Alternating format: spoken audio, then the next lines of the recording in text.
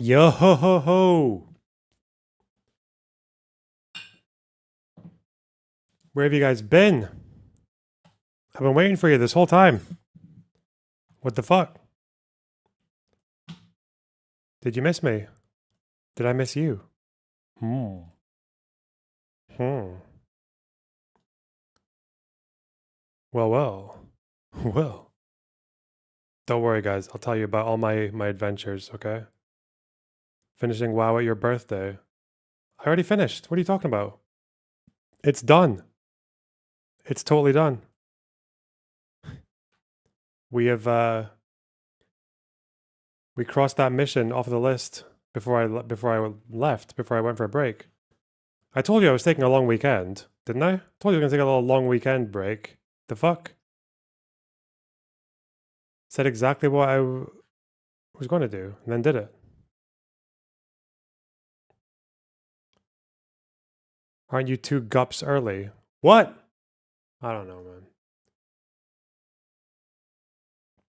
Look, did you not see? Someone on fucking Reddit made an entire. They made a whole ass thing about it, like a whole compilation of my exploits. It is you and I. Get rid of that. Not that now. Not that now. Okay, that can wait. Perhaps try to get 60 with Alliance now. No! Once is enough, man. Once of that challenge is plenty, okay? Just good to know that you can do it. And I know I can do it, so that was nice. Okay, you guys want a goal. You guys are already being really generous on my birthday. What the fuck? Joke's on you, though, okay? Disclaimer, it's not actually my birthday. My birthday happened. This is my birthday stream, okay? Don't let them get confused. I will not be accused of false marketing here, okay? I will not be accused of false advertising. Ever. The thing is, I can tell you what I was doing when I was away, because some kind of like slightly interesting things happened when I was gone. But it would be kind of a segment, so I can't really tell you guys now because people need to pile in, you know? We need to wait for the viewers to come in before I tell you guys what I was doing. Because it segues into a segment.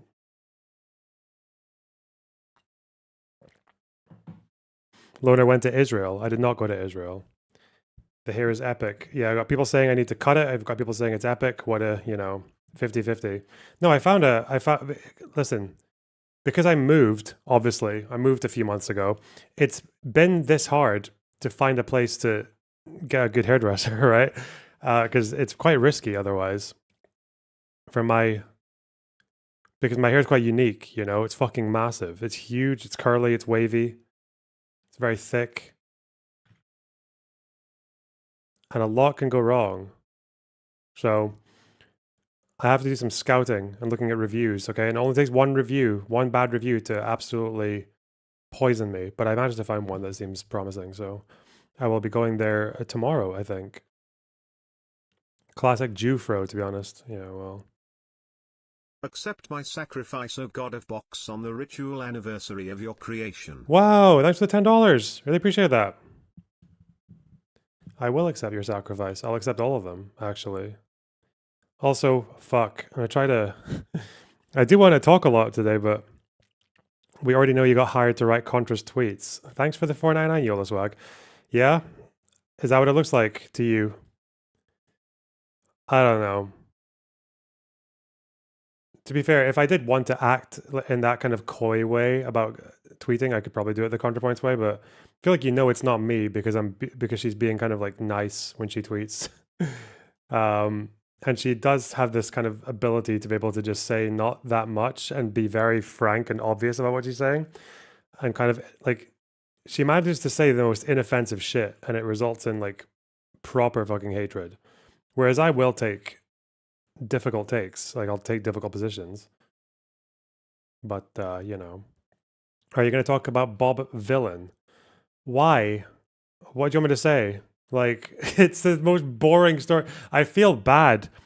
I feel guilty for even mentioning it just there, let alone covering it for 2 or 3 minutes, because you realize that this is just some fucking shithead who doesn't know shit. who has decided to make a war in the Middle East into a fucking marketing tool. Like, what?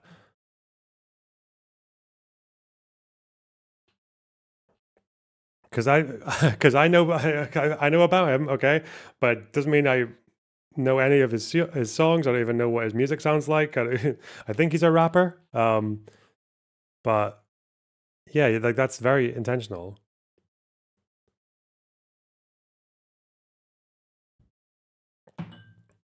So I'm not playing into that. Fuck that.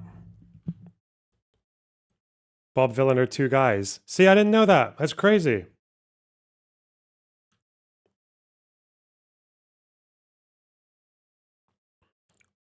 The only reason I might cover it is because the discourse surrounding it is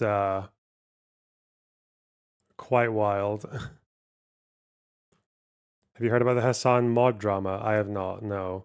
I've looked at a few main news stories. I've kept up to date. So when I was away, I kept up to date with Israel, Iran. I kept up to date with some of the Gaza ceasefire talks. Yeah, I kept up with a couple of things, but drama, not so much. Like, yeah, I've got to catch up with a few things there. There's a lot to work on, though.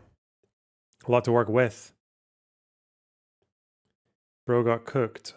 Who got cooked? What? The Hassan mods or like all? What?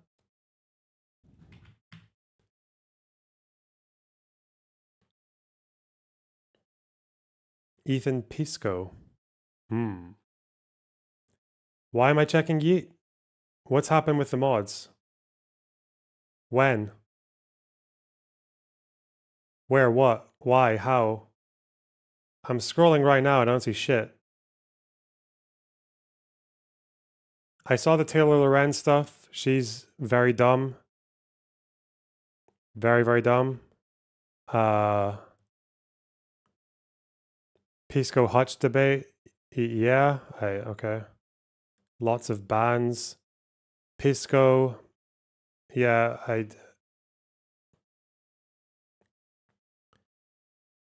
there is probably Pisco stuff to talk about, yeah.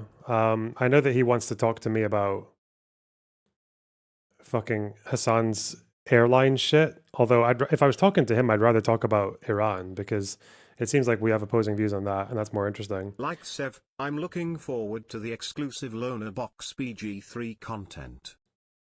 Hey, thanks for the 10 euros, Tash. Really appreciate that. Pisco debated David. How often do these guys debate? I didn't have money to give in celebration when you hit level 60 and now I'm doubling up. Hey, thanks for the $10. Learner box at level 60. Yeah, I did. Why are you so surprised? Drew Pavlo having a meltdown. Dean Withers anxiety pet. Yeah, I've seen a few of these things, okay? Yeah, shit. Hang on. Let me just... One thing at a fucking time. All right. What's going on here?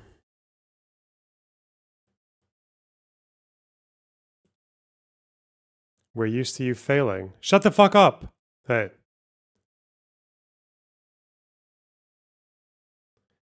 Parker, Dean. Pen. I'm sorry that I have anxiety. Okay, and honestly, yeah, it is kind of the fault of people like you that want to come up here and bully and berate me over something that I don't do. Okay, so cut the shit. It's not a vape. All right, it's an anxiety pin, and God, the amount of times that I've asked you to respect me and respect my anxiety pin is, at this point, getting ridiculous, Cody. So please, justified crash out for the final and for the billionth time. Will you please just respect the fact that it's not a vape and that it's an anxiety pin? Isn't he like joking? Is it okay? It's a goddamn anxiety pen. Get it right. What flavor is your vape? Yo, you really got me. Get the fuck. Just for this. Get the fuck out. Get him out. I hate women. Okay, get out. You get out too. You fucking weirdo. This is like a joke, right? He's joking. He's doing a bit. What, dude? Whoa. Do you vape? Parker, do you vape? No, it's a damn fucking anxiety pen. Okay. What the fuck, dude? What? Okay, Joe, you suck. Okay, we're gonna move on to the next guest. Okay. Yeah, I don't know why people think that's like him doing a sincere reaction. Like that's not what a crash out looks like. It's not okay. Whatever. You guys fucked up. These three men are on the right side of history. The fucking AI. The AI game is so powerful.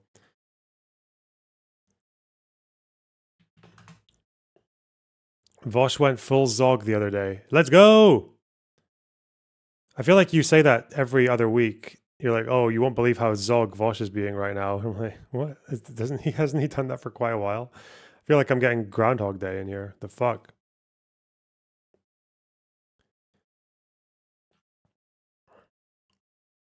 I don't know. There's a lot to go over though. There's a lot to, without fucking video games. There's quite a lot of quite a lot of hours in the day. I've noticed. Okay, you got a lot more time. It's a really good if you ever want to, and sometimes it's like a fairly valuable thing for like reset and everything.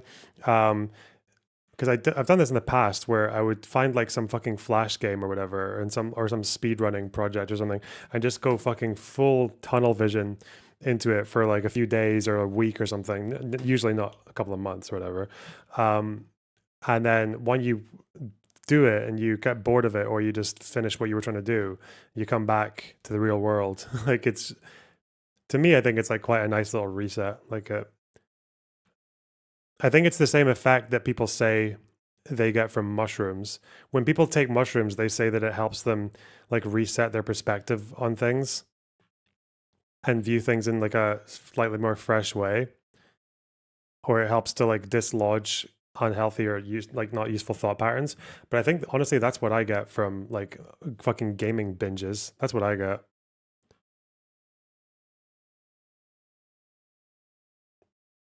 Or I guess you get it from holidays as well, some people say. Meditation. Who knows?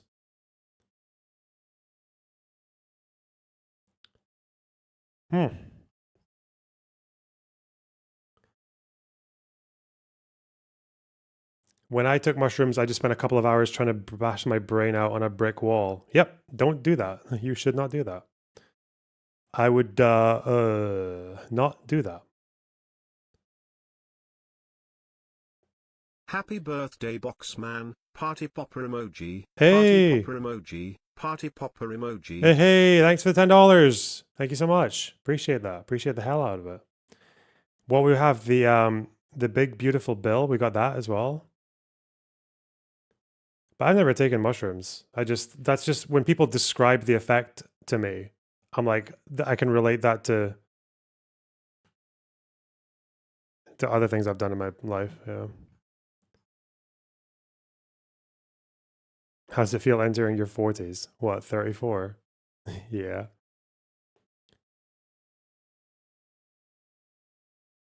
My dude, this always ends in a depressive crash out over being unable to stimulate the same enjoyment, except it's from writing code, not playing video games. I don't really get that so much. I don't know. 34 is kind of pushing 40. It's mid 30s, okay? That's what it is.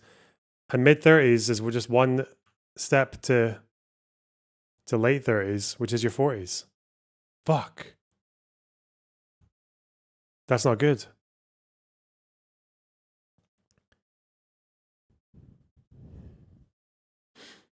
The thing is, people are talking about Ethan or Destiny and all that, like quoting ContraPoints tweets and sharing them. Bro, I'm just like, I'm not doing that, you know? Because I feel like if I do that, that's going to pressure her to want to be more fucking like schizo lefty to reestablish herself. Happy Dink Day. Holy shit, Mina. Thanks for the €100. What the fuck? That's so kind of you. You guys blowing me away. Raising the bar. The fuck? Shit. David, thanks for $10. Loner, happy 35th birthday. Lil Gup, try not to have any Loner Box, happy midlife 35th crisis. birthday. Lil Gup, try not to have any midlife crisis. 35th. Is that really what you take me for? 35th. 35th. Leave me alone, guys. What the fuck? Try being 37, lol. Nope. Never happening.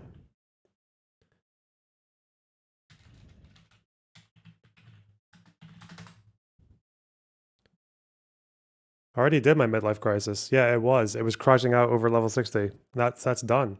That's over. Box is a youngling I never knew. 34 is a young... depends on who you ask, I guess, really. Age is just a number. People who say that, man. Fucking pedos. Holy shit.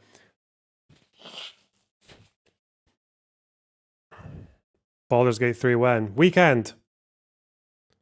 Weekend. It's closer to 2050 than it is to the year 2000. That's crazy, chat. That's mental.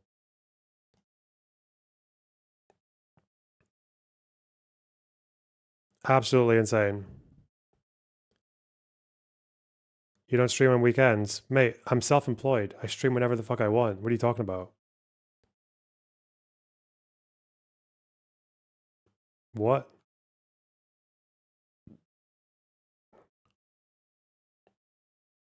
I'm just letting people pile in. Watch all videos today on 2x speed. No, hell no. What the fuck?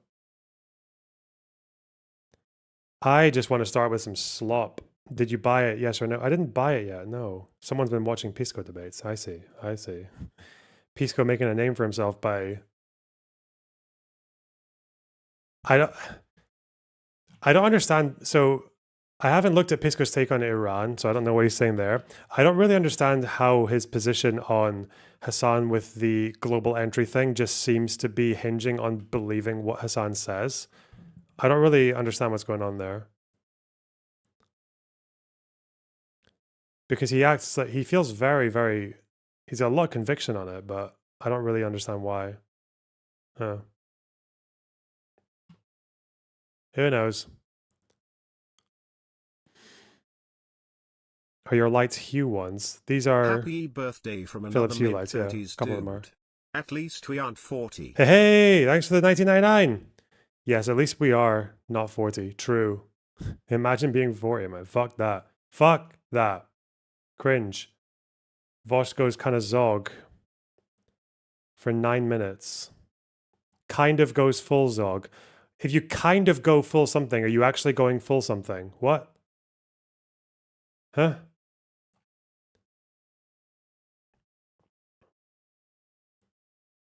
Okay. I guess we watch it on 2x speed. It's really only 4 minutes. Whoa! You got dabbed on by Hutch. Okay. 7, 17, 15. Okay. They're not bringing him in. Happy birthday, Box. Here's some seed money for the slop fund. Holy shit. Thanks for the $30. The 30 USDs. The 30 Imperials. You guys are so generous today. What the hell? Ooh, okay. I wonder why. Happy birthday, King. That's for $20. Overtime Productions. The fuck? You guys are really softening me up here, are you? Okay. Oh. Hang on. I need to go backtrack because I might lose these. Fast and Bulbous, thanks to $10. Didn't miss much. Mamdani has sealed off the J tunnels to prevent any escape, while Chief Accountability Officer Vadim holds everyone to account, and the 9/11 memorial has been replaced with Ethan Pinatas. Oh no. Good one. 10 out of 10. Jordan, thanks for the $4.99. Start, and also happy birthday. Hey, thank you.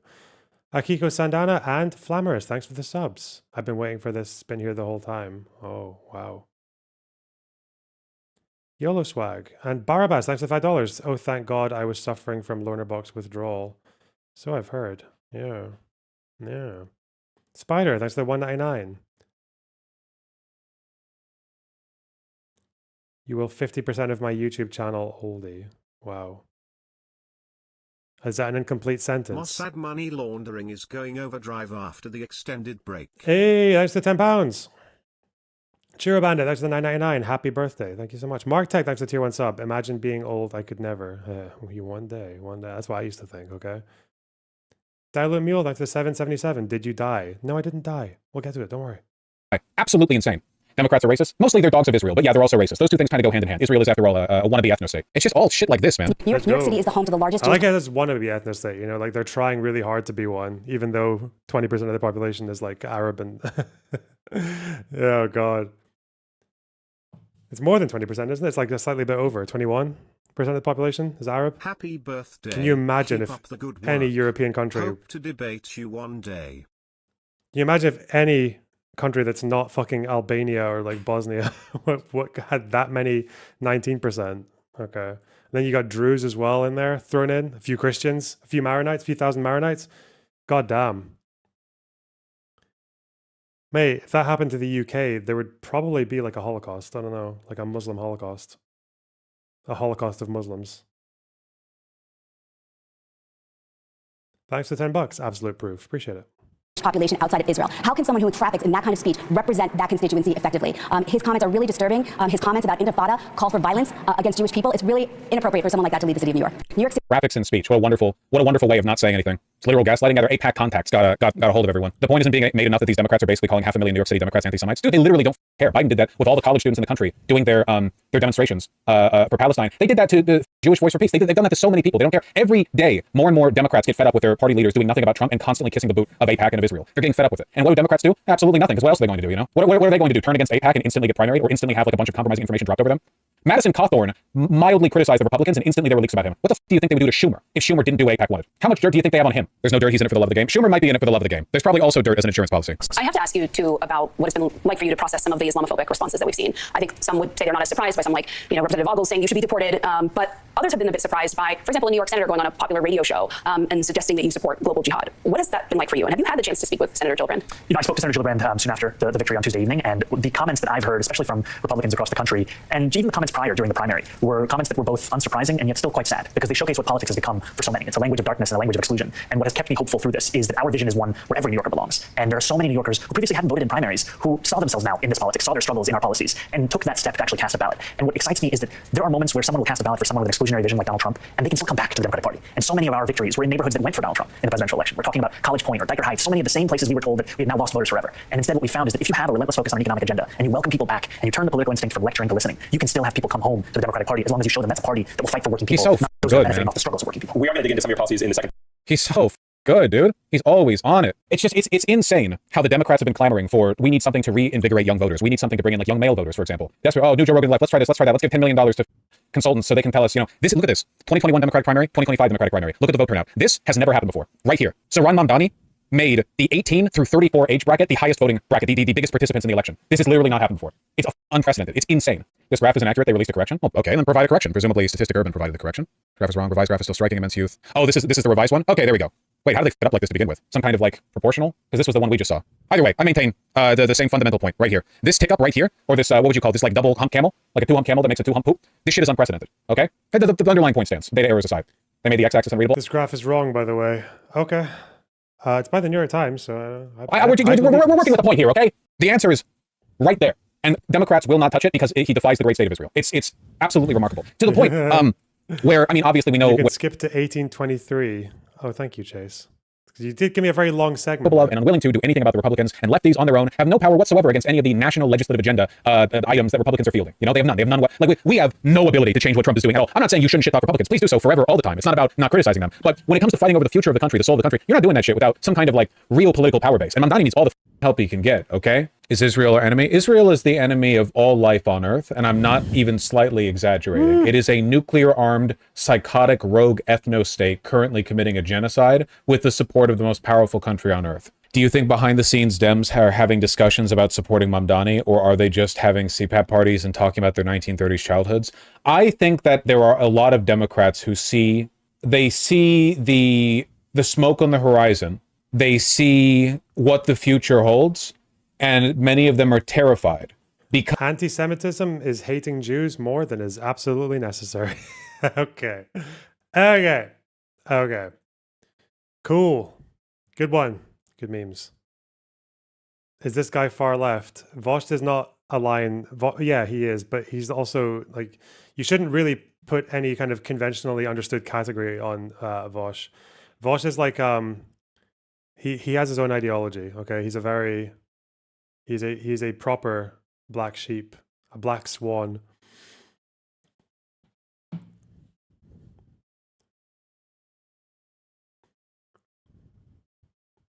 Happy belated birthday, Lonabox. Thank you for being one of the few voices of sanity I can listen to, especially about the Middle East. Wow, thanks for the 1999. Appreciate that. Whoa. Danielle P, thanks for the 50 Swedish. You need some of our royal crowns for your birthday. I do, yeah, well. I do need it, that's true. Huge. In mid-2010s, YouTube... Okay, this is a Turkey Tom video all about iDubbbz. I don't think Turkey Tom's uploaded for quite a while. Or at least not that I've noticed. So, just a bit of slop to get the day going. I could use that. Nice length as well. Nice long boy, this video. Let's go. In mid-2010s YouTube, no name was more respected than iDubbbz, who, through his Content Cop videos, became the executioner of content creators. Leafy, RiceGum, The Fine Bros, Tana Mojo, Keemstar, you name them, and he either successfully glassed their online careers or severely damaged their reputation. So much so that many of his targets aren't even remembered. Fast forward just a few years, and he's debased himself to the point where anyone can take a shot at him free of consequences. As hard as it is to understand how an outsider to the influencer sphere was embraced by the public as their judge, it's even harder to understand why he chose to self-destruct in such a pitiful way. Unlike many people whose demise comes as they fall out of mainstream appeal and get tangled up in controversy, iDubbbz was the opposite. He diligently grew his audience by engaging in the most vile and offensive antics imaginable. Say Nick. I'm gay. Oh, it's a single piece of paper that says Nick. Everyone type Alex the stupid. I could honestly go on and on compiling clips of that sort because those were his bread and butter. And he wasn't only liked for it, he was loved for it. A good comparison, which will become pretty apt when we get to their falling out, is H3H3, who used to do a similar kind of content where he dunked on low-hanging fruit targets, sometimes going as far as to make fun of cringy kids. However, H3 simultaneously did serious attempts at calling out situations he saw as injustices, not only on YouTube, but in general, pivoting away from content that was just meant to be comedic and trying to legitimize himself as a social commentator by punching up. As this pivot gradually took place, H3 decidedly became part of the greater community, and for the most part, became a lot less controversial, at least for a while. Meanwhile, iDubbbz brazenly made fun of anyone who wandered into his crosshairs, whether they were disabled. My name is Pisces Akono, and I'm here to say, you iDubbbz with your f***ing ass cockamamie bullshit! Or schizos. Hey, welcome back to another episode of Schizophonic TV. This is Lucic Diamond Eyes. So wait, am I getting this right? Was Content Cop like iDubbbz's kind of first thing, or was it his first thing that really like blew him up? Is that what they're saying here? Okay. I honestly don't know anything about iDubbbz until the H3 thing. Dude, he literally cannot help the beatboxing. It's like his Tourette's. None of it mattered. No target was too low. No joke was too offensive. And he didn't just Bad do it, unboxing, I see. but he was also good at justifying it. Straight off the bat, I want to let all the newcomers to my channel know that I'm perfectly fine with bullying. Make fun of someone because they're fat, autistic, or riddled with acne. Buy yourself a pint of something or another on me. Hey, thanks for the $20, Josiah. Really appreciate that. Big name in the chat. Everyone say hello, Josiah.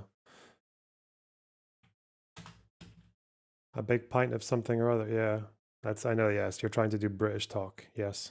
How much for 1.25? We are on 1.25. What are you talking about? I don't care. Make fun of them. I think my only stipulation with the bullying is that you also have to not be a pussy. But we can't say that one because it's got sort of it's guttural. Either all of them are okay or none of them are okay. It's either all okay or none of it's okay. All of this really set iDubbbz at a different class from people who were just simply edgy for the sake of it, or because they were looking to grift off of a more edgy, or in some cases, more conservative audience. Up until 2020, iDubbbz was one of the few people who stuck true to his original audience, without diluting it or trying to have his fan base admire him parasocially. He made very funny, even if offensive, YouTube videos, without dumbing down his content or engaging in unnecessary drama, something most people would see as integrity. But as the decade approached its end, there were some signs that the times were changing. Ian's uploads not only slowed down, but they became much more vague in theme. His tried and true formats like Bad Unboxing and Content Cop increasingly gave way to casual iDubbbz complains videos or things like the fast food tier list. Granted, even in this slightly reduced form, he still managed to post videos like his documentary on Airsoft Fatty, Full Force, which now sits sits at nearly 25 million views. But if you were an avid viewer and you paid attention to the tone of the jokes, there was a vibe shift underway, although no one could predict how devastating its ultimate consequences would be. You see, all the way back in 2016, at what was safely iDubbbz' peak in online hype, he began dating fellow content creator Anissa Jamha. By merit of clicking on this video, you probably know who Anissa is from her current online infamy. But long before that, she was a small League of Legends streamer under the alias Rainbow Kids, although that description hardly tells the whole story. In March 2016, Anissa's first big claim to fame came in the way of a video titled A Day in the Life of a Booby Streamer, which racked up hundreds of thousands of views in a matter of months. Although it's no longer available, the title is pretty self-explanatory, and it was released at a point in time where booby streamers were taking their first steps toward the full-fledged domination of certain streaming platforms through trends like hot tub streams. Just by looking at the videos recommended on the side, you can figure out that this was Anissa's hustle at the time, with channels like Sexy Gamer Girls or Cute Twitch Girls uploading clips of her streams where she did risque things, as well as commentary channels of the time criticizing the kind of content she made. But despite her already being somewhat infamous for sexualizing herself at the time, her day in the life video was attached to an announcement that she'd be moving away from that kind of content, which she later clarified through a series of Reddit posts. This public pivot got so much traction that it earned itself an article on Kotaku, where Anissa actually contributed and gave a quote. "I would play ranked games on stream, and I would lose every single one because I was just so focused on the fact that my straps on my push-up bra were digging into my shoulders, and I would look over at chat, and like every second comment is calling me a slut and a whore. It's just not fun for me anymore. I'm not saying that it's wrong to do this. If you are a female and you feel sexy doing this, all the power to you. I just wanted to explain to everybody why I personally am sick and tired of doing this, not comfortable doing this, nor do I feel like it's right for me to do this." Despite this article focusing on how merciless and toxic the community could be, Anissa's decision was met with plenty of support, with people saying they preferred her non-sexual content. Other people, like Brittany Venti, immediately cast doubt on the sincerity of Anissa's pivot, claiming her content hadn't changed as much as she suggested it would. However, the clips that were shown as proof of the content not changing weren't really hard-hitting evidence, as they consisted of Anissa showing off a t-shirt and walking around in her room, a far cry from her extremely sexualized streams from before. About a month later, Anissa uploaded a video where she criticized feminism. "I don't feel like I need to be a part of a movement in where I can dye my hair blue and become 500 pounds overweight and claim that I'm still beautiful." Whoa. Like, I don't get it. And I'm not saying that I disagree with what feminism actually is. I'm not saying that I disagree with what, the OG movement of what feminism is. That's not what I'm saying at all. I'm saying that you can't even, like, claim to... But it's what it's become, it's what feminism has devolved into, where it's a shadow of its former self. And I know that because I saw this video of Trigglypuff on 4chan. Like, it's okay. Support feminism anymore without it leaving a bad taste in people's mouths because of third wave feminism. This kind of video was pretty common around that time, with huge content creators like Shuonhead making similar content, both in format and theme. Regardless of how on the rise criticizing feminism was at that point, Anissa didn't seem like she was being dishonest or grifting, especially since she continued to make those points even after it clearly didn't net her any popularity. Later on, she slightly disavowed the whole anti-SJW movement, but didn't overall change her opinions, signaling that they weren't just a product of being influenced by other people. What are your thoughts towards SJWs? I feel like this the SJW thing has kind of just been beaten to a pulp at this point. I think that anybody that's on any extreme point of anything is wrong. In July, a month before her and iDubbbz started dating, she made a video giving dating advice for men, where she provided a mind-bending amount of foreshadowing for the rest of the story. I have dated a lot of dudes. I will not lie to you. Nice guys do finish last. I wish that I could, meet a nice guy who is right away emotionally available and committed and just be like, holy shit, I want to date you forever. But there's something about it that is an extreme turnoff for a lot of women. In my opinion, when a man opens himself up emotionally fully and commits fully, it is essentially like a woman sleeping with a man. It's on the same level of like giving. But if a girl slept with you on the first date, chances are you wouldn't be very interested in having an actual relationship. If you give a woman your full emotional availability, they will take it for granted and they will not value it to the same extent that they should. And by not valuing it, they will also not respect you to the same extent that they should. And that opens you up for disinterest and, in worst case scenario, abuse, because you will be abused if you're not respected. It's just the way it is. Being a nice guy means that you're a selfless human being and you want to put others in front of you. And I know it's extremely hard, but it's something that if you just throw yourself at that person, chances are you're not going to get out of the relationship what you want. A lot of guys, if you find a woman that you think is worth your time and you think is interesting and you think is deserving of the world, you will immediately put them on a pedestal and think that they deserve everything. And it has happened to me before. And as soon as you put that woman on a pedestal, you are asking for trouble, especially in the gift market. Things that are just instant turnoffs for women: crying. A good rule of thumb: if she is not crying, you should not be crying. Period. It shows overall Oh, emotional no. weakness, and later on in life, you wonder how they're going to handle serious, actual, legitimate issues. Crying at really stupid shit is a really good way to make a girl not like you really fast. It truly fills one's mind with contemplation to see her saying this stuff, knowing how it all ends. In the same month as this was published, another Kotaku piece went up, this time reporting on the fact that Anissa's mother, Maureen, was one of the moderators in her Twitch chat. Interestingly enough, here it's mentioned that both of Anissa's parents are quite conservative and religious, and despite being quite protective over her, Maureen was respectful of her wishes to let the chat come at her and only moderate when things got super out of hand. According to her, Anissa wasn't hurt by anything said online, as she didn't take it seriously and understood people were just trolling. In January 2017, a few months into her relationship with Ian, Anissa did an AMA wherein she spoke about how their She relationship reminds you of the great Professor. Yeah, it's it's again, you know, I would normally say like whatever happened before 2016, stage before 2016, with the amount of fucking like dumb shit people did before a lot of these standards were set. But I mean, this seems like this is just hard. Like this is, it looks like this is around the same time as like the shoe on head anti-SJW phase. So yeah, I guess. Is this just another example of someone who just kind of follows whatever's popular at the time? Because obviously now the popular thing is the opposite of that, right? It's the hyper progressive fucking, I'm Lebanese and Irish, so I understand oppression. Let me get away with all this mad shit. And also here's some casual anti-Semitism / Holocaust revisionism. Seems about right. relationship began, explaining they met after TwitchCon 2016 and immediately hit it off and never stopped talking to each other. On the surface, this seemed completely innocuous, but even at this point, some things didn't add up. Although she doesn't at all mention this in her AMA for obvious reasons, not only did she have a boyfriend when she invited Ian to hang out after TwitchCon, her boyfriend went with her to TwitchCon and only broke up with him a week later. Additionally, another aspect of the timeline here that was broken later on is that Anissa went on to claim she was still a booby streamer by the time the two got together, which is verifiably untrue. While it is small, these establish a pattern of slightly bending the truth whenever it's convenient to do so. Just like her relationship with Acadian, within a year of being with Ian, she was telling random people on her Discord server that they weren't doing well. And not only were they close to breaking up, but they'd already previously experienced a relationship scare. Around the same time, Anissa was both privately and publicly signaling she was becoming closer to YouTuber Chris Raygun, saying he'd be more willing to defend her from online hate than Ian. With these things being discussed online, Anissa was becoming increasingly disliked. And however gratuitous some of it may be, she really put in an effort to say insanely bad stuff in public for seemingly no reason. Lion Maker, whatever his name was accused of pedophilia. Like, it gave me a lot of anxiety because I feel like a lot of it is based on a lot of fiction and not a lot of fact. And like, if the person really isn't as bad as people think it is, which most of the time they're not, then you're just watching people rip apart somebody that maybe doesn't deserve it as much as, like, I don't know, it's just sad seeing somebody get ripped apart. Simultaneously, her content was floundering. You see, Anissa's videos around this time were focused on things like her suffering from body dysmorphia and anorexia, her negative experience with sending nudes, her fitness journey, how Instagram models are deceptive, all of which kind of echoed the same theme, handling her insecurity with her appearance, and how the need for validation from strangers can lead to compulsive, self-destructive behavior. Then, in March 2020, she made an OnlyFans. I can't really say enough to highlight the irony of this, so I hope it's self-evident. Overnight, the undercurrent of people who were aware of Anissa's existence— Yeah, again, it's that whole thing, remember, like, people are not as inconsistent as you think they are. That's it, right? They're not actually that inconsistent. There's a consistency here, and it's just she's doing whatever is popular or whatever works for her at the time.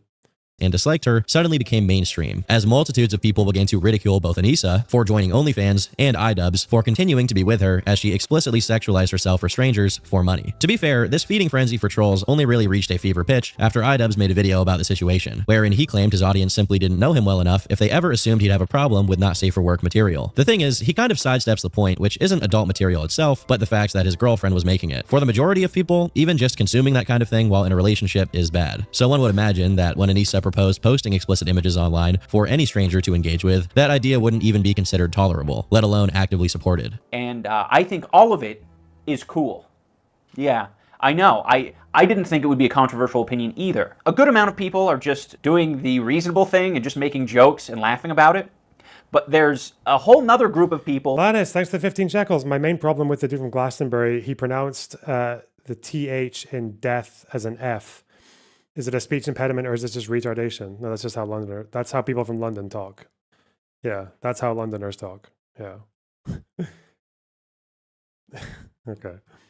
who feel personally devastated and betrayed. You lied to us. To play a bit of devil's advocate here, the debate gets heavily sidetracked by people saying he was a hypocrite, which doesn't really apply since Ian hadn't ever expressed being against it on a moral level. But while accusations of him being a hypocrite or a simp miss the mark, obviously the average person is going to have a problem with sending nudes to other people while in a relationship and find it objectionable, whether it's to one person or to your parasocial gooner army. He makes a point here about how someone cranking it to your girlfriend doesn't affect you and wouldn't constitute cheating, but that's not exactly comparable to your significant other actively inviting people to do it. Lastly, Ian remarks that this decision wasn't Anissa stooping to that level for money, but again, her own Discord messages show that she strongly resented not getting enough attention and not making enough money online. Even during the period she was already with him and didn't technically need to make a living. Anissa herself admits that the financial reward of doing OnlyFans was extremely important for her and went toward helping her family, so that absolutely was a factor. The thing is, 3 years prior, Ian had offered to pay for her to go to college, meaning she could have done something else to make money, but instead opted to do OnlyFans. Why? Well, it's all but made explicit that Ian's attention wasn't enough for her, as she admittedly wanted attention from strangers online, even if it came from terminal gooners. Oddly, in her video about it, Anissa's stance on the wave of hate they got once this situation erupted was that she didn't care about terminal gooners. Oh no.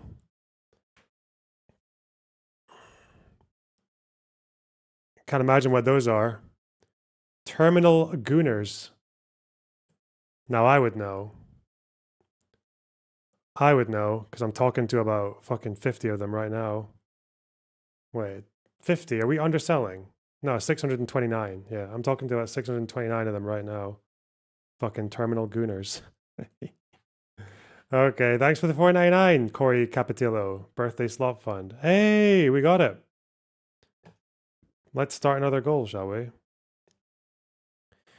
Your volume is a whisper compared to the video. It's really not. I don't know why you would... Okay. I don't know what's wrong with you guys. My volume is quite high right now. And it's compressed. Let me see.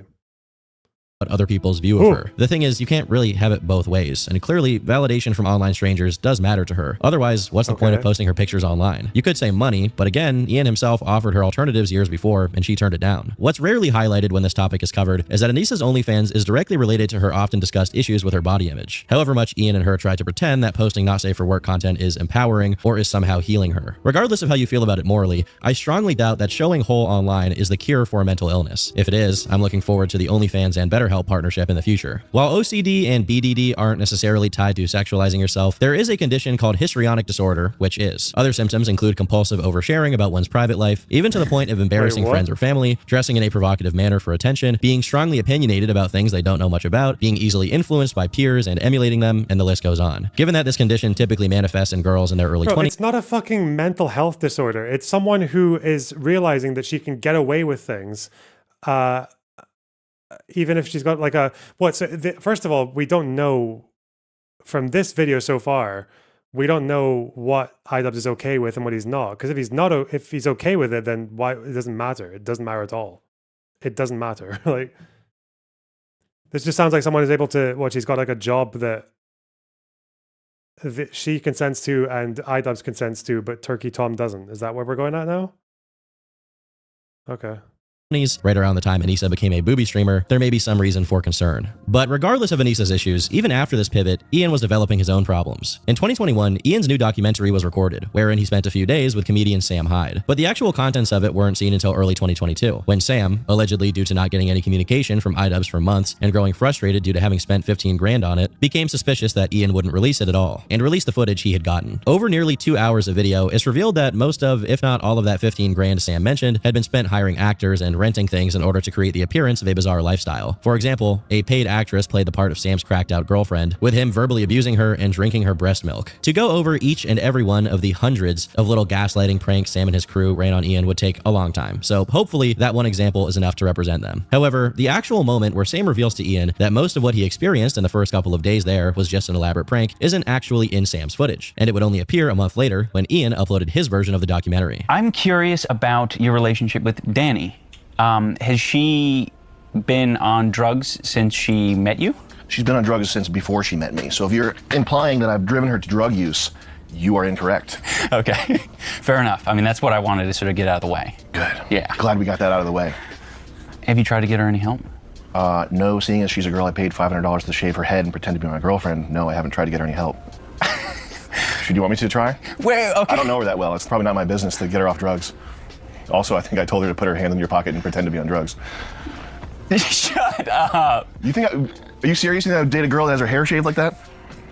Yes. You think I have a mental case? Yes. You think I would fucking spill rock stars and Legos all over my office like a fucking animal and have 20 people in a fucking dentist's office? You know this is a converted dentist's office, right? That's why there's like paintings of like whales on the walls and shit. Ian, you silly guy. So you're punking me? I'm not punking you. I'm trying to make I thought it'd be funny for your fans. I thought they'd like it. Also, the slingshot's a rental. We did get duped by Sam. We didn't get pranked in quite the way we thought we were going to get pranked. It's not easy to say that I'm like happy with the conclusion because I'm still wondering kind of what's real and what's fake. Given Ian had the documentary ready to go within a month of Sam's video, it's shattered his perspectives and reality. Okay. Unlikely that he had decided against making it all together for the past year and slapped it together as a reaction to Sam uploading the footage he had. However, that doesn't change the fact that neither party was fully transparent with their intentions and plans for the documentary. Obviously, to some extent, it must have been Sam's intention to disturb and make Ian look like a fish out of water with no chance to see through the facade. But at the same time, Ian's approach to the documentary was clearly meant to be uncharitable. He wasn't making some unbiased gonzo journal. Yeah, no, Sam is a comedian, or like he's fucking content creators. They do comedy, they do politics, and then they might chop and change which one they are depending on which situation they're trying to wriggle out of, like the Dave Smith thing. You're a serious political commentator until you're caught, then you become a comedian again.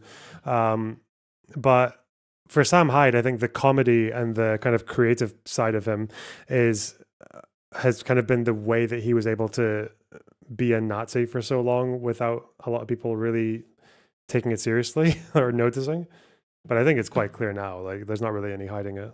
Attempt to capture the strange life of a controversial alternative comedian, he was, in his own way, trying to make Sam look bad. This becomes perfectly clear in perhaps the most dreaded section of this entire documentary, the circle of irony. This is why it's so difficult to be around Sam. Try to understand him and ultimately make a documentary about him. He lives here. Sam is drenched in meta-irony constantly. He intentionally doesn't make it obvious when he is or isn't joking about something. Why he does this is up for interpretation, I guess, but after seeing how much he appears to involve himself in political ideologies, it seems he prefers to use meta-irony as a shield. Here, Ian spends around 5 minutes doing an ironically roundabout explanation of how Sam and people like him only pretend to be ironic when they say extremely right-wing things to avoid suffering any consequences. But if you're at all familiar with Sam's non-sketch content, whether it be his earlier Hyde Wars episodes, or if you happen to be active on the now-defunct $1 Million Extreme subreddit, where Sam frequently posted through his Reddit account, Sam has no issue copying to being genuinely right-wing, and especially no issue with being framed as such. As a matter of fact, he seems to find it funny. For example, when a BuzzFeed journalist reached out to Sam to ask about his social media bans, he simply responded with a racial slur. And I swear there was a screenshot of this, but I couldn't find it. The point being, while Sam has no issue talking about politics, when he can sense that someone is trying to trap him into saying something, he deliberately flouts it to annoy them, which is exactly what he did during Ian's documentary. But going back to Ian's negligent approach to all of this, if he had simply taken the time to do his due diligence, this would become obvious to the point where asking Sam, or even trying to structure the documentary around it, is a complete waste of time, especially if his objective was to make an entertaining video. Lastly, if Ian truly believed Sam was a far-right extremist who veiled his beliefs through a thin veneer of irony, then why would he make a documentary effectively platforming Sam and giving him a wide berth to get hundreds of thousands of new eyes on his content? Even if you look at this from Ian's perspective, it still makes no sense how all of this was carried out, which only adds to how terminally negligent he continued to be, even after beginning his pivot to his new identity. In all likelihood, Ian probably thought that this documentary would be an easy dunk on a guy who was widely known for having his show canceled for being overtly far-right and being blamed for every mass shooting incident in the previous decade. But the exact opposite was the case. Sam Hydeberg. Overtly far-right and being blamed for every mass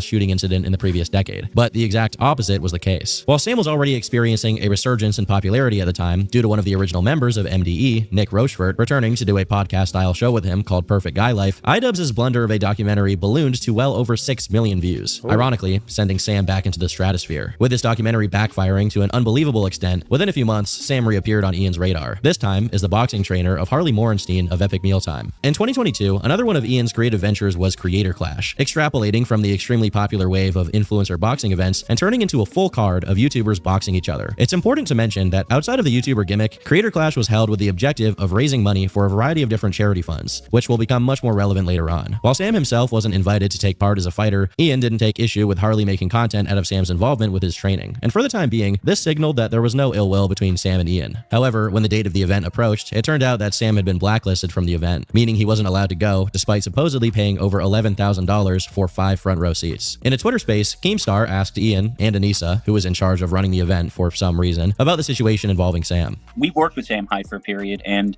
it was tough. You know, he was wanting to put on his own show, and he did, and it was funny. But he's not a super cooperative guy. He's very unpredictable. So involving him in our event just isn't a good idea. I think most people would. Business risk. I think most people would understand that. Yeah, it's a huge business risk. I mean, we're getting guys signing to agree to be within like 7 pounds of each other. I can't trust it. I mean, you can't really trust that. It's just hard to have trust there. Also, on top of that, it's like we've put way too much money and time into this to have one person. Also, like, do you think Dr. Mike would box on a card with Sam Hyde? While I have no doubt that there could be people, whether it be fighters or potential sponsors, that would pull out if they were aware of Sam's involvement, it's kind of weird that Anissa mentioned Dr. Mike, of all people, as someone who would pull out of the event. Due to this claim on the Twitter space, Sam was quick to antagonize Dr. Mike in response. There's not one real person following Dr. Mike. Assuming that Anissa was telling the truth. But when Brandon Buckingham did an interview with Dr. Mike and asked him about it, this is what Dr. Mike had to say. Did you hear that he banned Sam Hyde from entering the event? I did not. Why is that? I don't know. I have no idea. I'm not either, sorry. He had like front row $10,000 seats, and then he said he couldn't come to the event. Oh, yeah, sorry. I don't know what to say about that. That wasn't my call. Sad Sam Hyde at home watching this. Want to say shout out Sam Hyde? Sorry, Sam Hyde, that happened to you. Clearly, based on his response, not only did he have nothing to do with it, but he wasn't even familiar with the situation. Obviously, based on their shifty behavior, especially later on when Sam joined the Twitter space, they just disliked Sam specifically for his political opinions and didn't want to give him a platform. Now, Dr. Mike was the one who beat up iDubbbz as well, right? He had a match with iDubbbz and I think very decisively defeated him, right? For him to promote himself through. Instead of being honest about it, they pivoted to talking about how hard it was to ensure all of the YouTubers they had on the card were being properly trained by real coaches and wouldn't miss weight, citing Anissa's supposed background in kinesiology to legitimize the importance of overseeing these things, which was met with a laughing emoji reaction by Sam. I have a kinesiology background, nutrition background, so I'm able to kind of like She was guiding me the whole time, tell me what to eat, when to eat. It seems they took an approach that put an unusual amount of weight on making everyone involved with the event as comfortable as possible. And in an episode of the H3 podcast from 1 month prior to the event, this was elaborated on mostly by Anissa. But here we have a pretty interesting moment. Legitimate boxing coach Michael Briggs highlights how genuine and generous Ian was when it came to things like pay, only for Anissa to butt in, talking about how fighters are exploited the same way sex workers are. But she laments that there is no equivalent of OnlyFans for them to be their own agents. It's very similar to like the porn industry for women, the way that fighters are treated. It's interesting. Yeah, it's very exploitive. They get them young. And 1.5x for this. Hey, thanks for $50. They appreciate it. Yeah, we can 1.5 it. Why not? We can give it a little 1.5. A cheeky boost. And they don't tell them all the consequences, and they don't pay them properly, and they don't represent them properly. That's really interesting comparison. Yeah, and there's no unions or anyone helping them. No one's protecting them at all. Yeah. What's interesting about the porn industry lately is how women have been, or well, anyone in the porn industry can go, like there's so many people becoming multi-millionaires by going and making OnlyFans and doing their own thing. Yeah. But the boxers can't do that. We've actually joked about it a few times, making like an OnlyFans for fighters. Only boxers? Yeah. First off, it's kind of frustrating to see how compulsively Anissa has to make everything about OnlyFans. Michael just made a compliment to her husband, and she absolutely had to divert it into some gibberish about exploitation and how fighters should unionize to make more money. Secondly, it's not true that you can't make money in fighting being a free agent. Not only are there people like Kimbo Slice who grew an audience by fighting people online before YouTube existed, but nowadays you have plenty of small, amateur, and otherwise makeshift fighting promotions operating mostly out of YouTube, such as Street Beefs, which has already succeeded at producing extremely popular fighters, like Death Sentence, who went on to become a web celebrity. Last but not least, it's only fitting that she's giving this fair pay spiel as a response to Michael Briggs, who has recently come out to say that he, along with his wife, Kate, who was recording the training process, had accepted reduced training fees from Ian as they'd been promised exposure from the documentary that was supposed to be made out of the lead up to the first Creator Clash event. But this exposure never happened because the documentary was never made, and the Briggs couple was never reimbursed. And he said his job was to go around and like film Anissa having interactions with everyone. So we didn't know if that meant they were going to make the second documentary about how, or the actual documentary about how like Anissa was responsible for the event, because she did put a lot of work in for the first event and she did put a lot of work in for the second, but at the same time, in the first event she didn't get credit for it, so she felt like she deserved all the credit. If that wasn't bad enough, Michael added that during their time training Ian, Anissa tried to control what kind of music played in their gym. The thing is, plenty of other people who had nothing to do with Creator Clash were also training at that gym. So Anissa was basically demanding favoritism just so that indie music would play in the background of training footage that would never even get released, when we all know what kind of music really belongs in the gym.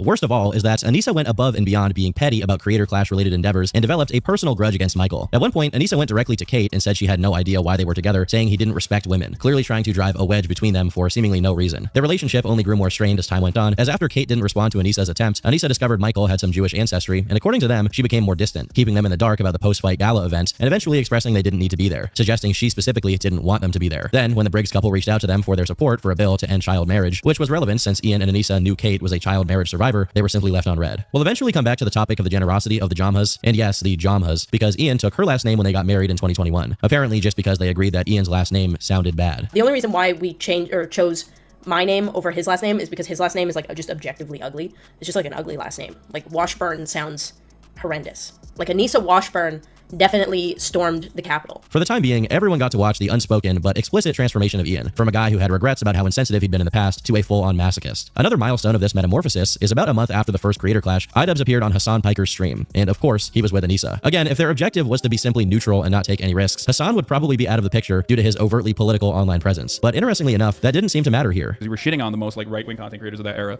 Maybe not like officially positioning yourself as that, but it did feel like, I mean, you were like, you dunked on Keemstar, Rice Gum, like obviously these are apolitical people, but they're still like very heavily slanted to the right. Leafy. Regardless of how much online hatred they were attracting on an individual level, the first Creator Clash was a success, raising over $1 million for charity, selling over 100,000 pay-per-views, packing the entire arena, and having pretty much every person who attended compliment how well run and organized it was, especially compared to other influencer boxing events. The same could not be said for Creator Clash 2. In January of 2023, the second installment of the event was announced for April. This first one looks really good. Look at it, just even from the size of it. I didn't know it was that big. Events. The same could not be said for Creator Clash 2. In January of 2023, the second installment of the event was announced for April, which kicked Sam's online badgering of iDubbbz into high gear, to the point where people were making entire compilations out of it. However, Ian and Anissa weren't the only people in this is the only thing about Creator Clash that I remember was Sam Hyde making those promo videos because he really wanted to fight Hasan. This is the only thing I really remember from Creator Clash before it became a thing recently. Scope, as he also began notoriously targeting Hasan Piker. In late August of the same year, Sam took part in a boxing match and dedicated his victory speech to Hasan, saying he was looking for a boxing match and maybe a little more. You got anyone you want to call out in the heavyweight division? Oh, you know it, lad. You know that Hasan Piker? I'm coming to kill you in Los Angeles at your house. Or in the ring? No, in real life. I'm going to stalk him and become obsessed with him and wear his makeup and his dresses and use his skin. And this is what people said, that he was making death threats against Hasan Piker. It's so fucking stupid, man. It's like, it's so clearly a fucking boxing promo. Oh, God.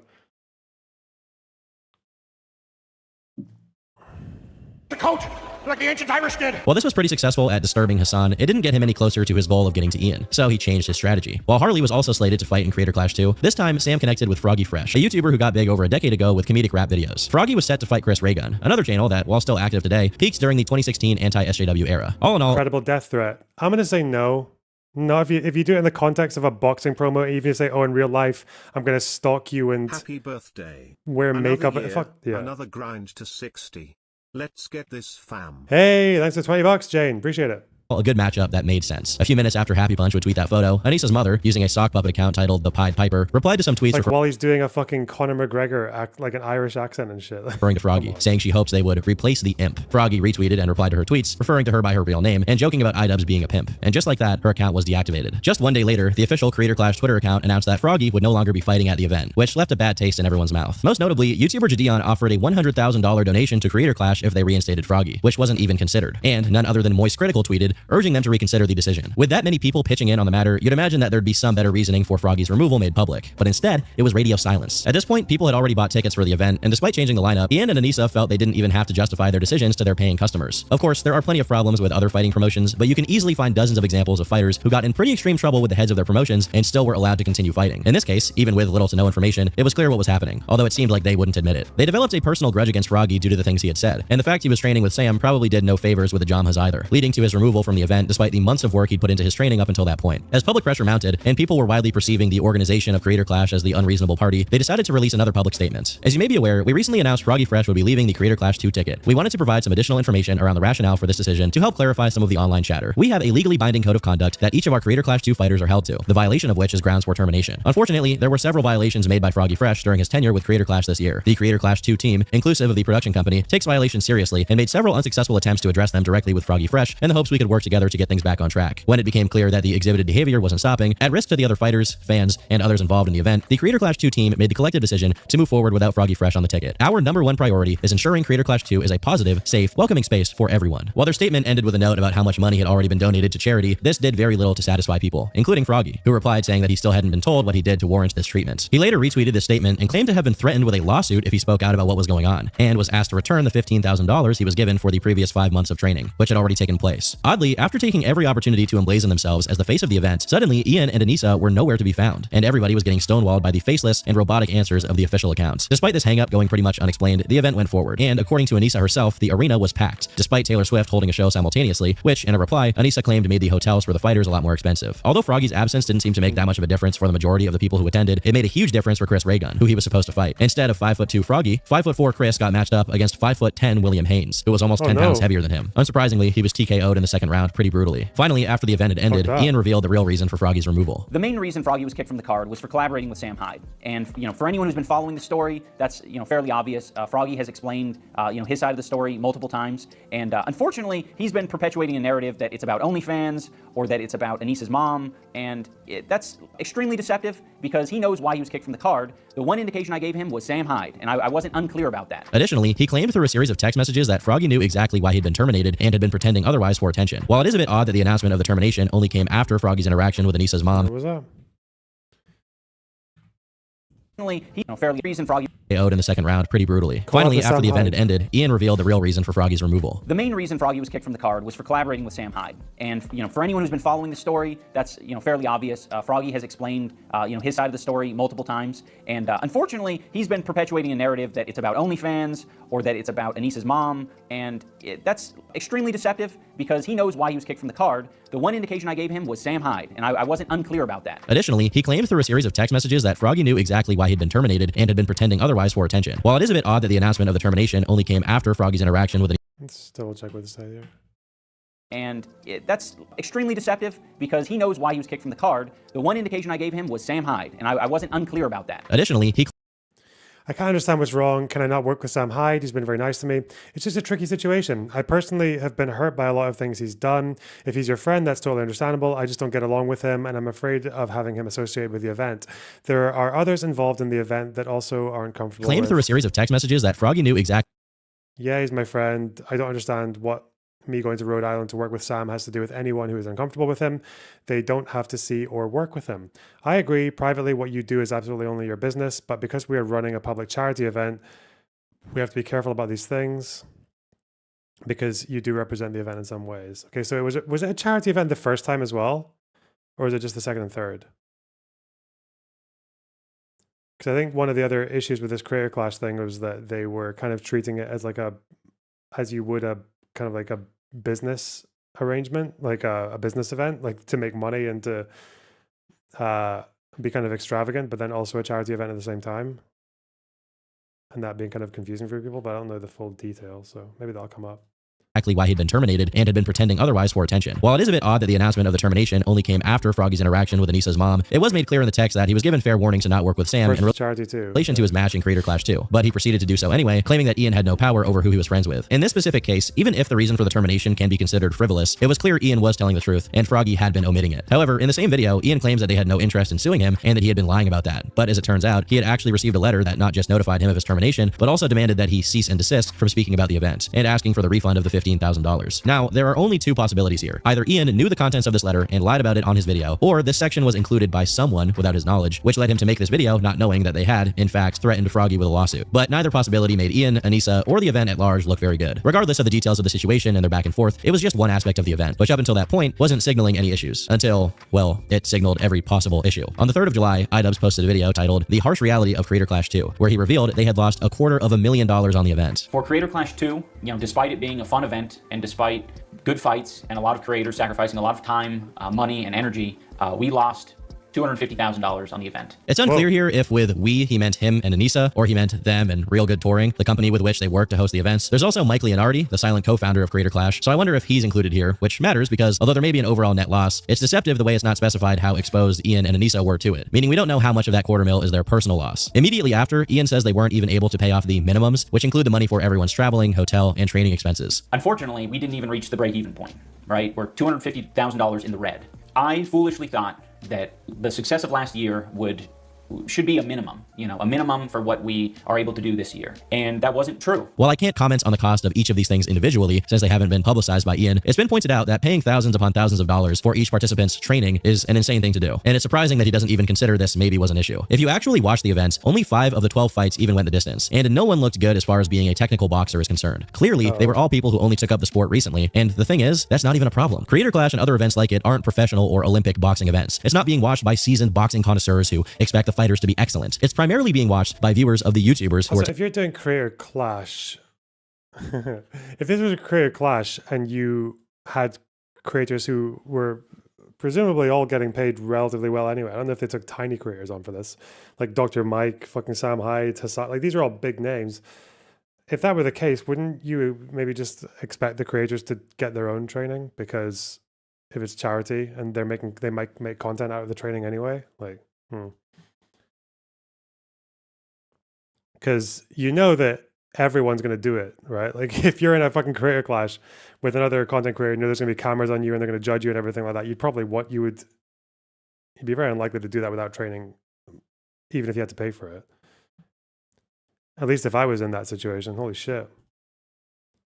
taking part. And again, if it's not obvious enough, people who are fans of Aaron Hansen aren't fans because of how well he boxes. Their job as entertainers is to entertain, and influencer boxing is one of the venues through which they can do that. But probably due to how much Ian and Anissa emphasized that they had to take the whole thing seriously and dedicate themselves to training, the majority of the people here were not posting content related to Creator Clash 2. As it was pointed out by one commenter, even iDubbbz was guilty of this, as he, the co-founder and promoter in name only of the event, wasn't making content out of the lead up, which is something he actually did in Creator Clash 1. In this harsh reality video, Ian mentions that all of the creators all had to put their careers on hold while training for it, which is precisely the opposite of what they should do. Unsurprisingly, plenty of people didn't even know the second event was happening, and if they did, they had no idea when. The content creators, who were paid a decent amount of money to show up, were incentivized to not do the one thing they can actually be good at, creating content. And even that is being generous, since most of these guys didn't get any significant amount of views, meaning they couldn't promote the event even if they wanted to. I don't want to be disrespectful to these people, but the majority of them are randoms whose names don't get people buying pay-per-views, let alone tickets to the event. And yet, they're getting the same amount of money they're probably gonna have to get training. Yeah, fuck. as the big names, despite bringing in only a If you have videos with fucking 6K views, 9K views, 2 months apart, yeah, you're gonna need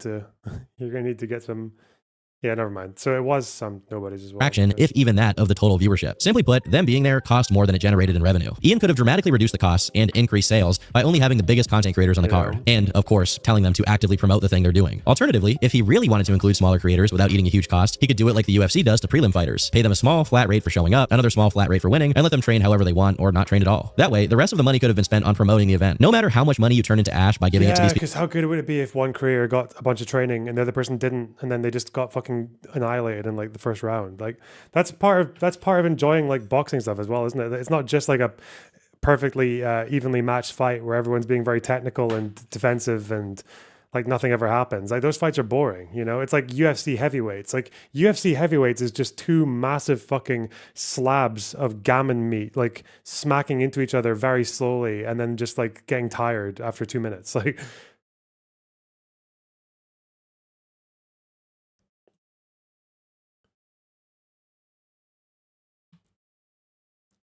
Like no one wants that. No one wants to see that. Logan Paul fights. Yeah, like Logan, yeah, where every other minute is just like the thing where you fall asleep on the other person, you know, and hug them. Yeah, fuck that. People for training, it won't change that these are just gimmick fights involving untrained people who will look bad in the ring. With this in mind, they should have forewent everything, even weight classes, in order to make it more entertaining. Other companies have proved this is possible, but Creator Clash deliberately chose not to. If the cost and requirement for having people on the card were cut, I'm sure there would be computer-bound freaks with small followings who would throw themselves in the thresher for attention and the content they could farm out of their appearance. Based on Ian's explanation of it, he believed that simply having more people on the card would generate more revenue, without taking into consideration whether these new people had any sizable following whatsoever. I thought, okay, you know, we're bringing on more talent, we're bringing on more creators. That should translate to more pay-per-view buys. Even if he paid them all the same, which he might have been dumb enough to do, it's obvious that the biggest creators will bring in the crushing majority of the revenue, and the smaller ones will end up being a cost. Instead of recognizing his abysmal failure to run his fighting event the same way all other successful fighting events are run, he instead thinks that this is the fault of not having enough anti-piracy measures. Amongst the 800 pirated streaming sites, there were between 1.3 and 3 million viewers. So even though there were around 50,000 pay-per-view buys, there were around 1.3 to 3 million viewers. But we didn't have any anti-piracy measures we weren't prepared to deal with. I guarantee that if there were really effective anti-piracy measures in place, the people who didn't pay for it wouldn't suddenly cough up the money. They'd just wait for the fights to be released for free on YouTube. To add insult to injury, he remarks that the event was held in an arena that was twice as big as the previous events, as they bought out a hotel and held events both before and after the fight to process the trauma of being in a fight, which he claimed was entirely necessary and not something he'd consider not doing. You know, fighters and friends and family could come together and process their trauma. That was sort of paramount for me. According to Ian's boxing coach, who eventually defected and spoke out about the event, a month before Creator Clash 2 took place, they were already in the hole for $500,000. And apparently, these costs didn't even include the post-fight gala event, so it's almost impossible to say just how incompetent they actually were. Remember, the whole point of the event, in theory, is to raise money for charities, but it's clearly not as important as having a whole hotel bought out, so a bunch of content creators, most of whom are doing perfectly fine for themselves financially, can, what, hang out? $20,000 to basically like just be a little bit less in pain after going through all this torment and trauma. The way Ian repeatedly uses words like torment and trauma to describe the boxing matches makes it sound like he has absolutely no business fighting or promoting a fighting event. And given how he lost both of his matches, there's probably some truth to that. The thing is, people don't get paid for how much trauma they underwent. They're supposed to get paid for how much money they bring to the event. And independent of piracy, there was little worth paying the pay-per-view to see. Even in the face of a $250,000 loss, Ian somehow thinks he's doing the moral thing by paying every fighter the amount he paid them. But if they're not making that money back, then he's just doing charity for the fighters instead of doing charity for, you know, the charitable organizations that Creator Clash. You know, I don't know what it's like for bigger names. But with, you know what, hang on. I can just look this up.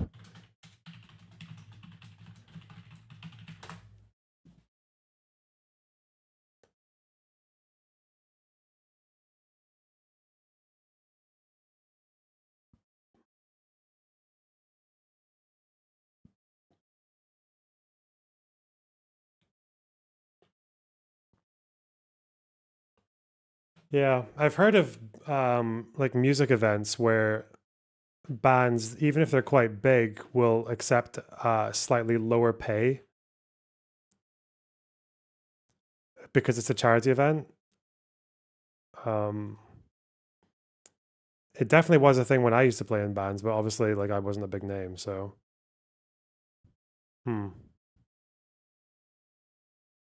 It's not a registered charity. Yeah, I heard about that, yeah. Isn't that because of, like,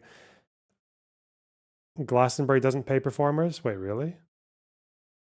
Is that true? Glastonbury would almost definitely pay performers. I don't know why. Unless it's just not much. What, does Glastonbury do, like a, what, fucking paying exposure? They do the there's no fucking way. Shut up. If they have that much exposure, because obviously going to, like, playing at Glastonbury is a huge thing for any artist, really. Especially if you get, like, the main stage, like, yeah, the main stage. But if you're, but that would be a reason for people expecting lower pay. Pay to play? Yeah, pay to play is a thing. Well, if you hire out a venue, it's pay to play. I don't know if it's pay to play yet.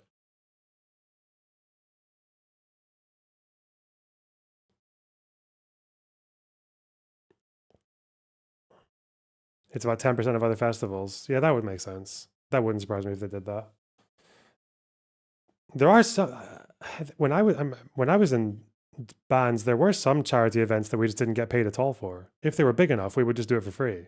That's almost definitely not a thing for bigger bands, but yeah, you can, if you're doing charity events, you do get quite a lot of leeway, especially if it's with a lot of these, like, if these are some smaller streamers here, then they will happily do quite a bit of it for the exposure as well. So you can get away with, you can kind of get away with a lot of, like, sneaky shit. But if it's for charity, a lot of it becomes less sneaky as well. Like, how many times did charities get in trouble for hosting artists or creatives and not paying them enough? Like, probably never, right? Is supposed to support. Lastly, it's impossible not to notice that whenever it's to show up to a podcast or take credit for things going well, Anissa's involvement is unavoidable. But whenever it's to address difficult things and actually communicate clearly, you only see Ian. Coincidentally, the only times things get communicated clearly at all is when Ian is the one doing it, which makes it that much more frustrating that he keeps putting himself down about it while praising Anissa's communication skills. Yeah, Anissa was the one who, like, solves problems. She is more communicative than me, and she's better at communicating than I am. I fucking suck at this shit. So where were these amazing communication skills when it came to giving the public the reasons why Froggy was removed? Oh yeah, that was Ian. At the end of the day, the person who has to take these catastrophes to the face is Ian. And given that he's at a much better financial standing than she is, you just know that Ian was covering those Creator Clash 2 losses, as he'd never allow it to cut into her OnlyFans revenue. If this massive failure wasn't enough, about a month before he made these announcements, he really loves injecting the OnlyFans shit, doesn't he? God. announcements, Ian released a video titled I Miss the Old iDubbbz, which is just an even more grating remake of his 2020 response to the OnlyFans criticism. I am responsible for creating a lot of hurtful and damaging content on this channel, and I've also created a culture of apathy and, I don't know, a lot of like cruelty as well. Here, he announced he'd be taking down some of his content, specifically his content cop videos, which he considered cruel and morally grandstanding. And while this does fall in line with his current worldview, the grandstanding part is simply not true. Even if his older content was mean-spirited in its attempts to entertain, at no point was Ian taking the moral high ground. He made people look stupid, or at worst, deceptive, but he didn't really paint his targets as evil and make himself look like the— Why are you guys speculating over who I would fight in a boxing match? The fuck? What creator? It's a good question.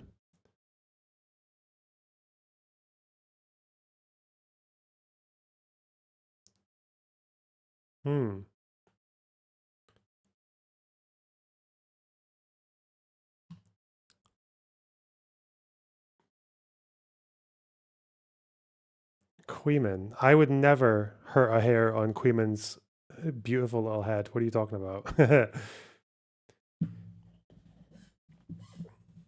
No, who would I get? Mike from PA. And I say that because Mike from PA, one, I think he used to box. Because there have been debate panels where, back when he used to do like hippy dippy panels, there was one where he specifically, he was arguing with someone and talking about how he used to box. And he was like, they were getting into a bit of a bro. It was him and Counterpoints. They were getting into a fucking bro off. A fucking bro off. Yeah.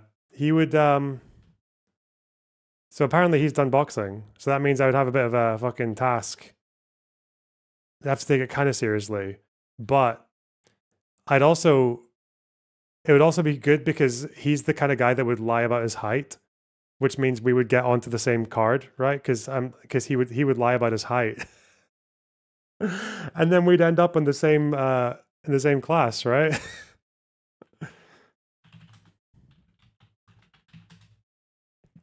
We'd have balanced stats.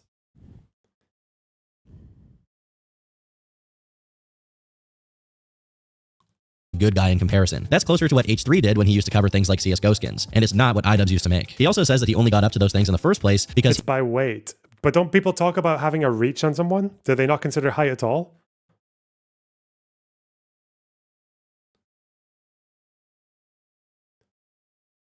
Why do they talk about people's reach then? Is it just to say, oh, that person's fucked, they've got less reach? Or does it affect the stats or the judges? It must affect something. If they just mention, like, these two guys weigh the same, but this guy, his arms are a foot longer. It's mentioned as an advantage. Did the judges have to consider that then? Like reach? It's both. Okay. Yeah, but if you're taller, because Mike's obviously wider, he's got like the big round pot belly. But if I'm taller, your weight scales up faster with your height than it does with your width. So if he's like 5'8" or whatever with his big pot belly, then we'd probably be about the same weight, right? But he would still lie about his height, so we'd both appear as 6'2". On the card, and then we'd get in the ring. That would be good. That would be great. That would be good. Okay, that would just be, there'd be so many memes. Okay.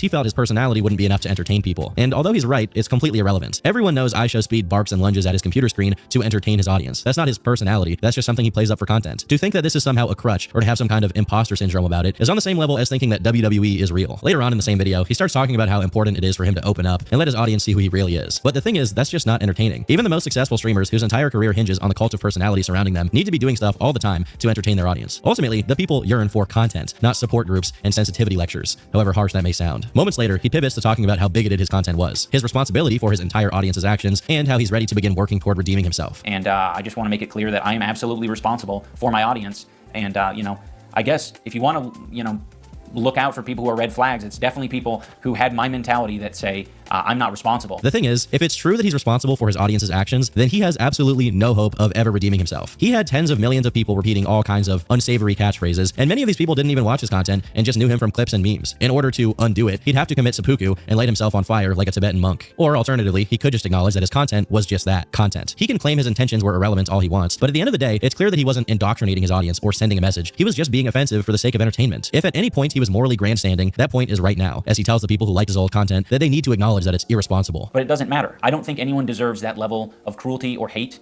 It's also indoctrinated a lot of people into thinking that this is an okay way to behave, and it's not. It's super irresponsible. Later on in this video, he remarks that his focus as of late has been to retroactively be more inclusive to marginalized groups he feels that he pushed away during his YouTube career, as if moping and self-flagellating would do anything to change that. Additionally, it's not as if he's doing this out of selflessness either. He's clearly doing it because it personally bothers him that his online following keeps giving him and Anissa crap, and he's desperate to secure himself a comfy place in the outskirts of BreadTube, much like H3 had done when he cozied up to Hassan. To add a cherry on top, Ian claims that his newfound worldview is the result of him developing empathy, which is about as delusional as it gets. Not only does that imply that anyone who disagrees with him lacks empathy, it's interesting that all of his descriptions of his feeling empathy sound more like guilt, although for him, those two things may be indistinguishable. A couple of months after this dark episode, Ian goes for a quick second round of public humiliation as he joins with Francesca Ramsey to be educated. Honestly, these are the only people who get impressed by what Ian is doing. Oh God, this person. I remember this person.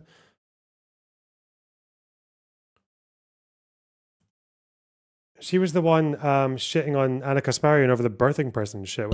As he joins with Francesca Ramsey to be educated. Honestly, these are the only people who get impressed by what Ian is doing. Activists, whose entire life revolve around policing this kind of behavior. The average black person most likely doesn't care either way about what the gay retard guy has been getting up to lately. It's at this point that Ian became such low-hanging fruit that even Sam Hyde completely backed away from targeting him. Ironically, one of the people Ian specifically apologized to, Tana Mojo, would also go on to address the recent developments. Like, you know, him showing up to my show, him kind of putting me on blast, him inevitably making me kind of canceled and lose subscribers and have to apologize and all that type of stuff.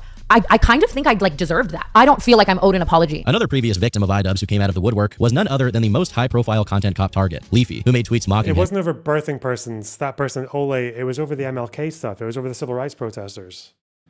Because she was arguing that MLK was only non-violent because it was a tactic, whereas he was actually totally pro-violence, but just decided to hold back for optics. This 4'11" fighter is a beast. Bro, look at him. Look at this little guy. Holy shit. Yeah, but this is UFC. It's different, right? He's a smaller target, you know? And suggesting that the two fight in Creator Clash 3. The thing is, no matter how much people have dunked on Ian, no one, and I mean no one, did more damage to Ian than himself. Well, apart from maybe Anissa, who seems to never get tired of adding to the public humiliation in whatever way she could. I just want to ask him if you've always been shitting your pants. No. Because since I've known you, you've always had like IBS. You've always been shitting yourself. Bro. Yeah, well. To bring back a point from earlier in the video, people like Anissa tend to have the compulsion to reveal intimate and uncomfortable things, whether it's about themselves or other people. And here we can see it in full effect. This wouldn't be the last bout of embarrassing situations caused by Anissa in the year of 2023, as in November, Max Mofo, one of Ian's longtime friends, was getting married. But in the pictures, Ian was nowhere to be seen. Eventually, he made a passing remark about it during a stream, saying he had important business. Oh my God, he's gaming.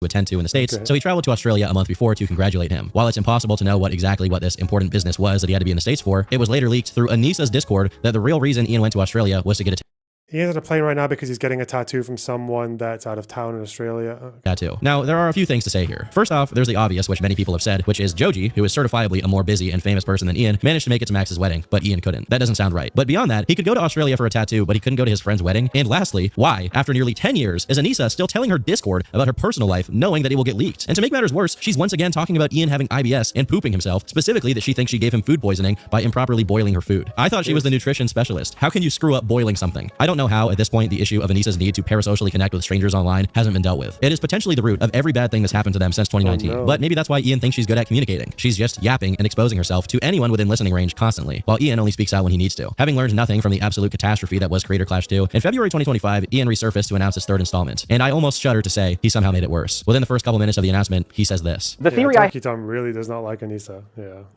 had 3 years ago when trying to promote Creator Clash 1 is the same theory I have today. I think the single most important element of an influencer boxing event is the mystery component. Obviously, you gotta have, you know, popular influencers. Maybe it's important to have a little drama, a little beef. But what I think makes influencer boxing interesting at its core is the mystery. Who's gonna train, who's not gonna train, and what does their particular background contribute to the outcome of the fight. I'm genuinely trying not to be cynical, but mystery is not even in the top 10 things that make an event of that kind sell. Maybe if you stretch the definition of the word to include anything that's even remotely unpredictable, but otherwise, people mostly dish out their money for things they know they want. The mystery of whether some Minecraft YouTuber is going to train or not for his fight is not a very interesting one. You could get a lot more butts and seats by giving people exactly what they expect. Like if you put a rage bait streamer like Jack Doherty in the ring to get his face blown to smithereens by a featherweight boxer jacked up on steroids. I guarantee there would be plenty of people splurging hand over fist for that. Partly, that's why people engage with boxing events involving Logan and Jake Paul. It's not that everyone is necessarily invested in their abilities as fighters. A lot of the time, they just want to see those guys get beat up. Even if they end up winning a match, it's worth it to see them getting some punishment. Yeah. After opening the video on this buffoonery, Ian moves on to say that his efforts to put together a documentary about Creator Clash and promote the events have failed, and that he's now considering bugging the fighters more, which he hates doing. It really shows Ian is still not taking the time to see how other fighting promotions operate, because that's pretty much the only way a fight gets promoted, by the fighters themselves. I guarantee the crushing majority of people can't even name the big 4 boxing organizations, but they all know who Mike Tyson is. Maybe you know who Dana White is, but you're much more likely to know who Conor McGregor is. Here, Ian establishes that for the past 2 events, he has decidedly avoided having the fighters promote. It's like he's actively trying not to make money. Fortunately, he expresses he'll at least try to change that for the 3rd event, which is better than nothing. He also talked about the fundraiser live stream he ran after Creator Clash 2 failed, which apparently ended up raising $160,000 for charity. Again, definitely walking in the direction of redeeming it. While Ian had been on his path, some of his former collaborators, Anything for Views and Max Mofo, had been busy with their show Cold Ones. They managed to run it without pissing off their fan base, and every episode would receive a very respectable viewership. As a result, for old time's sake, they decided to bring Ian on for an episode. It didn't go that well. He seemed extremely low energy in the video, hurting the overall entertainment value. And even if that hadn't been the case, it's likely the comment section would still be what it is, given how Ian had changed. It was so kind of you guys to bring on this freshly lobotomized boy. He almost acts like he's present and living in the moment. You guys are lucky he could fit you in between his wife's tattoo appointments. Bro looks like he's actually banned from having fun. But at this point, Ian had chosen to plunge himself into a crab bucket, and they were ready to pull him back down before he could crawl his way out. In this case, it was due to his past ties to H3H3. Ethan and iDubbbz Yeah, you know, if you host it now, a Creator Clash would actually be, it would pop off so hard if we got all these people who are in lawsuits and just got them to fight instead.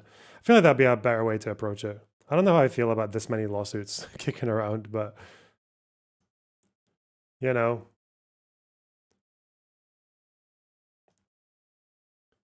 Because let's face it, the lawsuits are their content as well, right? Like, there's no escaping it. Just put Ethan in the ring with Frogan, Denims, and and Caseytron, like a 3v1 triple threat. That would be fucking amazing. I'd watch that. were previously friends, being a part of 2016 YouTube culture with others like Anything for Views, Max Mofo, and of course, Filthy Frank. They would all collaborate a few times, but Ian and Ethan actually lived in the same state, making it pretty easy to get together and throw together a Hila could take all three. Yeah, but that's like, but then they would say it's all the IDF training. banger. And I do mean banger. They would do vlogs, a food review parody, they went shooting. It felt like they were genuine friends that got along. To this day, the second most viewed video on the H3 channel is them sitting in Ethan's house making fun of Logan Paul. But since then, things have changed quite a bit. Ethan quit his main channel in favor of podcasting and has had his own series of controversies, many of which I've already made videos on. But perhaps the greatest would come from his ties to Hassan Piker, a controversial Twitch streamer that I'm sure many of you are familiar with. In 2021, I think Hila can go up against, Taylor Lorenz, you know? That would probably be the, that would probably be a better match, right? Hila goes up against Taylor Lorenz. I think obviously Hila would win. I would be quite convinced of that. But I think Ethan against the three women, that's not as clear cut. I think Denims, Frogan, and Caseytron, if they had some training, I think they would defeat Ethan. Because three people is like,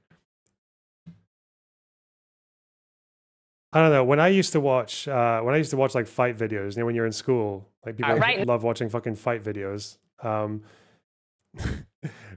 you'd have like fucking oh god, it was like in school, like in IT class in like 4th year or something, when you're like 15 years old, and the teacher's out of the room, and it's like a bunch of guys surrounding one shitty PC watching like fight videos. And I remember. It always used to be the case that when you would see one fucking yoked-looking guy against two smaller guys, the two guys would always win. If they had any fucking, if they actually went for it, then the two guys would pretty much always win, because it's like it's two people, unless it's like one runs in and the other one just goes, ooh, I don't know what's going on there, you know, that kind of thing.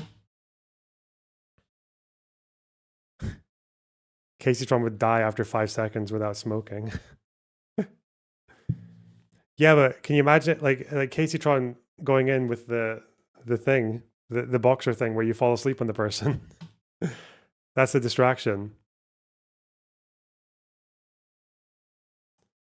1, they started a podcast called Leftovers, mostly revolving around political issues. But eventually, the show fell apart as Ethan and Hassan's relationship crashed and burned. As far as I can tell, this was mostly over the fact that Ethan, who was Jewish and critical of Israel, but also married to Hila, who briefly served in the IDF, wasn't sufficiently pro-Palestine for Hassan and his audience's liking. After their final debate on the issue, it went on a hiatus. While they briefly remained on good terms, as Ethan claims to not just want to continue debating about it, but also donated $6,500 to Hassan's pro-Palestine charity, their fan base was largely behind further inflaming the discussion. Over the course of months, Hassan's fan base grew increasingly cynical and negative toward not only Ethan, but also specifically his wife, Hila, who used to be an IDF soldier. Meanwhile, Ethan's own audience defended him, reiterating his overall support for Palestine to countersignal any accusations that he was a staunch Zionist. Eventually, this back and forth between their respective fan bases evolved into a back and forth between them, as Ethan began perceiving some people in Hassan's orbit as anti-Semitic and assumed Hassan either didn't mind or actively agreed with them. Ultimately, the brunt of their problems with each other are political, but you can basically summarize it by their positions. Ethan was left-leaning, but Hassan was a lot more leftist, and so was his fan base. And Ethan claims that only after cozying up to them did he realize the situation he had put himself in, having a large amount of his fan base be more radical. A few months after doing a stream addressing his problems with Hassan and his community, Ethan posted his content nuke on Hassan at the tail end of January 2025. Of course, this was not taken kindly by Hassan's fan base, and about a month later, Ethan returned to announce that, most likely in response to the content nuke, someone called CPS on Ethan and his family, trying to get his kids taken away from him, claiming that their kids were crawling around in and eating dog feces. In his video, Ethan shows a clip of these claims being made by YouTuber Bad Empanada, while Twitch streamer Denims, someone closely associated with Hassan, who shares much of her viewership with him, reacted and commented on the story. He lets his dogs shit all over his mansion,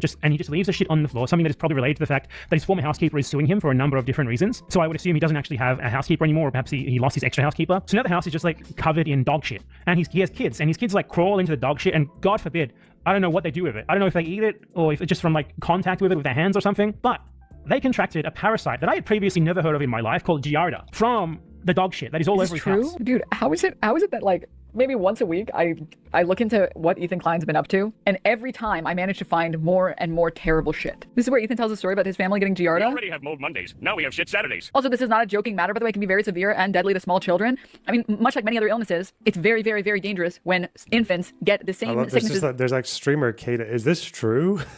I'm just going to pretend it is. Let's go. That adults get. There are lots of things that you can get as an adult. You're totally fine. You'll be A-okay. No problem. A child, a small infant that has no immune system, shouldn't be catching anything. While she begins by asking if it's true, and doesn't at any point formally endorse those statements, she proceeds to react to them as if they were, leading much of her chat to follow along and outright say that someone should call CPS on Ethan. While Denims and Ethan were already at odds with each other, so she had every reason to be biased towards him as a person, this clearly crossed a line. There's a whole heap of insults you can throw at a person that don't imply they're committing crimes against kids and putting their lives in danger. Sure, she never told anyone to go call CPS on Ethan, but she did platform someone clearly making those claims, suggested that they were credible, and expressed little to no skepticism about it. To call this irresponsible would be an understatement. And you would think that these people who harp on the dangers of platforming and responsibility all day would be a little more careful with what they signal boost on their stream. Regardless of whatever political issues these people may have with each other, the CPS thing was really the moment that all hell broke loose. 1 month after Ethan's video about it was posted, iDubbbz brought back Content Cop just to cover what was going on, with his specific focus being Ethan, whom Ian saw as having completely lost his mind as a consequence of his beef with Hassan. I wish I could build some gravitas up to his new Content Cop to hype it up as if it were some comeback, but to put it simply, this video can be summarized as Ian signaling that he is on Hassan's side. Most importantly, Denims is directly featured in Ian's video, which again is a questionable decision from Mr. Responsibility, Ian Jamha. The stance Ian takes is that Ethan was going too far purity testing all of his acquaintances to ensure none of them expressed even a smidgen of support for Hassan and his orbiters, which culminated in all of his former friends, including Ian, feeling alienated. But Ian goes above and beyond when he compares specifically supporting Denims with being friends with someone who your friend doesn't like. This would be a lot more applicable if this was about anyone else in Hassan's orbit, but in Denims' case, she was directly responsible for signal boosting claims that Ethan was being criminally negligent to his children, and seemingly no one took issue or expressed any problems with it. In his video, Ian severely downplays it, saying this. People can have crash out moments. People can say things that they don't mean. People can say things because they want internet clout and attention. I don't know, I think they're both probably guilty of saying things that they don't mean for internet clout and attention. Right now, one's a little bit more fucking nasty to me than the other. Even if Ethan is wrong on every other aspect of his approach, siding with Denims simply because she's being less nasty to him once again highlights what Ian's problem is. He did not suddenly develop empathy. He didn't get ruined by Anissa. He hasn't changed at all. In fact, he remains as he's always been, negligent, pursuing short-term convenience just as long as he maintains a Hugbox community who will justify his behavior. Concrete proof of this is that you can watch Ian's whole video, and despite Denims appearing in it, there's no mention of the CPS incident, which is what Ethan pointed out in his response, almost as if he was avoiding talking about a topic which would absolutely make one of the BreadTube streamers he was cozying up to look really bad. When Ian fired back with the H3 content deputy, he claimed that Ethan's paranoia and lack of diligence with his claims made the situation much worse than it had to be, and alienated people who would have supported him during the CPS thing. However, at the same time, Ian remained steadfast in his defense of Denims, reinforcing that she never actively told anyone to call CPS. While that's technically true, it's clear that her signal boost of Bad Empanada's claims was furthering a narrative that could have easily been the cause of the CPS call, even if she had nothing to do with it personally. In probably the most revolting section of Ian's video, he suggests that it was Ethan and Hila's own fault that CPS was called, as they had discussed how their dogs had parasites that caused them to suffer from diarrhea. diarrhea, and their son was in the crawling stage at that point in time. If I were of iDubbbz's, shall we say, persuasion, what he's doing here precisely fits in the category of victim blaming, as Ian is claiming that if he didn't want anyone calling CPS, he shouldn't be talking about his dogs having diarrhea. This is, at best, a dishonest way to sidestep the issue that there was definitely some degree of malice behind Denham's clip, even if it was just irresponsibility. And everyone else involved, or any viewer, has every right and reason to dislike Ethan and antagonize him. But the fact that none of them had the ability to acknowledge that there absolutely was some deliberate and malicious build-up within their community to the false CPS call signals that this game was rigged from the start. As unlikable as many may find Ethan these days, it's clear they're playing dumb and simply don't want to hold one of their own accountable, just because she's one of their— Accountable? Oh no.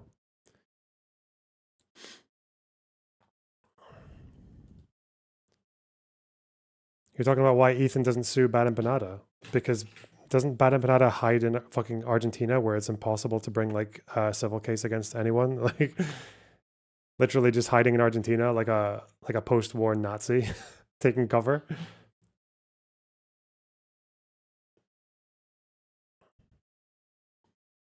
their own. The worst irony of the Bro, video— that would be that's a Mossad job, if any. If anyone was gonna, bring him to justice, like put him in front of a courtroom, in front of a judge, or a civil court, or anything, it would have to be the Mossad. That's what they did with what's his face, Eichmann, isn't it?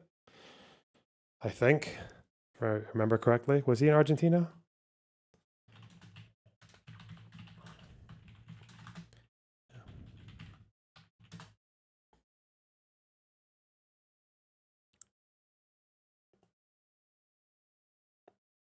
Yeah, Argentina, yeah. is that Ian concludes his points with this. Part of my criticisms of Ethan initially was the openness. I think it's a problem that you were that open, Ethan. Well, you know I'm very open about everything. It's part of how I wanted to conduct myself and how I wanted to relate to the audience, is to be open as possible about every fucking thing in my life. It is not strictly a benefit to be as open as possible on your podcast. This guy's wife has been airing out their relationship issues and even detailing his bowel movements to anyone willing to listen online. And now he wants to make a problem out of Ethan's openness. The same person live streamed his own therapy session where he actually cried while expressing he wished he had the relationship that Ethan and Hila have. You know, I also see the dynamic of Ethan and Hila. I'm like, fuck, like, it's just really, it's really hard to be, a couple online and see people attacking your partner, and it's like, okay, like if you come to their defense, that doesn't always help them, right? Sometimes that makes it worse for them. This is a self-own so devastating I can hardly— He's very confused, isn't he? Like the fact that he put this in is like this is from the same video as the "Wake Up, Ethan," and they're like hopping around Hassan's room and like giving him the finger and calling him a loser and shit. Come on. Come on. believe it's real. It sounds like I'm making it up and this clip is AI, but no, he did this. And that's without even getting into the possibility that maybe, just maybe, your actual wife posting nudes online for anyone to see might fall within the umbrella of unhealthy openness that invites negative attention from people online. Bro, why do people have to fucking insert this personal morality into like what? It's like, so from what I've seen, like from what little I've seen of Ethan and Anissa, is that she occasionally like humiliates him online with the shitting and all that stuff, and is also just seems to be like a kind of dumb and like shitty person. But for some reason, it's like none of that's interesting, but it's like, compare this married couple with kids to your girlfriend who posts on OnlyFans. Like, okay, fuck. What's wrong with that? That is like the least of their problems, man. It's not even necessarily a problem. Not to pass judgment here, but I don't think you can have credence to make an issue of other people's openness at that point. Imagine if the situation was that after Anissa worried— It's clear that Ian isn't okay with the OnlyFans shit. How do we know that? Again, I don't watch that much of this like side of the internet, so I don't actually know.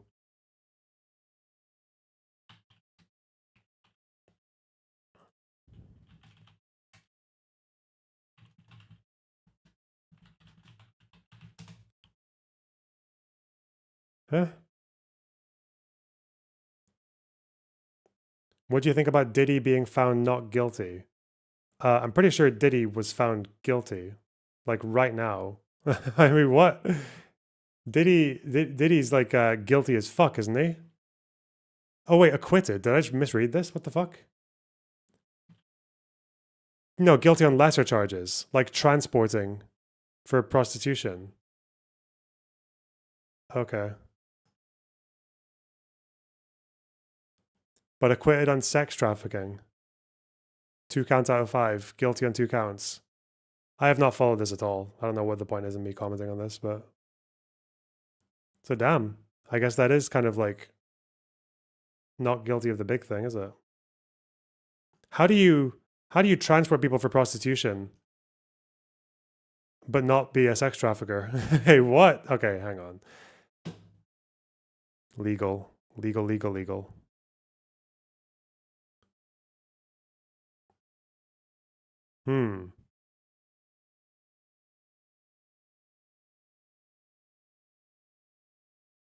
Something of a victory for Mr. Combs, who faced a possible life sentence had he been convicted of other counts in the case. The prostitution charge carries a maximum sentence of 10 years. Racketeering of the jury, felony charges.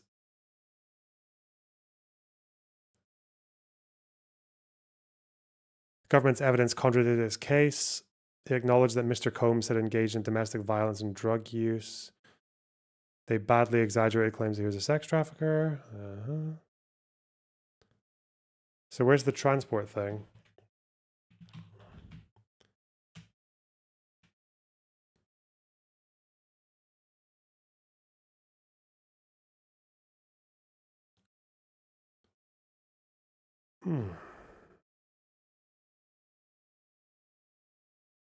Two charges of transportation to engage in prostitution. Why is that not sex trafficking? I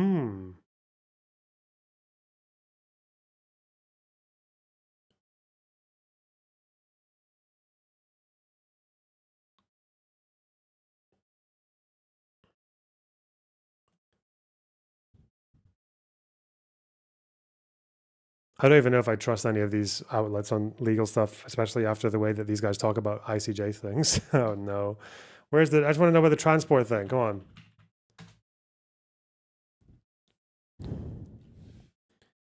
So the maximum for what he's found guilty of can take 10 years. Federal prosecute, and it's 10 per count, so it would be 20, okay? So he could be getting up to 20 years.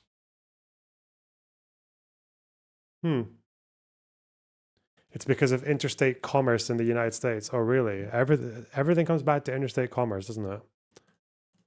I learned that from US Civics.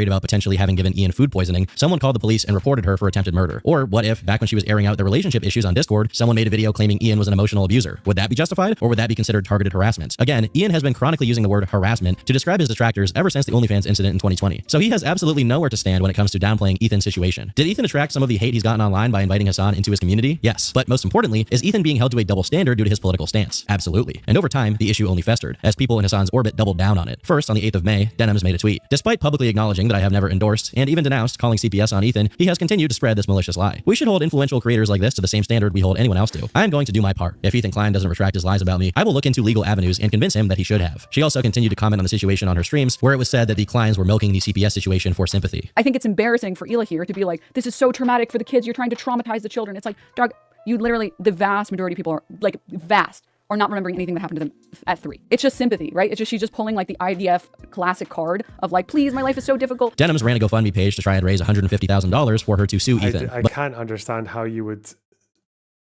like, the shoehorning is so fucking, it's like the classic IDF card. But a week after opening it, she had only raised $46,000 and refunded the money and said she would be funding it herself due to the risks involved. Meanwhile, Bad Empanada, the person who, as far as I know, was the originator of these claims, even if he didn't make the CPS call, said this in a stream with Hassan Piker. If they feel bad, if they feel harassed, honestly, great. I don't give a fuck.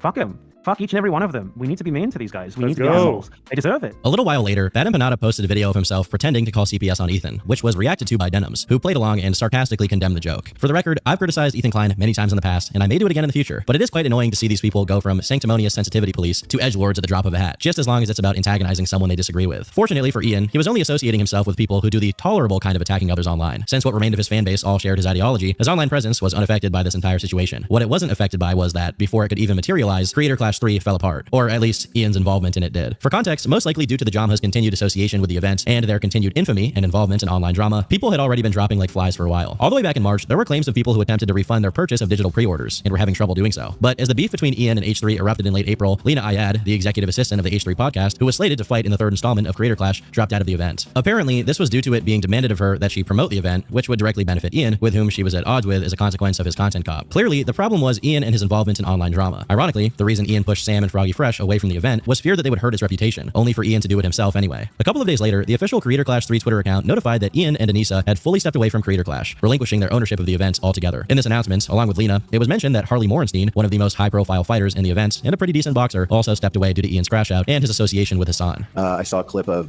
Hassan, and I knew they were going to be doing a fundraiser with him, but he was like, oh yeah, if you've ever said anything positive about Israel, you shouldn't be allowed to even be a dog catcher. You should be treated like a neo-Nazi. And I was like, hey, my family and friends and my community, that's so crazy. All of them? I don't know. But then like the conversation was really political, and because like I don't know if you guys got the official Creator Clash fundraiser. No.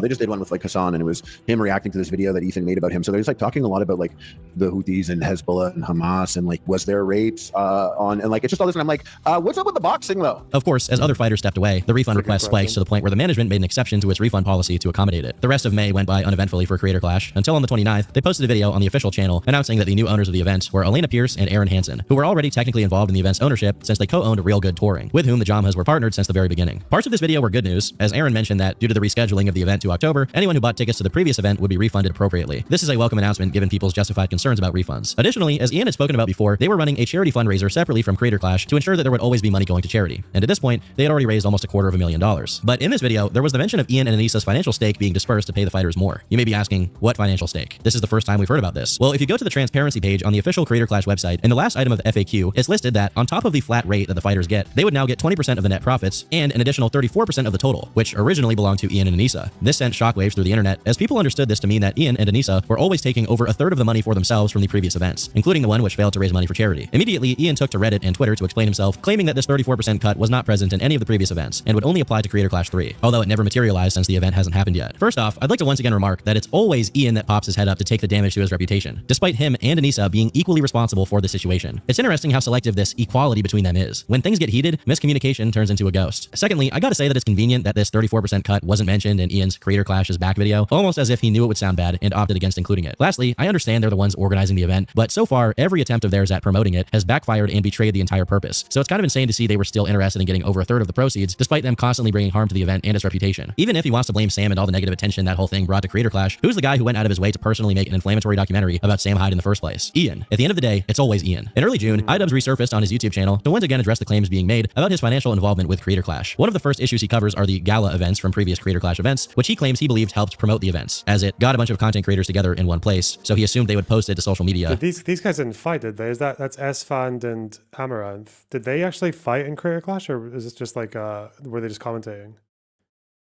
He believed helped promote the events, as it got a bunch of content creators together in one place, so he assumed they would post it to social media one day before the event happened. You get a bunch of creators to show up to a fucking hotel the night before they didn't fight, they're just and they're going to post about it on social media, and the internet will be abuzz. And the event was successful, so we thought that strategy of having, a little hubbub, a little hullabaloo before the event and after the event was a good idea. So we ran with that strategy again, hoping that they paid for all of them to show up and just hang about.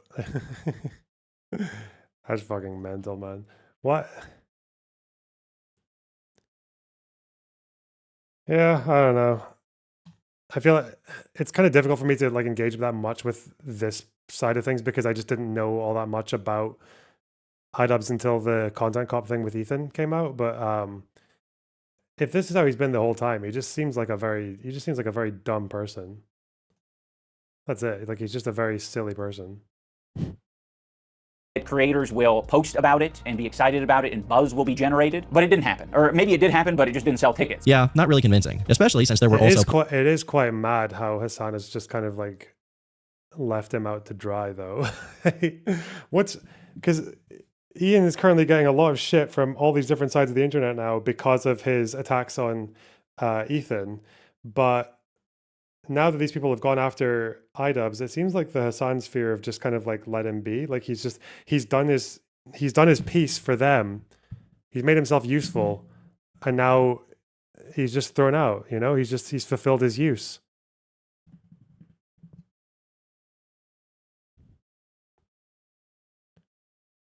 Fuck. The same way Iran left Hezbollah and Hamas out to dry. Yeah, pretty much, right? Post-fight events, according to Ian himself. Even if this was fully the intention, it's a stupid idea, given Frogan, Casey, and Denims are hung out to dry as well. What, has Hassan not done? So I remember the clip of Hassan covering it on the day, saying that this is crazy and all this shit. But then I think someone in chat said, "Are you going to bring it up again?" And he was like, "No, yeah, don't worry, I'm not going to do this drama anymore." But has anything come up since then? Has he done anything to help them? Because he could do a fundraiser and get like all the money that they need when maybe like 1 or 2 goes. Huh.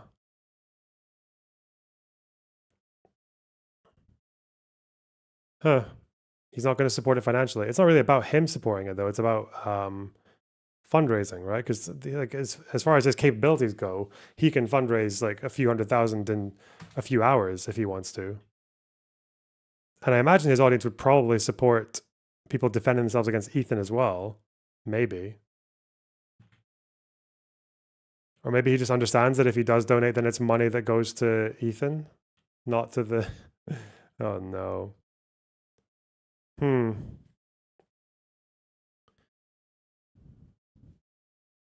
Given that the party taking place literally the day before the event would give, what, 1 day for people to hypothetically see it online and purchase the tickets? And what is the expectation? That those people will then purchase extremely expensive same-day plane tickets to fly to Tampa? It's just insane. In the same breath, he expresses he opted for having the gala events over having people do face-offs where they slap each other or engage in fake drama. You either gotta force people to post about it, or you have to fucking, I don't know, not do it. You gotta make sure that people are slapping each other during the weigh-in. That's probably what I change it to, because it's cheaper, you know? It's a lot cheaper if people slap each other during the weigh-in. I just wasn't about that. I was just like, I don't want this fake drama shit. The thing is, completely fake drama like WWE rivalries between John Cena and The Rock are fun. They're like movies. You know it's all scripted, but they're entertaining nonetheless. What's absolutely not entertaining and not going to help promote your event is real drama where you go over Israel versus Palestine. Later on in the video, Ian claimed that ultimately he would donate his 34% cut to charity anyway, but acknowledges no one will believe this. The thing is, there's nothing wrong with him making money from the event per se. The general public isn't Hassan. No one has any issue with people making profit off of things they put together. I'm sure Aaron and Elena will end up profiting off of Creator Clash 3 if the event goes well, and there's no problem with that. I actually hope the event does well, and I don't care if they just keep their cut. Actually, you know what? It's not even that dumb from Hassan, because I think everyone who knows anything about copyright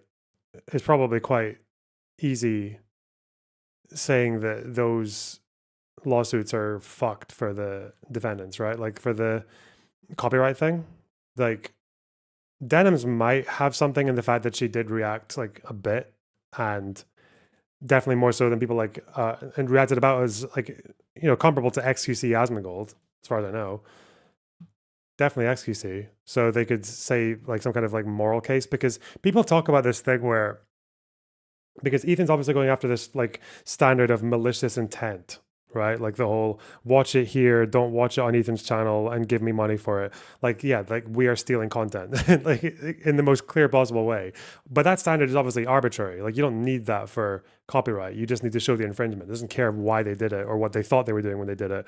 But the fact that they said it,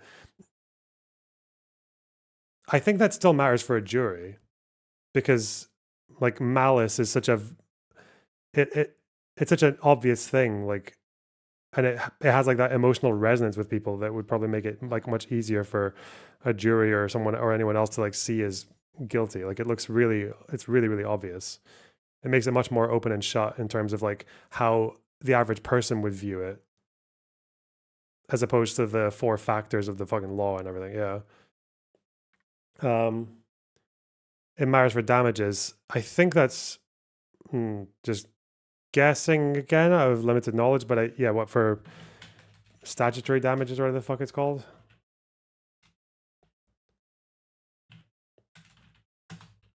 But I'm talking about just in the sense of like selling it to the wider public, as well as just like making it clearer to the jury, because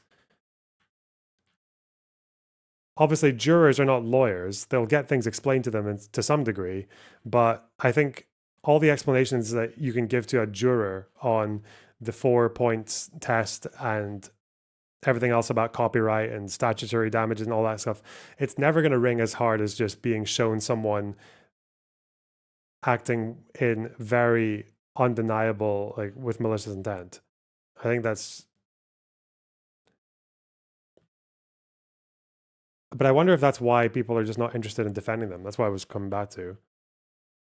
Like, I don't understand how else someone like Hassan wouldn't want to defend the people who defend him all the time, right? Like, but I guess it makes sense if he just knows that they're fucked, because he really, like, it doesn't matter how loyal someone is to you.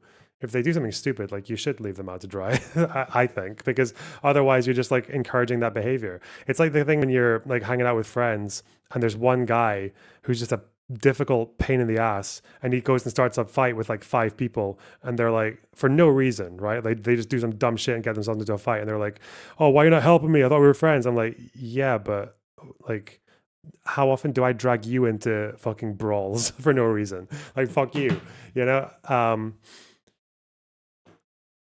But doesn't that mean that working backwards, if Hassan's worried that any money he raises will just go to Ethan, then wouldn't the clever thing for the 3 women be if they just didn't do fundraisers at all? Couldn't they just be like, yeah, yeah, kind of fucked.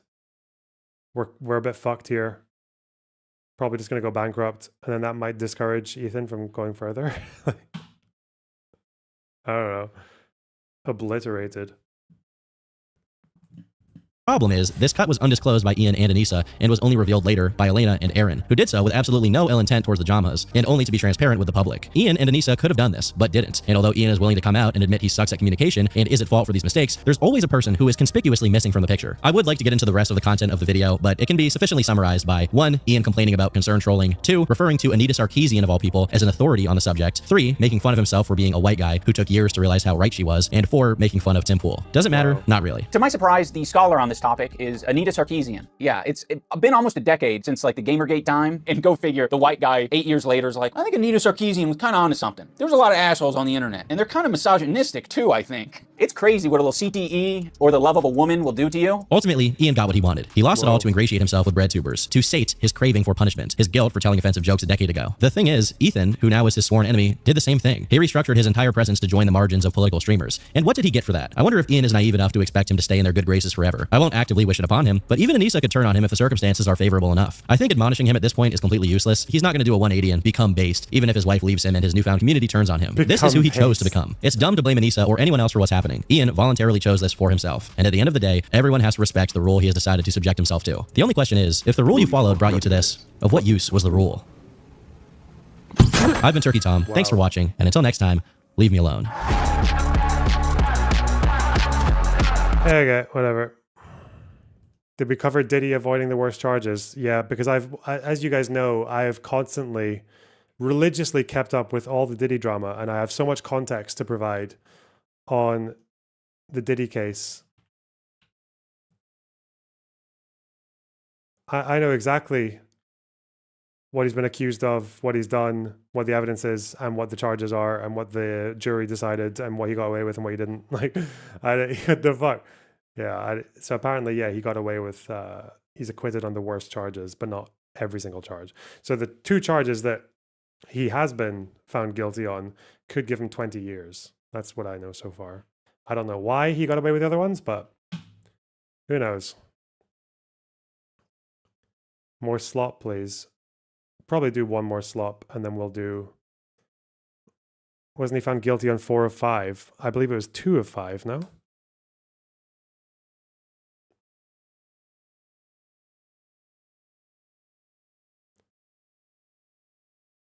I don't know. 2 of 5. Yeah. Let's stay on top of things here, right? Did you cover the Bob Villain stuff? Well, I wasn't planning on it, but it seems like I will have to anyway, because it's in the Pierce segment I was going to watch. Okay. Who do we have here? I think Taylor Lorenz is in this. Farha is in this. Okay. That could be fun.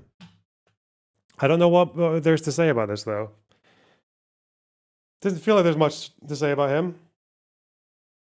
Time for you telling us what you did post Road to 60. Oh yeah, I can do some memes. Yeah.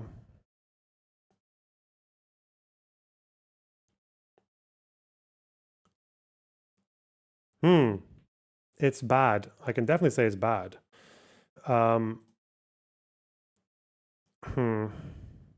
Do you agree with his take? Which one? What, the rapper? Him? No? Is it? It's not really a take, though, is it?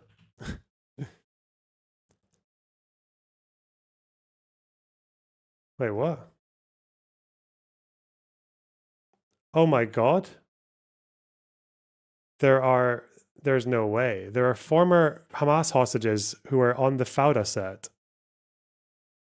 Why? I guess they just wanted to meet the dudes? Okay. Oh yeah, there she is. She's a hostage. Fuck. And there's Dora. What the fuck? Okay. Whatever. I mean, if that's what they wanted to do. Okay. Are they going to be in the fucking are they going to be in the next season? Okay. Or is it just that they wanted to go there and meet the actors?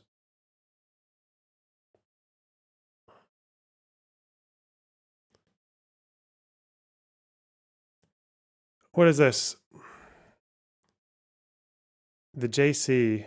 If a ceasefire leaves Hamas in power, they'll kill Gazans like me. Okay. Wow. Ugh.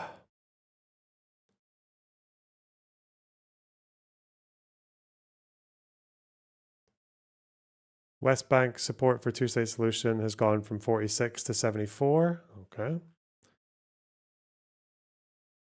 That's quite big. Big support. Why didn't Iran do more in secret? Fucking Iran. We'll do Iran later, okay? We'll also do aid distribution site stuff later. And we'll do Vadim stuff later. God, there's so much stuff. So many things. The fuck? We're short-staffed tonight. Iran, Hezbollah. That's a good meme. What's this? Oh yeah. Someone actually made a highlight reel. No, that's not even the one, is it? There's another one. Someone made a fucking highlight reel of me gaming and completing my task.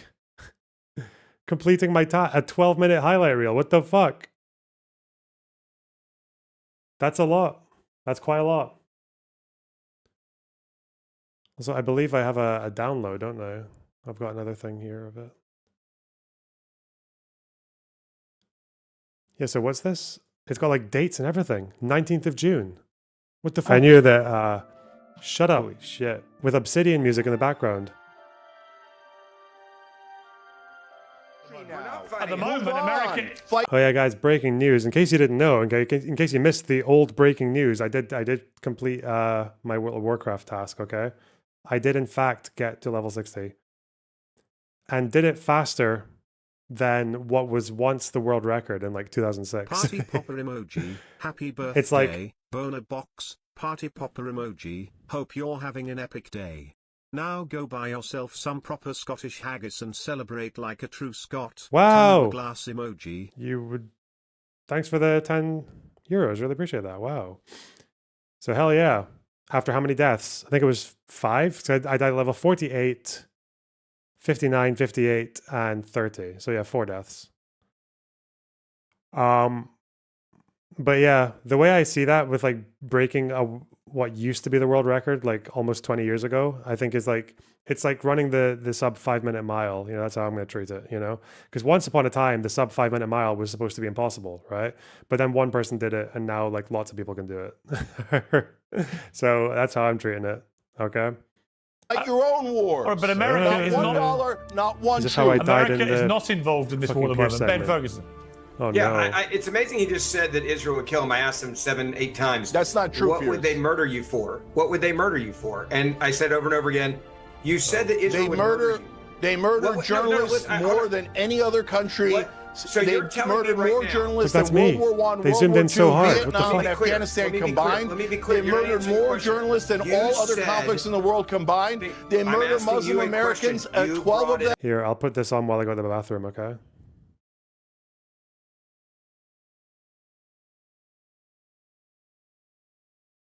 Right. Be right back. Watch this, okay? Bye-bye. And America does not Wait, so defend you're American telling me that citizens right now in you the are occupied targeting territories. Israel. All right, Israel let him speak. murders Americans all the let time, Ben and have America his never say. defends us. This is the problem. When you Oh, this say could be things trouble. that are This this could be big trouble. egregious, everyone Ooh. watching around the world is going to look at this It's and a say, fact. this guy is an Fact. idiot because you didn't Look it answer the up. question. You said that Israel No, would murder you right now. ChatGPT, I said, look it up. what would Israel they is murder murdering you more for? journalists than What? all No, I'm other not talking conflicts in about- the world I'm asking combined. you personally. You said they would murder you now. I'm not going to let up on this. You know, I'm just so surprised that this journalist take never really gets all that much challenge. That was a powerful blow. Whoa! My God! Fuck me! What was happening there? What the fuck happened? Oh my God, man. I'm done. I can't play this game anymore. What the fuck happened? I used my health thing? I tried to vanish, eat, and then I just died. What the fuck was that? Self-heal? There was a crab, a fucking crab. Okay. Ah, well.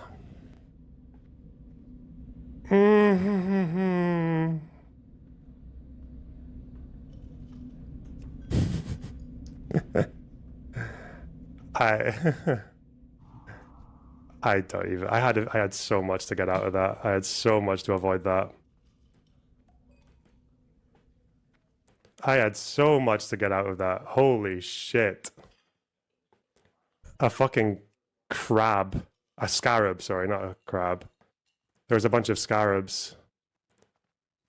I had health. I had dodge. I had Why didn't I get to vanish, though? I clicked vanish. I don't know.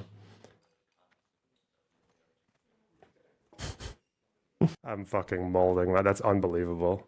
That is a serious mold session. Okay. Wow, shut up. So we died. Molded. I also don't understand. I still don't understand why that thing was spawning bugs even after it died. That's not. I don't think that's supposed to happen. Or I think they're supposed to do one hit and then they disappear. But this just kept. I don't know what the fuck was going on. Maybe there was another thing like behind the wall, but whatever. It was one far away. Yeah, there was one like outside just shooting them at me. Oh no. Horrible. And what's this? This is just like speed running. Oh, that's so cute.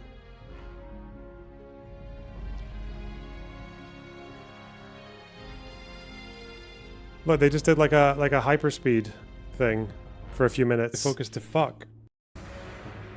Fuck. And then that's me like coming out to finish. Huh.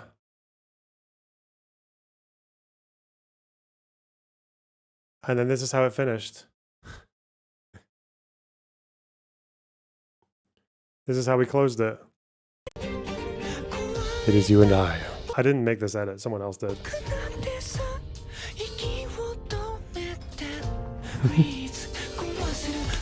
Like this. Like this.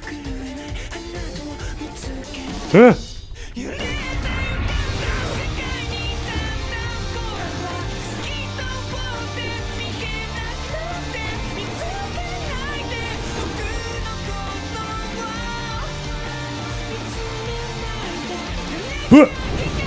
Hell yeah. Look at this. Look. Containing. That's containing the joy, okay? It was like 2 or 3 in the morning at this, maybe even later. And I didn't want to wake up my neighbors with a fucking nerd scream, so I just kept it chill. You know, it's so chill.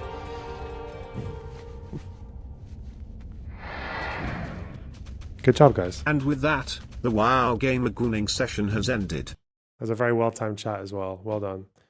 Okay. You have to have at least 2 shots on stream for your birthday at a bare minimum. Listen. Maybe on each goal, okay? Because the goal's still there right now, right? 20 supers, okay? If we meet this goal, which has 11 more to go, okay? If we meet this goal, then I'll have 1 shot. Because I do have shots in the flat. They were left by the old tenant. Add a victory speech goal. Shut up. This is my victory speech, apparently. This shit here. I honestly don't know why this got so much attention. It's so dumb, and people should realize how dumb it is, but whatever. Death to the IDF! Death to the IDF! Death to the IDF! Didn't say death to Israelis. They said death to the IDF again. Who are Israelis? Oh no, you can't pull that mental gymnastics on Piers Morgan, bro. He didn't say death to Israel. He said death to the IDF. Well, the IDF are Israelis. Pierce, he's so sharp. He's as sharp as a nettle hair. Okay.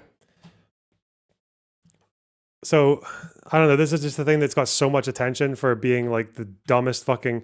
Again, it's just what is this? This is artists taking part in this little trend now, where over victory and defeat. They've realized that they can turn like the war in the Middle East into a fucking marketing tool. That's all it is.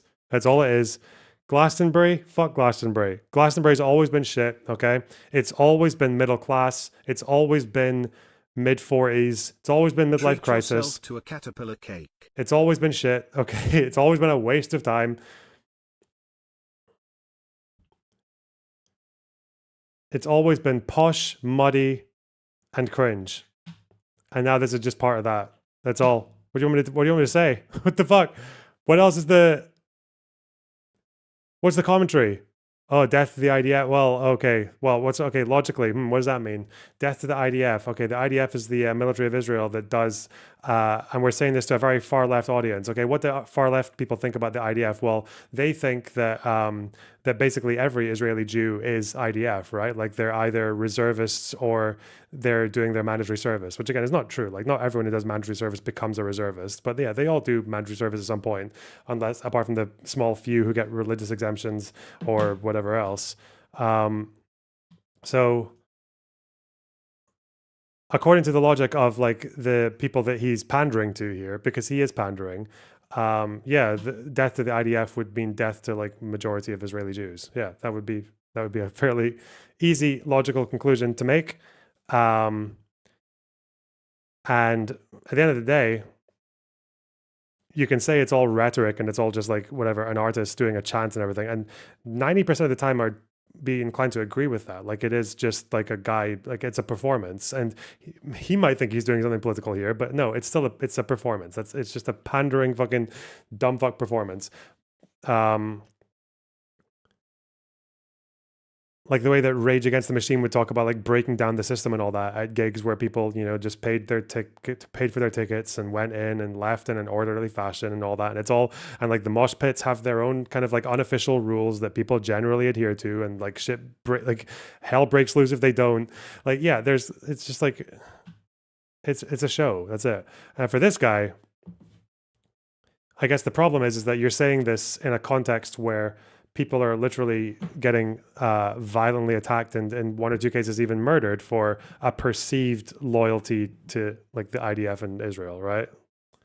Like those two people at the embassy, like even though the woman who got killed, I believe was not really saying or doing anything particularly egregious Happy to do with. birthday, kind sir. Have a drink of choice on me. Thanks for the $20. Really appreciate that. And even the guy, even by far left standards, was like far from the worst person you could find. So yeah, it's a pretty dumb thing to do, pretty irresponsible. But Death to the IDF! Death to the IDF! Death to the IDF! Didn't say death to Israelis. They said death to the IDF again. Who are Israelis? When people say death to America, No, they the really funny thing here though is what if this guy had said death to Hamas?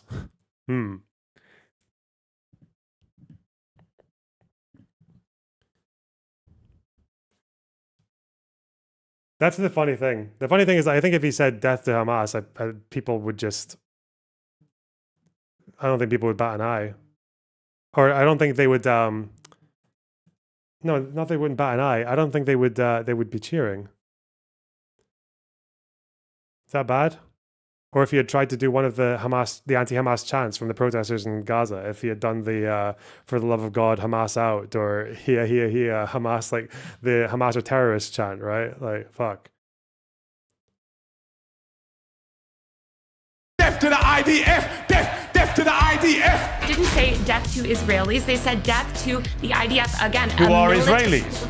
When people say death to America, they mean death to American imperialism that is subjugated No, them. they don't. I mean death to Americans. That's a very generous. As the supreme leader of Iran, what they mean. I don't think you even believe this as you're saying it, Taylor, do you? Clearly, this is intended to be sexual. I mean, it's not. You don't literally. I don't think it is. I don't think it is. Really? I would just like him to just accept and acknowledge that he's not a real boxer having really challenging fights. So I think when you put these guys on the spot and you're better at what they do, they just can't handle it. The legendary Glastonbury Music Festival prides itself on its close ties with the peace movement and being a welcoming place for everyone to come together in the spirit of love. Not this time.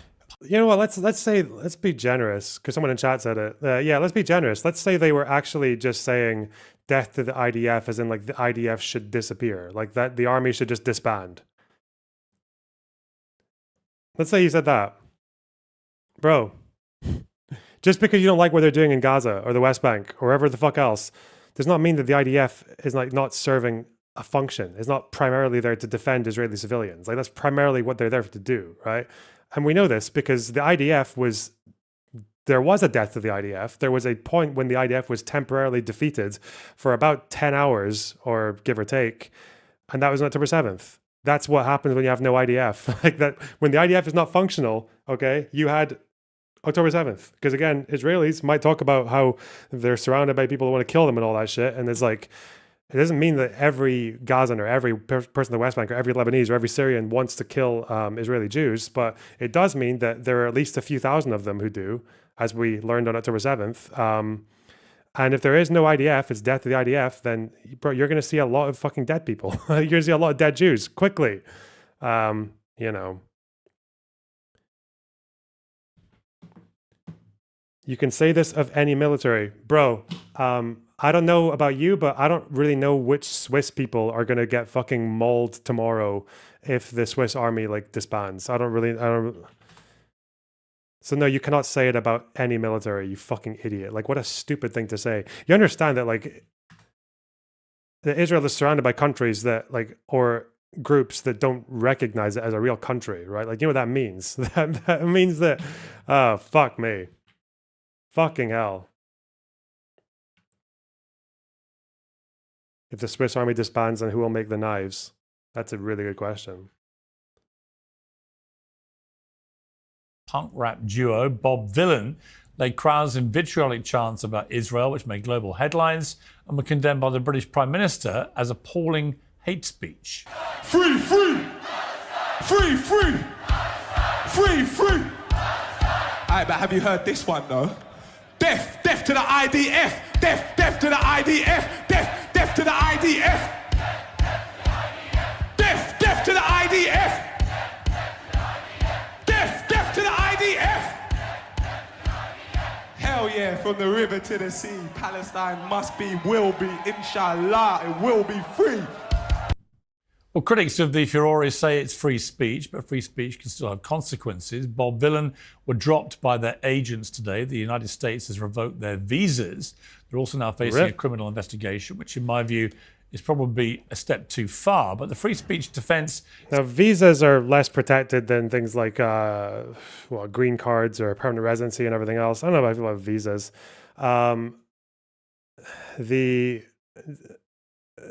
The agent that dropped them, I think, is completely justified. Like, yeah, if you don't want to work with someone who's behaving like a fucking tit on stage, then yeah, why not? Bro.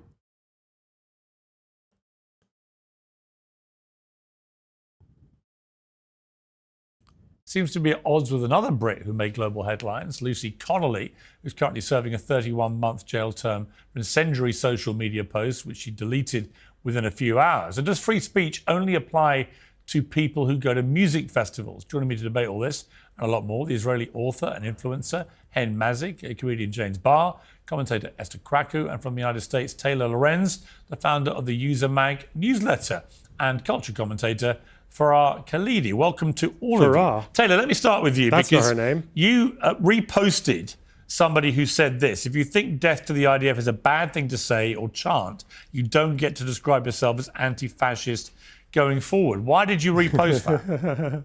Yeah, I reposted. Taylor Lorenz is so fucking retarded, man. She's such a stupid. It's worse than that though. It's not that, because she is smart enough to be manipulative. That's the thing. She just has like all the aesthetics of like, she's one of those people. There's like an archetype. She has all the aesthetics of a like fairly kind and like thoughtful person, like quite friendly and everything. But underneath it is just like total fucking toxicity. It's just I just think it's a very strange thing to witness. The way that she can just make like all these Twitter arguments that she has with Ethan and all that, and she just makes everything into like some social issue. Like everything has to be some form of racism or sexism and all that. Like the shoehorning is incredible. And at the end of the day, she's like so bad at defending any of her positions. It's so fucking mental. But yeah, I don't know why people can't just own it. Just own it. Like, because the position here that people are holding, whether they realize it or not, is that they think that because they hate what the IDF does so much, they basically believe, yeah, fuck, like get rid of the IDF, abolish it, and Israeli Jews, well, you're colonizers anyway, just take your chances, you know? That's it. Just hope for mercy, you know? Let the colonized will decide your fate. That's it. That's the logical conclusion of what they believe. That's what they would be completely fucking fine with if it did happen. They would not care. That's it. Look up his song, You Want Your Country Back, from the same festival. Hell take Lorna. Yeah, and exactly. And I know it's a good take because all the far lefties in my chat are molding about it, okay? And that's how I know we're all good. Bob Dylan. Ooh. Okay, we're going to do analyzing song lyrics. God, I don't want to fucking... No. I don't care. I don't care about the fucking song lyrics. Song lyrics can be edgy. They can be fucking radical. Let's see. Yeah.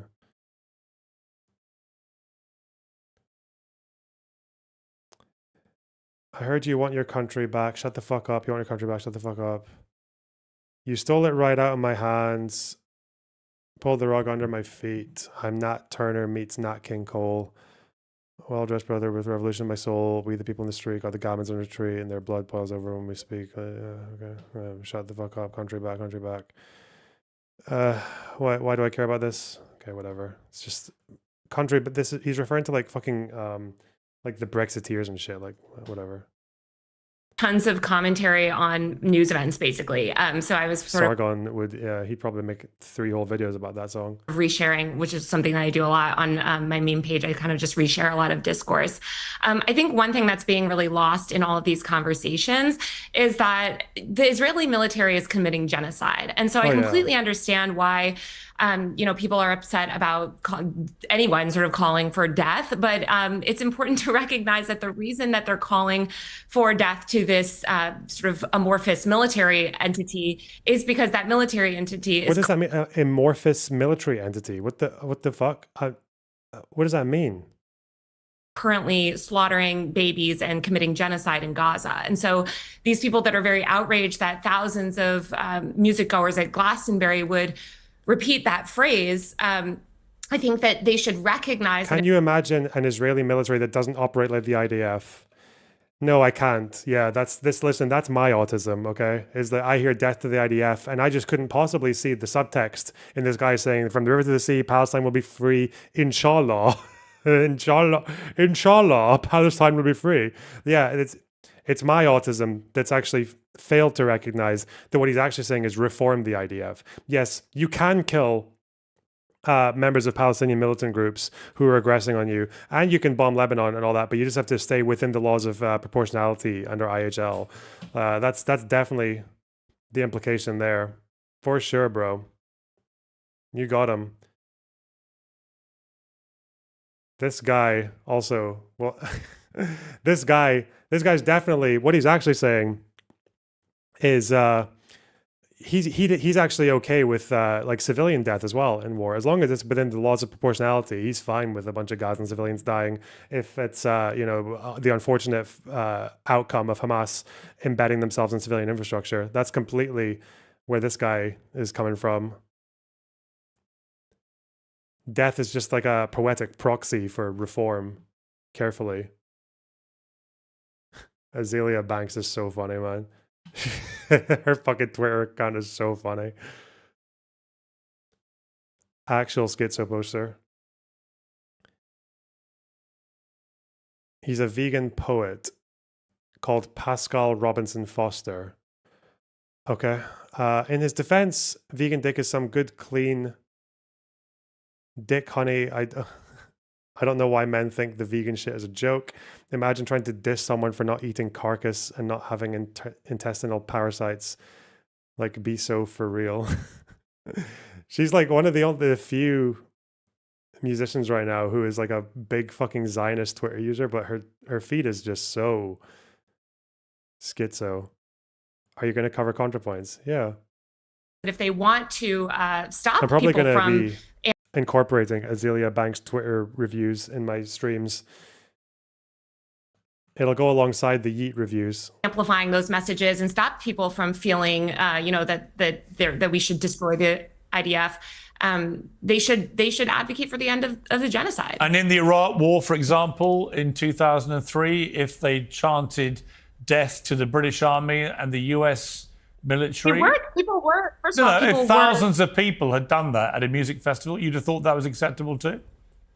Well, yes, of course she fucking would have. Yeah. What are you talking about?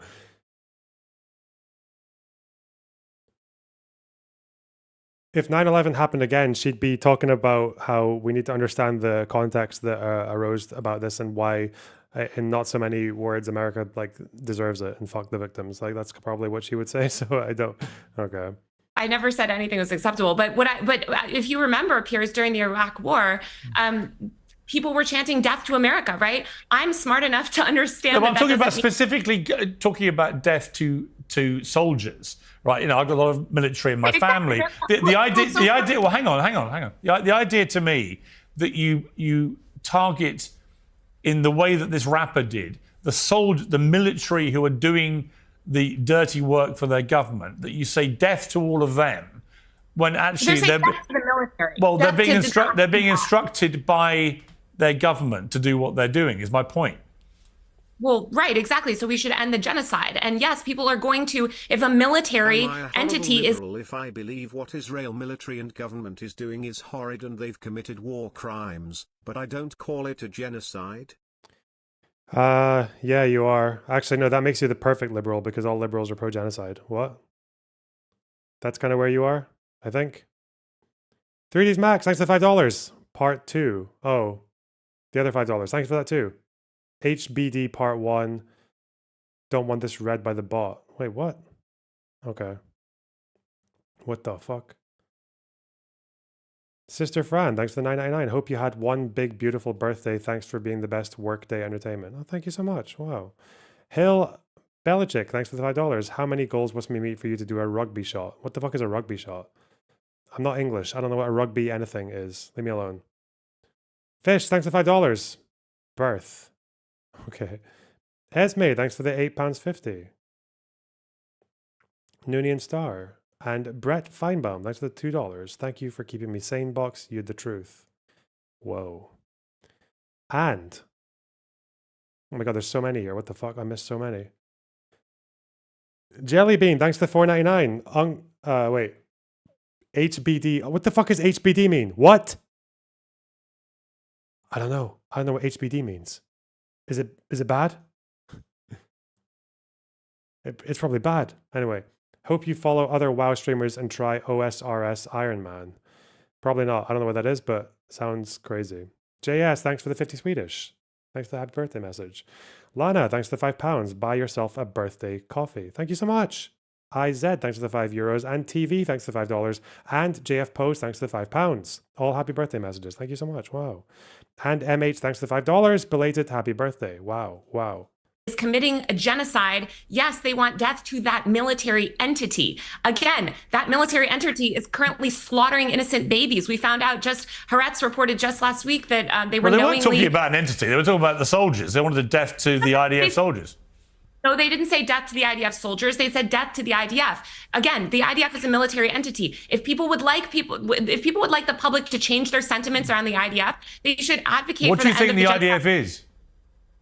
It's a military organization. Again, if people want that, people are very angry at right now because this military organization is currently slaughtering children and committing genocide. So anybody that wants a more positive sentiment towards the IDF should encourage the IDF to stop killing innocent All right. So civilians. before I go to Hen, just to be clear, do you think he had a right to do what he did, and should there be any punishment in the way he's been dropped by his agents? He's been dropped from his visa application and so on. Do you think he was entitled to do what he did? Well, I mean, listen, Piers, you know, I'm a huge supporter of free speech. I think it's terrifying the way that... Even when people talk about killing people? Well, he said death to a military entity. But what I would say is the criminalization of speech that we've seen in the UK is very concerning to me. Just the way that I feel like criminalization of speech, even speech that I don't agree with in the US, is also concerning to me. I don't think you're arrested or charged with, you know, these sort of speech crimes. All right, but let's go to Hen. Hen, Mazi, your response to that? Yeah, I think she's consistent because I remember her, Taylor, posting once that young people in America don't think that 9/11 happened in a vacuum. I think that's the sort of approach that she has to all of it. But personally, I think that those people, and every Jew I know, felt the same. There's nothing wrong with saying that 9/11 didn't happen in a vacuum. Obviously, people will bullshit about why it happened. Like, they'll say that America trained bin Laden and trained the Al-Qaeda to go and do and also the Taliban to go and do like terror attacks, and then they just used their powers to fly American planes. And yeah, obviously that is a problem, but that doesn't mean you can still talk about context, even if the context is often wrong from people like Taylor Lorenz. It happened in a plane, not a vacuum. Good one. Same way that the Gladsbury fans were calling for the death of Israeli soldiers. What we hear when we hear death to the IDF is that the only line of defense between Jews and another Holocaust should be eradicated. And we know that it's fact because on October 7th, when the IDF wasn't prepared to what happened in Gaza, we saw the results. And thank God they came on time to stop it from happening all over. By the way, did anyone ever chanted death to Hamas in those festivals? Oh my God, how did this guy just get all my fucking points? What the fuck? The first one was shit about the 9/11 thing, but everything else was pretty on it. Yeah. Why is it even happening? It was truly disgusting to so many of us. And I mean, I think that all of those artists that are using this conflict and this war to become famous, I never heard about Bob Dylan. I don't know if you did before, or even Kneecap. I just heard about them in this context. Never heard about them. He's not gonna tell Pierce that they're using the conflict as a marketing tool. Oh no. Them before, but I think artists are using it to become relevant again, even though they're not. And I think it's really troubling, and it's even more troubling that governments are allowing supporting of terrorism in this way. Yeah, James, I mean, Glastonbury had the brass neck to put out a statement saying we would never platform anyone who's anti-Semitic. It's like you literally platformed Kneecap, who were on stage 2 years ago chanting their support and leading their fans to chant support for Hamas and Hezbollah. Hard to imagine anything more anti-Semitic than that. They also said, infamously, that you should go and kill your local MP in a country where 2 MPs have been murdered by deranged people. So, you know, I didn't understand why Kneecap were performing at Glastonbury, given that the BBC was screening all this. But then for the BBC to actually allow this to go out, when they had... Do you disagree with that, Loner? With what Hen said there? I think his invoking of the Taylor Lorenz tweet wasn't particularly clever. That was not a good take. But the other 3 points, of course I agree with them. I literally said them before I turned this video on. So yeah, you think I would agree with them, yeah. A way of stopping it. It seems to me, given all the furore that's raged about anti-Semitism and the BBC not doing enough to counter it and so on, a quite extraordinary mistake by them. I mean, honestly, I'm a bit dyslexic, so when I heard that Bob Dylan was saying these things, I was very confused. I was like, why is Robert Zimmerman coming for the kibbutz? Good one. 1 minute. We have a caller. See if this quick. Hello. Hello? Hey, what can I do for you? Yes, I have a question about your position on this whole slogan thing. Because I kind of actually agree with your point, and I understand the general context of all these kind of hate speech against Israelis in general and how this plays into. But I don't know, I feel like the whole like media coverage of this is a bit like, I don't know, maybe excessive, or like I think if this was being said about any other army that commits similar crimes to the IDF, I don't think we would be having any of these discussions. Like, surely you can think of other armies that both do protective work and also commit crimes. And, you know, if you said that about an army like that, I don't know what you think.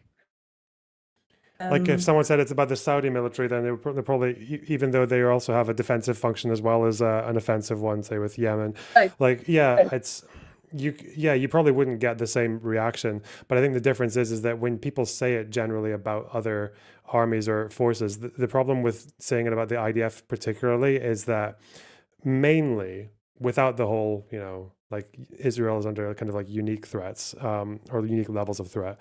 Without that, the other problem is more just that we are in an environment right now where the loosest connection possible to Israel will get you pigeonholed as like a Zionist. And if you're Israeli, then like you're saying this in an environment where it's a very normal opinion in a lot of these far left circles to believe that like everyone in Israel is like targetable on the grounds of them having a connection to IDF, and we've already seen people get murdered for it, right? Like with pretty loose connections to the actions in Gaza from those two people at the embassy event or from the hostage rally. So I think in that environment, especially if you think there, you know, there might have been some Israeli Jews in that audience, standing next to people who think Israeli Jew basically means you've been in the IDF and you've killed babies. I think that's quite dangerous in terms of like how likely is the speech to actually result in some kind of like harmful action or irreparable action. And I think it's too high for me to be okay with.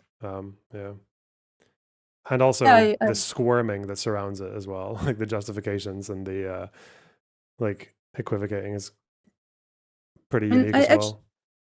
I actually would say that, I mean, the arguments that are made, like quote unquote, in favor of it, would not be like, I would agree with them if it wasn't for the context. I think really the only, like, I don't think the slogan itself is really that problematic other than the context that surrounds it.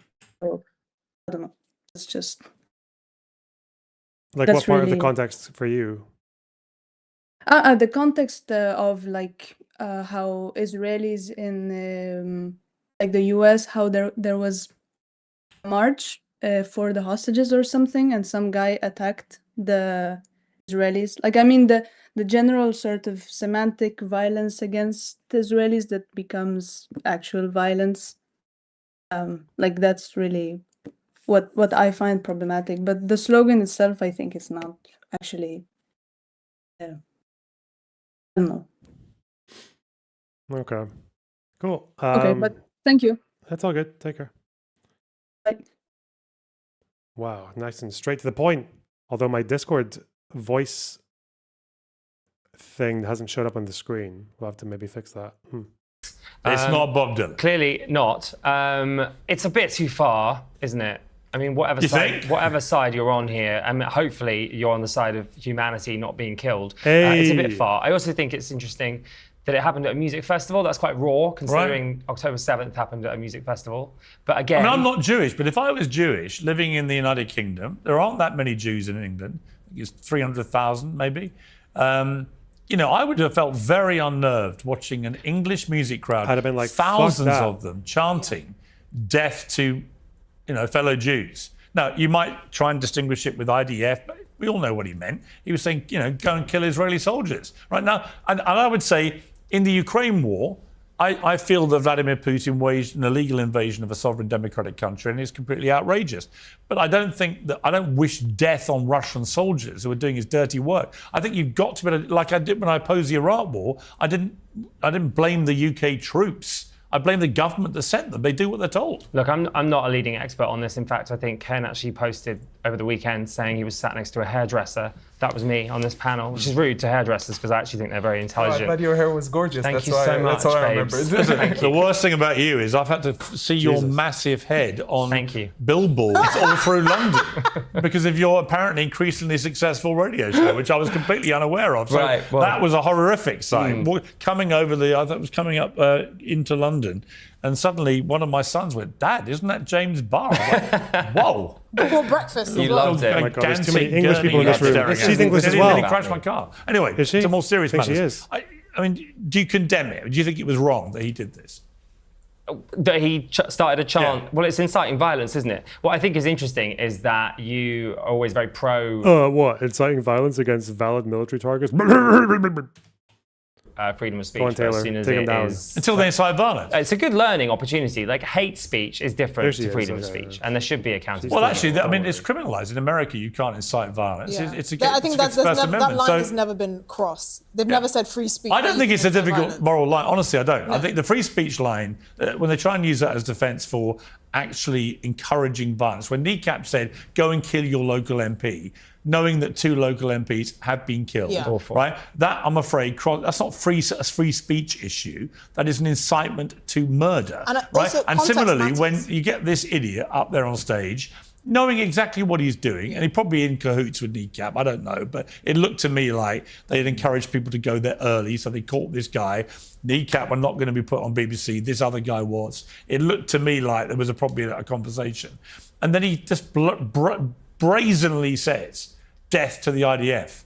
Shocking to me. Well, I'm not one for roadman geopolitics, which he seems to subscribe to. But also with the whole incitement to violence, context matters. So John Stuart Mill said, if you say kill a corn dealer outside of a corn dealer's house, that's different to shouting that in the middle of Trafalgar Square. Now, I don't think Hamas are waiting for the opinion of people that go to Glastonbury and pay £400 to be in smelly toilets and in tents to actually, incite violence against the IDF. Kneecap is an anagram for corn pop. Oh, God. But it is unsightly. The big scandal here is obviously the BBC. There is no reason why they shouldn't have had some sort of playback or something that slowed down the stream. Especially all the trouble they've had with Gary Lineker and everything. But Glastonbury is infamous for this. We saw Stormzy a few years ago, shouting F Boris Johnson and encouraging the crowd to do that. We know the kinds of people that go to Glastonbury, and we know the kinds of scandals people engage in. And a cursory look at this rapper's background and the stuff. You talked about killing the Queen.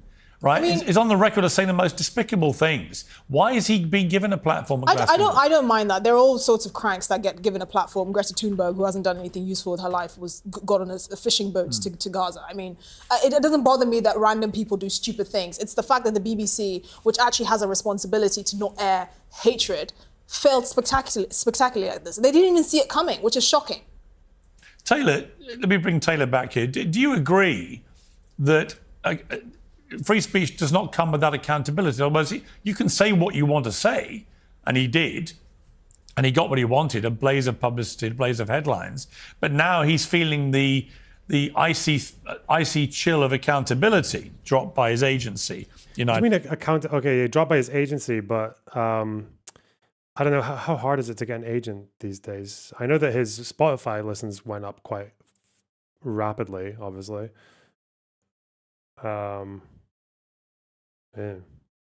Talent agency had his visa revoked and so on, which will affect the tour that he was planning to do, or that they were as a group. I mean, do you think that that is appropriate punishment if you incite violence? I think what Hen said about how, artists are doing this for publicity, I disagree with that because it's not beneficial to their careers. Well, it can be. Kneecap have seen massive ticket sales despite being banned from various places. In fact, when you get banned, it tends to have the opposite effect, which is probably what will happen with these guys. I think losing out, the way that musicians make money is primarily through touring, especially if you're a small musician. And if you suddenly can't tour and you're shut out of the largest market in the West, which is America, I do think that will have a significant impact, on his career.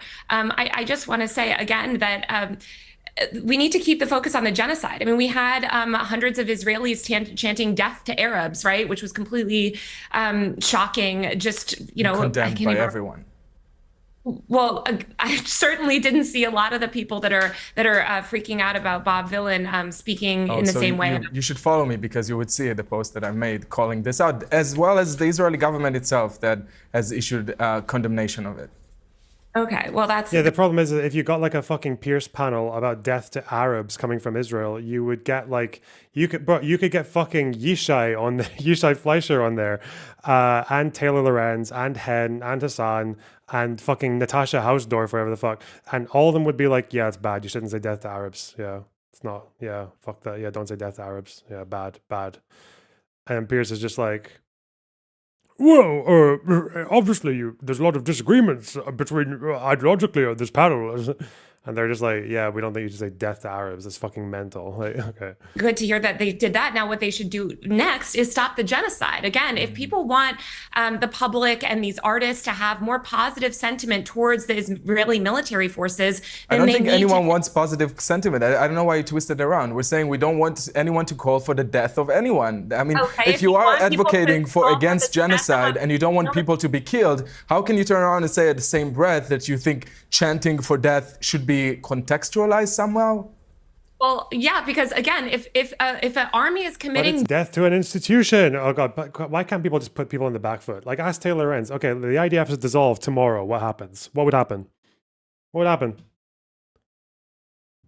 Genocide and slaughtering babies and creating the highest rate of child amputees in the world. And if that is what they have done for months and years now, and then the public is rightfully outraged about that calling genocide. For their death. That's the issue. It's not. Calling for the death of a military entity that is currently committing genocide. Taylor, you can't keep saying that. It's a compulsory army. You don't even believe that when you're saying it. Yeah. If they say death to the British Army, no one's taking that as meaning the institution. They're taking it as meaning British soldiers. When people say death to America, they mean death to American imperialism that is subjugated them. No, they don't. They mean death to Americans. That's a very generous. As the supreme leader of Iran, what they mean. I don't think you even believe this as you're saying it, Taylor, do you?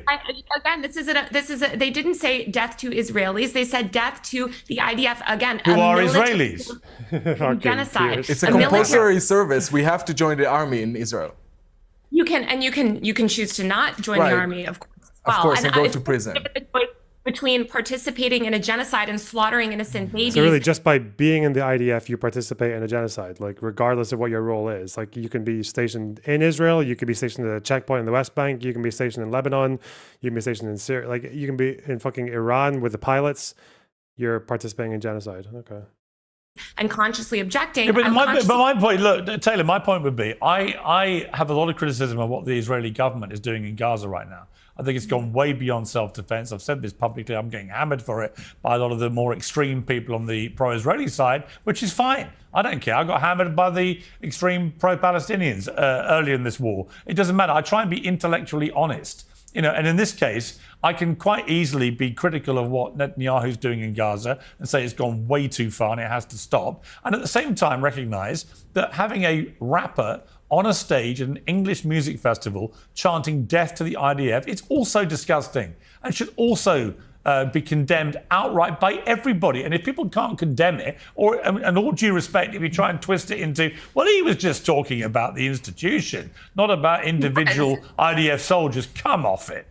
But also, individual IDF soldiers are committing genocide. Individual IDF soldiers are committing war crimes. And again, we need to. They are doing what they're doing at the behest of their government, as all military do. It would be like saying individual soldiers in Iraq from Britain were the real problem, when in fact the problem was the government that sent them. I think the problem is the government, and the problem is the people that support the government. The problem is. But soldiers don't get a chance. You don't get a chance. You sign up to your military and you do what you're told. Okay. Well, the Nazis were just following orders. Like, why are the arguments so shit, man? Even here, when she's saying death to the institution, I don't know why people don't think on their feet. They just stick to the prepared points. Okay, just take her at her word. Okay, if you mean the institution, do you think the IDF serves like no defensive purpose? Like, again, I do think that we need to remember that there is a genocide happening, and all of these people hey, that are bring it anti-death. That's kind of irrelevant. It's kind of irrelevant to what we're talking about. When no one's talking about what you think is a genocide, what other people think is an unnecessary slaughter, other people trying to defend it. That is one issue, but that's nothing to do with the right of a rapper to actively call for the deaths of people. The reason why people were chanting that at Glastonbury is because there is so much anti-genocide sentiment, because people want the military to stop committing a genocide. To They die. want It's not to stop committing a genocide. It They was want them to death die. It's to the death. IDF. Well, Death I think there are lots of people that agree with you. Let me bring Esther, I want to read you what Bobby Villan, the front man, posted a response. And I said what I said. As we grow older, he wrote, and our fire possibly starts to dim under the suffocation of adult life and all its responsibilities, incredibly important that we encourage and inspire future generations to pick up the torch that was passed to us. Let them see us marching in the streets, campaigning on ground level, organizing online and shouting about it on and every stage that we are offered. Today is a change in school dinners, tomorrow's a change in foreign policy. And he kept citing his daughter and everything else. What he didn't do, Esther, was apologize, right? So you've got this contrast with the way that this woman who was a carer who posted incredibly inflammatory incitement to violence after the Stockport murders, realized after a few hours that she shouldn't have done it, deleted it, apologized, but is now serving a 21-month prison sentence, right? There's a clear double standard in the way she's been treated. How would you feel about Gazans saying it? First of all, you mean Palestinians who live in Gaza, okay? You racist. Second of all, I guess it depends on which Gazan's saying it, right? Like if it's a Gazan civilian who's like lost people they know or like property or whatever to the thing, I'd be like, yeah, whatever, fair game. That's pretty understandable. If it's a Hamas soldier saying it, then I'd be like, I see what you're doing there. Well played, son. Okay. Wow, you mean context matters? That's crazy, chat. The way so far this rapper's been treated, or indeed the way that NECAP were treated for openly calling for MPs to be killed. Yeah, and this is in a country where 30 people a day are being, imprisoned for online messages, which that's the context we're existing in. Look, I'm not surprised that he didn't apologize, but I think the problem with taking his punishment too far is he becomes a martyr. He says, oh, look at what happens to me when I speak against the institution. He becomes a symbol or a hero for anti-establishment individuals, and that's not the point here. I'm sure there are many people that would agree with him, as many people who disagree with him. That's not the point here. The point is, where do we draw the line with free speech and whether the BBC should have aired this in the first place? People can argue about whether this is I think the BBC made a massive error. Exactly, and that's the main point. And I don't really know anyone that is looking at this conflict and is not horrified by what's going on in Gaza. I mean, it's genuinely awful. It is. And I think most people have come around to that way of thinking, that it has to stop. I posted directly to President Trump, because I think he hates war, and I think he should just put pressure on Netanyahu now to end this. It has to stop. It has to. Because apart from anything else, I've got a lot of friends who are Jewish, a lot of friends who are Israelis, and I feel like some get it and some don't, but the amount... Would you have a similar opinion if someone said death to the Russian army? I don't know if people ask me these questions because, like... I don't know. I don't know how you could ask that question if you were, like, a curious person. I feel like you have to be... like dumb or bad faith to even think that's a good question, but maybe I'm poisoned. Obviously, the thing with Russia is that if Russia didn't have an army, okay, do we think that Ukraine would invade Russia and just like murder fucking people in the streets of Moscow and like storm and take it over and destroy the country? Like, probably not. The problem with Ukraine is they want Russians out of Ukraine. That's what they want. Russia doesn't face like the same threat of being surrounded by countries that want to destroy it, and with like militaries that would happily just like slaughter indistinguishably from civilians and military the entire way through.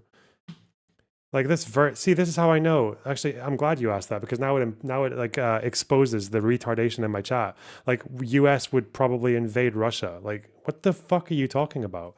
What a brain dead thing to say. What the fuck?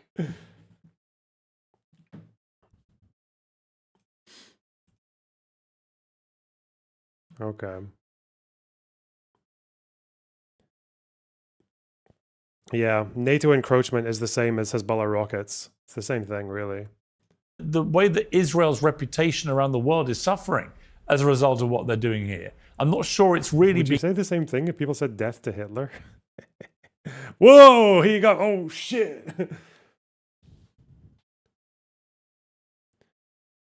You've literally admitted the US would fuck more with Russia without nukes. Oh, God, you're actually really stupid. Like, yeah, keep it coming, man. Keep on exposing yourself. Holy shit. Yeah, the US would probably do more in response to Russia's actions by invading Ukraine, you fucking idiot. You think that means that... How... Do you know how aggression works, right? Ukraine did nothing to Russia. Russia invaded Ukraine. So yes, other countries that are allies of Ukraine and defending Ukraine would probably do as much as they could get away with, as much as they can, to stop Russia from aggressing on Ukraine. And you want to compare this to Israel, a country where the surrounding nations do not recognize its right to exist, have militaries that are devoted to its destruction, and you compare this to Russia? What's wrong with you? You know, like every single Eastern European country, like after the fall of the Soviet Union, recognized Russia as a country. The Russian Federation, Ukraine has recognized the Russian Federation as a country with borders and everything. Fuck me. Holy shit. I'm dying here. The one guy. Being communicated properly to the people of Israel. I don't think they're hearing it. I think there's a kind of put your finger in your ears and not hear it and just keep barreling on.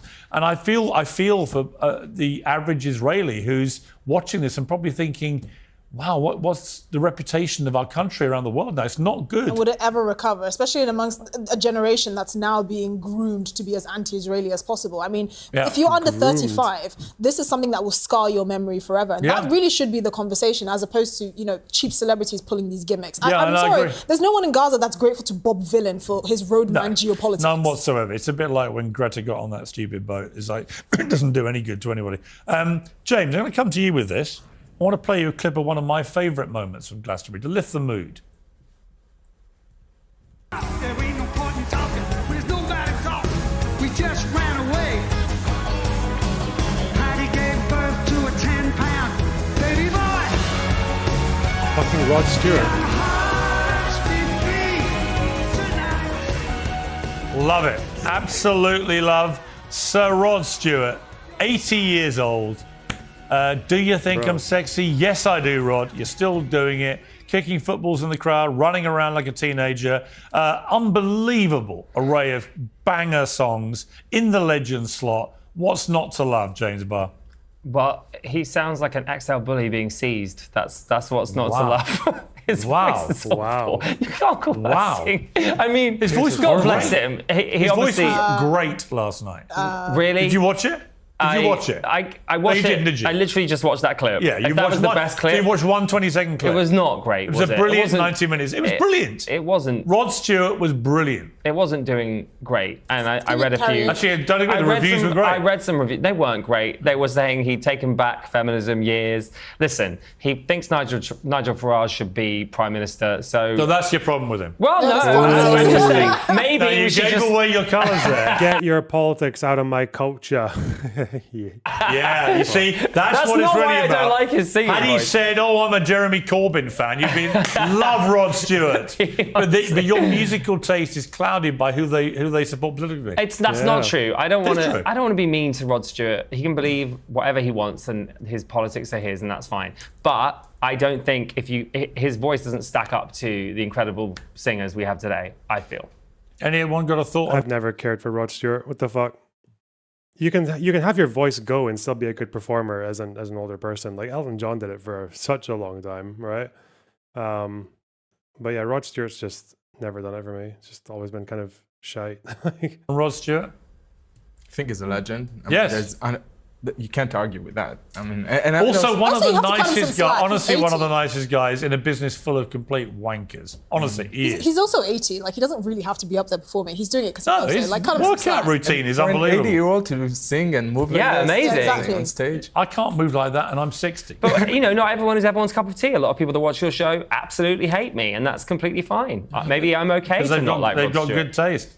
All right, let's change the. You know who's really great? You know who's really great is fucking George Michael. Okay, it took me a while to realize, probably because when I occasionally used to play in wedding bands. Okay, this was something I did in my 20s,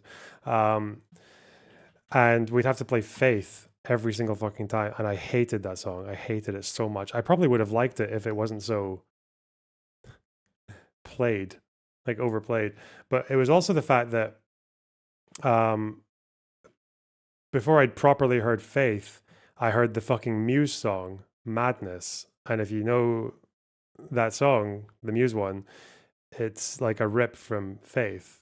Like the rhythm, the mad, mad, mad, like that. And also the melody in the verse. It's like kind of ripped from George Michael and Faith.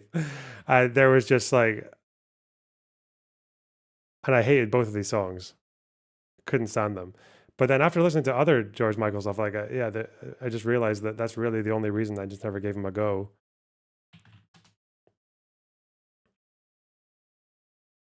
Never gave him a shot. But George Michael's actually fucking banging.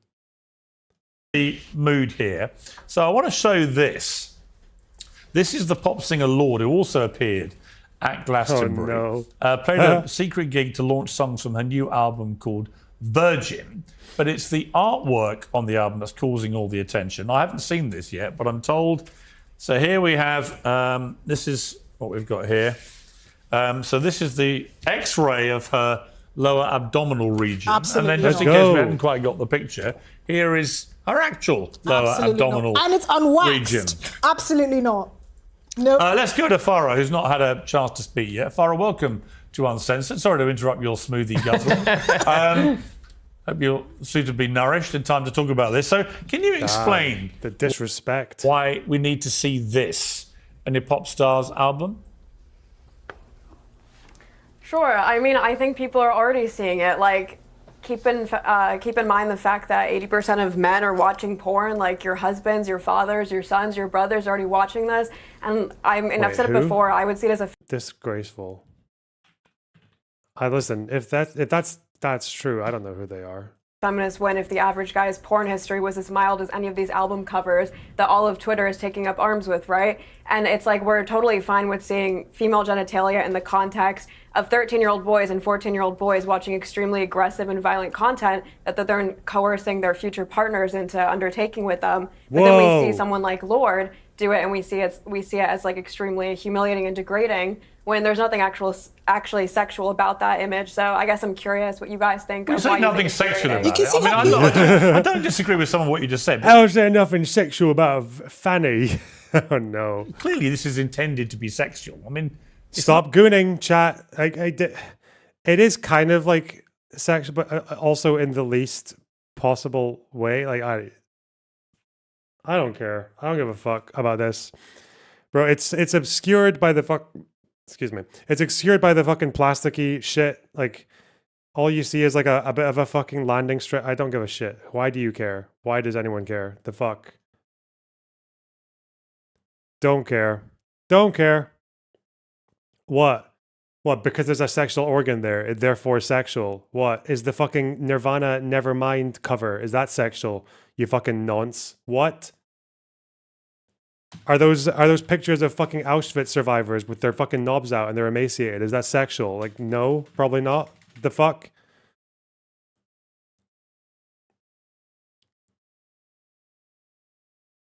You don't literally. I don't think it is. I don't think it is. Really? Can you not see the pubic hair? No, I mean the fact. Go on. I'm sorry for any offense call. I don't. It's just. Wait. People have been doing this for quite a while. Is this sexual? Is this cover sexual? This was one of my favorite albums as a teenager. Placebo, Meds. Like, oh, there's not much room for the imagination here. It's not even what she's done is like particularly inventive. Like, bands have been doing this for a really long time. Is this sexual? Like, kind of, but also not really. Like, is this sexual? Where is it?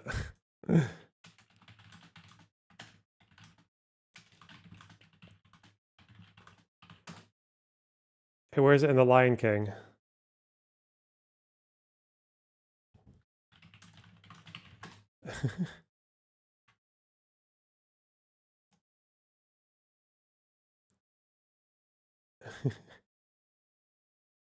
Where is it? Where is it? When they roll down the hill. Is this sexual?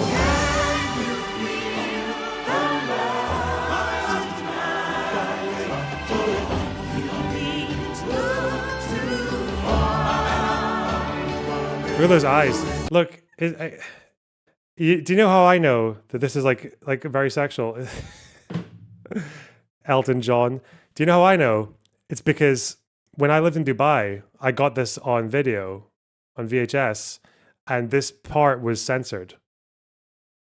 It was censored. So the videotape, when they're rolling down the hill, the videotape like glitches a little bit. Like you can tell it's kind of a bit fuzzy, and it's like the frame rate's dropped. So this whole bit here just looks kind of like, I swear, like it goes to here, and then it's like the quality just does that. And it goes like glitchy and shit. And I was like, what's going on there? That's okay, whatever, videotapes. But only years later, I learned that it was because they had, in the process of cutting out something, then you got this. Yeah, they censored that bit. Because that's what they would do in the Emirates. They would do like, if you wanted to buy like a wrestling magazine, anytime any of the fucking divas were in it, like the women wrestlers, they would go through the magazine, and by hand, someone would take a copy of this magazine, and anything that had like the fucking bra outfit or like the underwear, like even just like the regular wrestling gear, not even like the lingerie shit, then they would just scribble over it with marker pen. Even if it was like this. Let me think of an example. Yeah, like this. Like if you had this in a wrestling magazine, they would literally scribble over this in a marker pen and here on every copy. Every copy.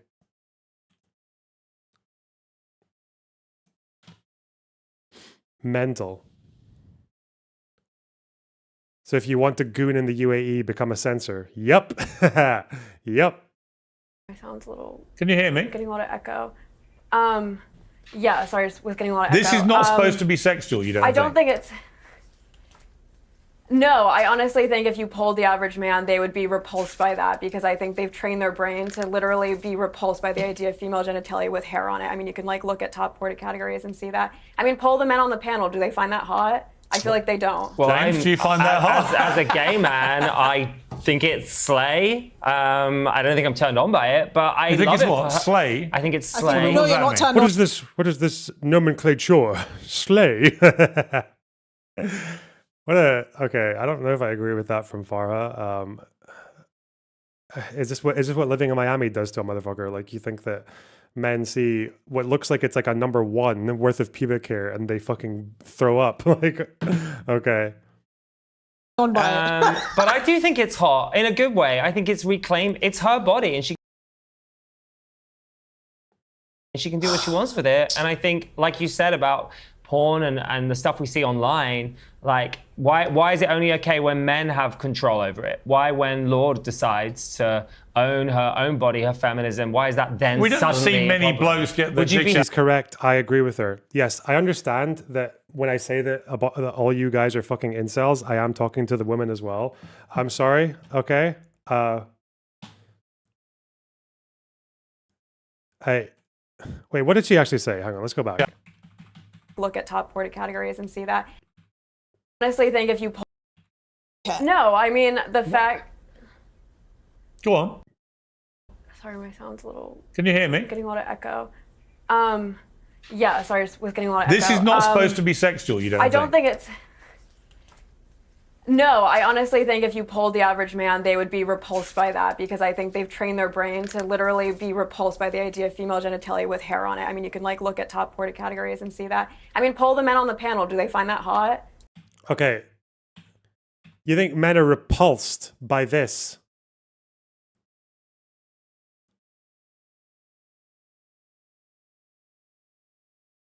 Okay, maybe in Miami, or I don't know who these men are.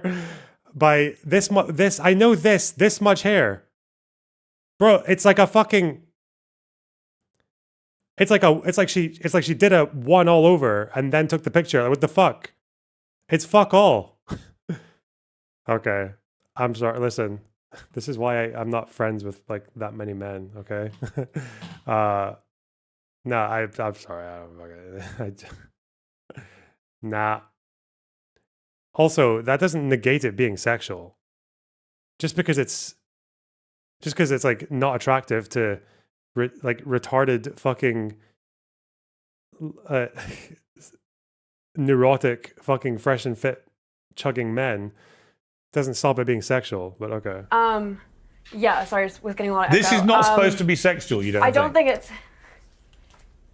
No, I honestly think if you polled the average man, they would be repulsed by that, because I think they've trained their brain to literally be repulsed by the idea of female genitalia with hair on it. I mean, you can like look at top 40 categories and see that. I mean, poll the men on the panel. Do they find that hot? I feel like they don't. Well, James, do you find that hot? As a gay man, I think it's slay. I don't think I'm turned on by it, but I You think love it's it what? for her. Slay? I think it's I slay. think we know you're not turned on by it. But I do think it's hot in a good way. I think it's reclaimed. It's her body, and she can do what she wants with it. And I think, like you said about Stop gooning, chat. Stop gooning. porn and the stuff we see online, like why is it only okay when men have control over it? Why when Lorde decides to own her own body, her feminism, why is that then We don't suddenly see a many problem? blokes get the Would you be dick out on their happier- albums, right? Would you be well? Why? I'd love to see that. Would you be I'm sure happier you if she would. was there with an ironing board in the kitchen? Like, what do you want? I don't know how I feel about it. I'm actually, Farah did give me a rather Stick an persuasive ironing board argument. between your legs. That would confuse a lot of people, wouldn't it? Because then they're like, oh no, vagina. There might be pubic hairs underneath that ironing board, but also I love the ironing board. We're a woman. Esther, what's the hell. counter argument?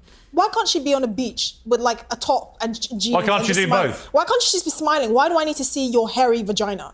Why is this necessary? I mean, and the thing is, it's always for the shock factor. I'm sorry, I've seen Rihanna's boobs. Nothing shocks me anymore. don't think it is. Unless you literally put a webcam up your uterus and take live pictures, nothing surprises me Esther, anymore. I could This put- absolutely not. I I don't could want. put a It's not necessary. What are you talking about? It's a choice. Yeah, it's not necessary. Like, what do you... Who said it was necessary? Why can't she be on a beach in a top and... Why can't she be on a beach in a fucking bikini like people are in beaches? Okay, I don't know. Fuck. Come up my bum hole. Hey, Rando, thanks for $34. That's a very clever donation. I see what you did there. Thank you so much. And Chaotic Bread, thanks for the $5. Grats on level 34. Only took you 34 years this time. Good one. Max Copland, thanks for $4.99. My guess is... How old are you? My guess is 29. Wow, thank you so much. That's so kind of you. No, I don't want to say No, that. please. I said uterus, since we're talking about women. This is completely unnecessary. And also, like, why? Uteri. I never even Is saw that what they're Lorde as a called? sexual person because I actually respected her for her talent. And now I just think, ugh. We're She's doing talking wax. about it. Hey, what's your view? Yeah, no, I mean, we're talking about it. I guess that's what she's trying to That's achieve, true. and she's getting it. So, Yeah, I'm I mean, so upset. Well, there's another star out there, Sabrina Carpenter. So let me bring Taylor in on this one because I actually thought this one was a bit more unsettling. I'm kind of with you, Farah, on the Lorde one. I don't really have a big problem with that. But this one I thought was a bit more Oh, problematic. yeah, this has caused an outcry. I saw this on my Spotify.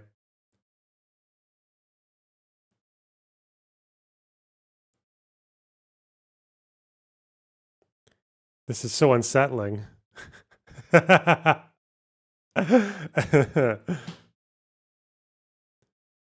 This is definitely more sexual than Lorde's Fanny, right? Like, obviously.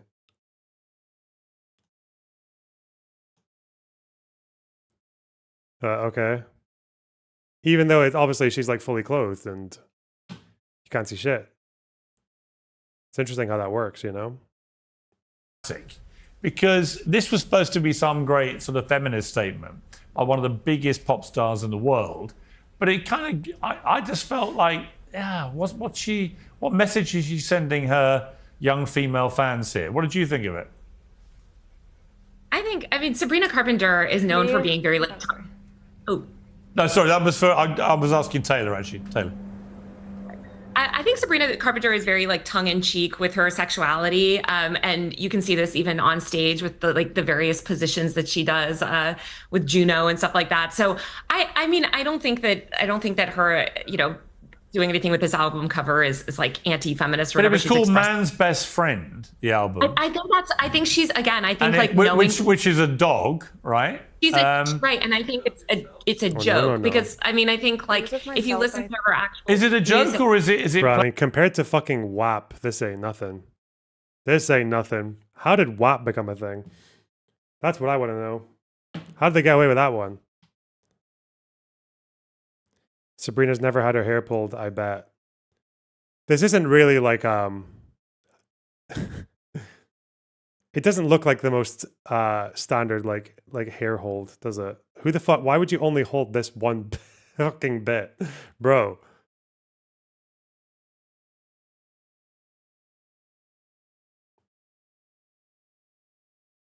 Playing into a stereotypical view of a man mistreating a woman. I think she is again doing it sort of in this like ironic way, and I think that her fans recognize that. But I also agree with Do you him think that like they're quite young? I mean, my daughter's a big fan of her. She's 13. I mean, they're young girls. They're not having fully formed views about this. I mean, the imagery is sort of weird, isn't it? I mean, I just think for young, I'm thinking particularly of her young female fans, of which there are millions. Do you feel comfortable with that? It's like the same. This outrage reminds me of like when people were like, "What about her young female fans?" You know, Yeah. seeing positions with Juno. I just think like female artists are sexualized by the public, by men, by the record industry so much, and there only seems to be outrage when they sort of express sexuality or try to make commentary on sexuality in their own terms. All right, Esther? Oh, that's complete rubbish. Every female artist at some point goes through like a sexuality phase, and we expect it. I don't think that's the point here. I feel like this is a film reference. So, was it Secretary, that film with Maggie Gyllenhaal back in 2001? I think that's the reference here because the pose and everything kind of it's reminiscent of that era, and I think that's what it is. And Sabrina Carpenter's already made it clear her concerts are not for children. Bro, remember Stacey's mom about how that like definitely under 18 schoolboy has like has a thing for his fucking girlfriend's mom?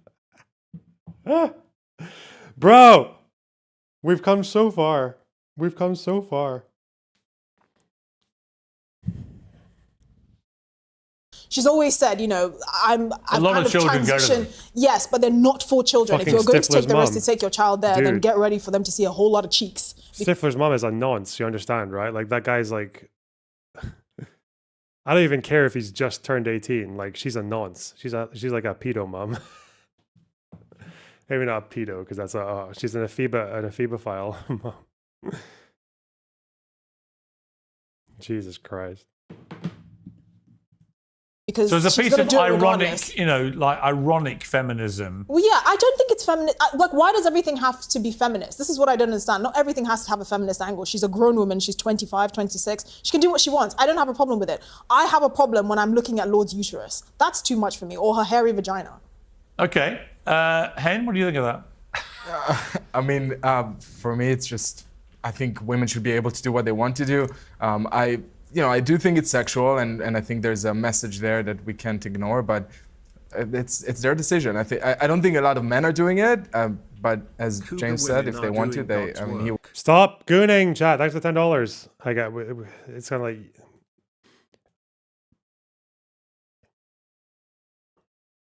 Have you ever seen the music video for Tame Impala's Mind Mischief? Yeah, and that was in like 2012.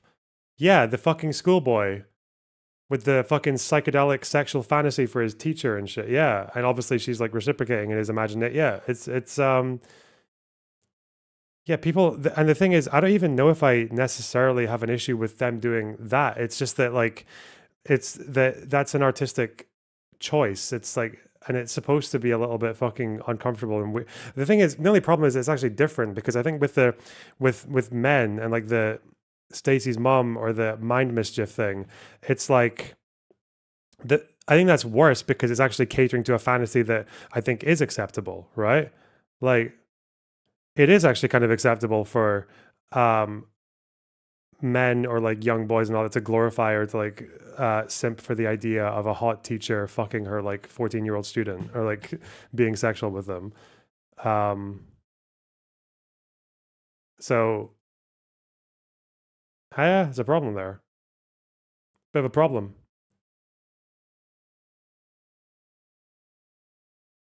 But people need to bring up these examples, you know. We need to have an interesting debate about what's acceptable for with artistic license. I would love to see it. Isn't that the plot of a South Park episode? Yes, there's a pedo teacher. And isn't she fucking like the baby? Like Ike? It's the fucking baby, isn't it? The teacher is shagging the baby. And the baby's just making like random baby noises. And the cops are like... and all the men in the fucking episode are like, damn. Took the opportunity to watch Fauda while there were no Loner Box streams. It was a great recommendation, really interesting portrayal of the conflict. Hell yes, we are radicalizing the audience through Fauda. Thanks for the £8. We appreciate it. Yeah, it's like, and all the men in the episode are like, oh, what? That hot teacher is fucking a student? Nice. Nice. Oh God.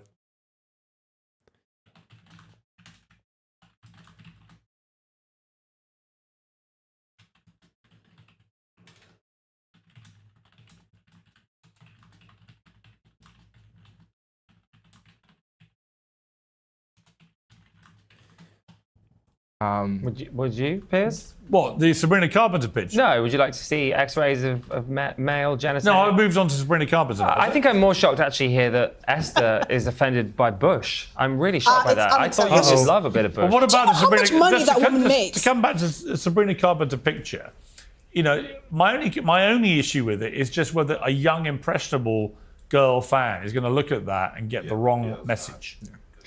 Well, they're surrounded by an children. American culture and Western culture. That's what's going to give them the wrong message about women and women's rights and women's sexuality. They're bombarded with wrong messages. Yeah. I think also, again, this is an album cover. These artists are trying to get attention. They're trying to generate discussion. Part of it, I think, is feeding publicity. I think it's crazy that you're picking on Sabrina Carpenter as the issue about... Very talented. Well, like, there's so much wrong with the internet. There's so many things that people see that they shouldn't see. Yeah. And you're picking on an album cover that not as many people have access to. But should you fuel the internet porn phenomenon? I think you have to take control of things, of bad...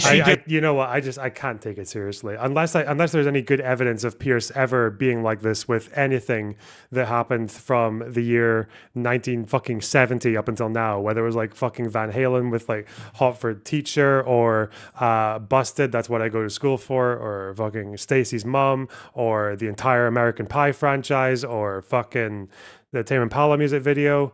Bro.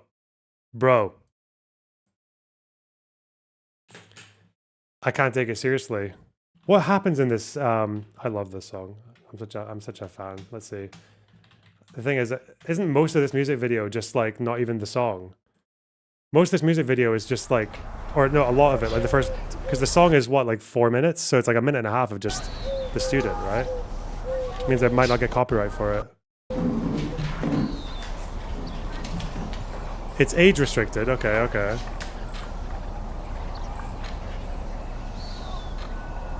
He's not a prude though. People like Pierce are not prudes though. They're just selective perverts. That's what's going on here. Pierce absolutely has some fucking shit going on. Oh, okay. He's definitely into some shit. Okay. People like this are always into something. Something kooky. Okay, so he's obviously gooning for his teacher. But doesn't she reciprocate? Isn't that like where it gets... And this was 2012. It's not even...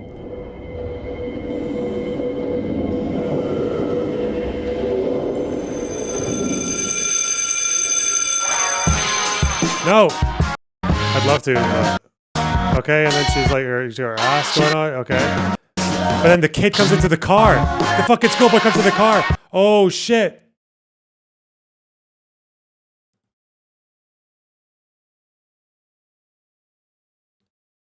Yeah, and then does she actually fucking when she smokes in his face? Okay, it's just like the cringest fucking like male fantasy shit. It's so dumb. Okay, she takes his tie off, right? Okay, and they steam up the windows, and then it goes into the psychedelic shit. Okay, yeah, gotcha. Okay, yeah. You never had people batting an eye at this shit. I don't think I ever recalled any talk show Good Morning Britain or whatever, yapping about that shit.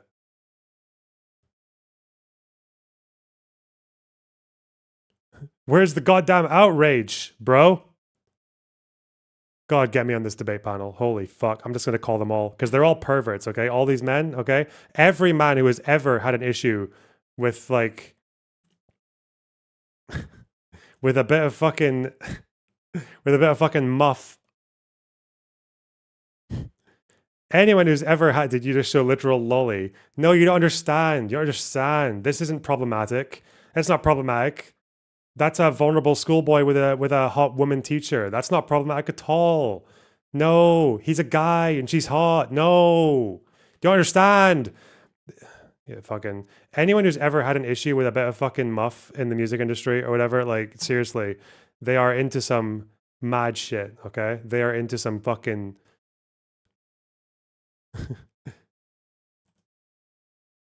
You have to disclose your porn history, okay? You have to. You have no choice. Stop the Bush genocide. It's real. They talk about Lana Del Rey romanticizing abuse. Oh yeah, I guess she does do that. Do you know who else does that? And no one really notices it. Do you guys know the Beatles? You know this band? You know how they talk about John Lennon being a wife beater and shit like that, right? Now, the degree to which he did it, I think is, or like in what form is maybe disputed, but like, I don't think it's not disputed that he did do some form of physical abuse to Cynthia.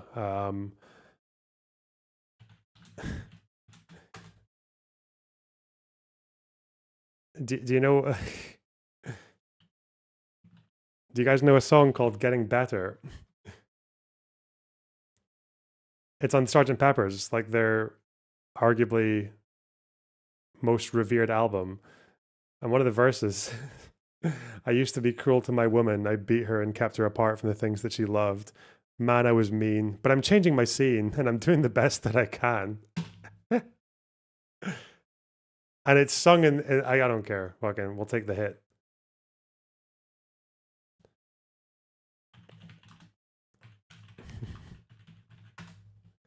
Because I think if I sing it, I'll get fucked for the melody as well. Like, that's what they do these days. Hang on. Let me find it. I'll just find it like this. Yeah. Okay. This little snippet, okay? This is for the purposes of review and critique, okay? Fuck you, YouTube. Fair use. Fair use. Fair use. Fair use.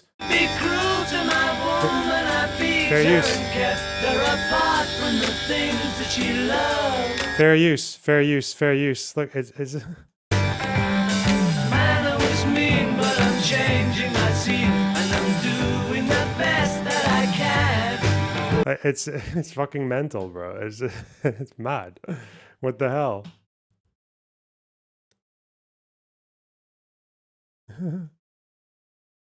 Doing that with that cover. I feel that she is, yeah. I think. Farah, what do you think? Well, first of all, I just don't know where we got this idea that it's unfeminist to sexualize a woman or for a woman to be sexual, right? Like, feminists have never taken up arms with the idea of a woman even feeding into the male gaze. If that were the case, feminists would be against even like blowing your boyfriends or your husbands, which obviously feminists are not purporting. Or they would say any man who's even like consummated with his wife is like a misogynistic pig, right? So I don't know why we think it's unfeminist to even like sexualize yourself in the public eye. Like, what feminists have had a problem with in terms of sexualization is they've said like, hey, please don't sexualize us in the workforce, thus Me Too. Hey, please don't sexualize us when we're like walking down the street, thus like protest street harassment. Hey, please don't sexualize us when we say we're not interested, thus like that's no not enthusiastic coherent. consent seminars. So right? I can have my boobs out How is that on not a coherent? Saturday, or I can. I'm sorry, this idea that yes, we can just pretend like we haven't seen your spread bumhole on the internet so you can pay your rent, but we should treat you as a professional on a Monday. Okay, fine, but they've still seen it. And I appreciate we should be respectful and have boundaries, but this idea that women can have it both ways, yes, you can get your tits out to free the nipple, but then you must also treat you like a hardworking professional and pretend like you didn't just get your kit off to make a bit of money. Should your husband and boyfriend not respect you because they've seen you naked? Hold on, respect like, is for everyone. Man who's ever had sex Everyone should be respected, but let's not pretend. But you just said it's let's completely not pretend, incoherent. You know, like artists can do the like clowniest shit. Like, that's kind of their job. their job is to like make a spectacle of themselves in some way or the other. But okay. Let's not pretend like a woman getting her clothes off is hold on. No one is advocating for disrespect. Respect is a baseline for every single human, man, woman, whatever. But this ridiculous idea that, oh yes, I'm a woman, I can spread my anus on the internet to pay my rent and get my top off and walk the streets to free the nipple, and there should be no difference between that and me being a professional attorney, and no one should view me differently. I'm sorry, you can't get it both ways. You can do what you want, but you cannot tell people how to view you. If we're talking about respect, we're on the same page. Of course, everyone deserves respect, but we don't live in a society that people are going to be have selective amnesia and forget the fact that they've just seen a woman in a complete state of undress, well, so she can commercialize herself on the internet as an online prostitute. About respect. Like, I'm sorry. What's the key difference then if you're saying that like? You cannot tell the public what to think about you when you choose to behave in certain ways. Just like if I was walking down the street and I saw someone walking in my direction naked, I'm crossing the road. Because you can tell me not to judge a book by a cover, but if you leave your house completely naked, I'm just going to assume you're not all there and I'm not going to come around you. It's really that simple. All right, let's talk about people who left their house and went to Venice. James, the Jeff Bezos, Lauren Sanchez. Hey, thanks for the $20, Wagner. Appreciate that. Nuptials. Maybe. Some have described it as a disgusting, grotesque waste of millions of dollars and all these ghastly celebrities going down there. Other people, including me, I have to say, a bit of much needed light relief when all around is misery, mayhem, war, pestilence and famine. Your thoughts? Well, I'm quite jealous of the amount of work Lauren's had, to be honest. I thought she looked great. No, I think she looks amazing. I'd like that much plastic. I would like a fish to choke on my face when I... Queen. Yeah.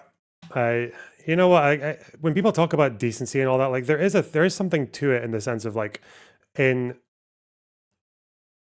terms of cultural norms, and maybe I'll talk about it about this like maybe a bit later. But when it comes to cultural norms, like there is something about like a level of decency or respect that I think is probably okay to have in society and like manners, because it's a very good and like streamlined way of identifying people who are like not to be trusted with social norms or boundaries, right? Like that's why a lot of like one of the arguments that people have in favor of like arbitrary standards for manners, say like handshakes and things like that, is that if people can't uphold those, then, or if they are willing to break the arbitrary like social customs, then you can see that as like a red flag that they're going to violate like other norms, like more serious ones. And it's a good way to like a way for people to separate the good from the bad, or like the trustworthy for the untrustworthy. But if you're going to apply that to like nudity and shit like that, then you can. But I never see people applying it equally across genders. I don't know why. Like people are just incapable of it, which suggests to me that it is just a kind of like there's something else going on there other than that you're just offended by nudity. Die. You cannot be serious. I think she looks incredible. I think it looked like a lovely day. I don't know what to say, Piers. I think it's a grotesque waste of money. I think there's way better uses for money. Why should Jeff Bezos? Look, I mean, Taylor, Jeff Bezos is worth $200 billion. If they want to fritter a few million on a wedding for 200 of their closest Kardashian friends, why shouldn't they? Well, yeah, I guess. Yeah, I mean, I also think it's a grotesque waste of resources. I was sort of interested in like who their social circle was. Like it seemed like there weren't a lot of normal people at that wedding. It was like all celebrities and like the Kardashians. There were 200, and apparently I think I read 70 were family. So quite a lot of family. That's for just like A-list celebrities, I guess. I don't know. They were the ones who got photographed. We probably didn't see all the ones who are not well known. Yeah. I don't know. There was just a lot of people there that I was like, I didn't know that those people were in, like the Bezos Sanchez circle. I mean, the thing that made me laugh was people in Venice whining about this, sickening exploitation and commercialization of their great city. I was like, have you been to Venice? Have you tried to hire a gondola? Have you tried to buy a cornetto? I mean, do you know how much they fleece tourists all year round? It's like, please do me a favor. We're all in the same exploitation, commercialization business. Farah, what did you think of the Bezos Lauren Sanchez wedding? Sorry, I misheard the original point. Can you say it again? Well, no. What did you think of the Jeff Bezos Lauren Sanchez wedding? Were you in favor of this ostentatious display of wealth, or sickened by it? I didn't keep up. I didn't know much about it. What, you didn't even notice? No, I actually didn't know about it. no. Wow. Have I broken news to you that Jeff Bezos has married Lauren Sanchez? No, yeah, I just didn't know much about the wedding. I just knew it was like a tight wedding with a bunch of celebrities, right? Do you know who they are, Jeff Bezos and Lauren Sanchez? Yeah, I know who they are. Yeah, I just didn't keep up with the wedding details. Wow. You didn't miss much. You're a cultural commentator, and the biggest cultural event of the week has passed you by. It was no Meghan and Harry, was it? Well, that was That was a wedding. that was. Hen, that what's was your a view wedding. of this? I mean, look, there's a lot of serious He knows that because Pierce fucking despises Meghan and Harry. stuff going on. I kind of thought it was a bit of light relief. I've met Jeff Bezos and Lauren Sanchez a few times. They're always very nice. They seem to have a nice, happy life. That's why you like them. Why do we Yeah, care? yeah. You know what? I take people exactly as I find them. That's why I've always found you incredibly annoying. But Hen, do you care? No, I mean, I'm a geopolitical commentator, and I've noticed the wedding, so I'm really surprised some people haven't followed it as closely. I think, we're in a different era. I think a lot of people are able to show their wealth in a way that they haven't felt comfortable before. Maybe it's Trump, maybe it's Instagram, actually. Yeah, It's Instagram. could be. People have got used to showing off on Instagram, which is the only point of Instagram. Yeah. And I'm one of the biggest culprits, but I think it's funny. But people who try and take themselves seriously on Instagram, no, we're all showing off. Facebook, everyone shows off pictures of their annoying children. Instagram, they show off pictures of their lives as glamorous as possible to annoy everybody. And X is for people gobbing off their opinions nobody wants to hear. That's it. She landed a cover in Vogue. I think we should. Which is just listen. Okay, God, he's I can't contributing. believe him. I'm not a Fuck. hater. I promise. You're about to hate her. Are you joking? You're the biggest hater of them all. Ridiculous couple. Esther, you live under a bridge. Oh no, honestly, You're that such a woman troll. has more plastic in her face than Tupperware. It is so like she wore lingerie to the inauguration. I mean, it's just I wish them every happiness. All right. I find them a ridiculous couple. They're just I ridiculous. couldn't disagree more, but everyone's entitled to their opinion. I want to end very quickly. This is for you, James. A big debate raging since the NATO summit where Mark Rutte, the NATO Secretary General, as I'm sure you're aware, referred to Trump's tough talking style. Wait. Have you seen the Twitter thread about Taylor Lorenz being evil? No? What thread? She speaks a lot of shit. I don't know where the evil thread is. Is there a thread to end all threads? Is there a nail in the coffin? As Daddy has to sometimes use strong language, and it led to the Do White a House Yeet review. doing Wait. this I've sod got the about ContraPoints one lined up. Shut up. Daddy's home.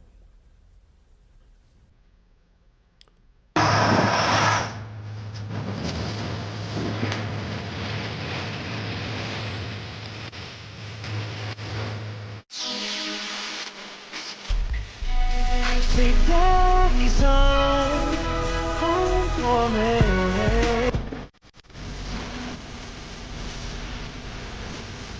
Oh, the NATO thing. It's fucking mental, bro. What the fuck? Who's this guy at the end? Wait, is Taylor and all the dipshits, are they all gone? Okay. I only care about the panel stuff, to be honest. I don't need this 1v1 whatever. All right, be right back. I need the bathroom. This. All right.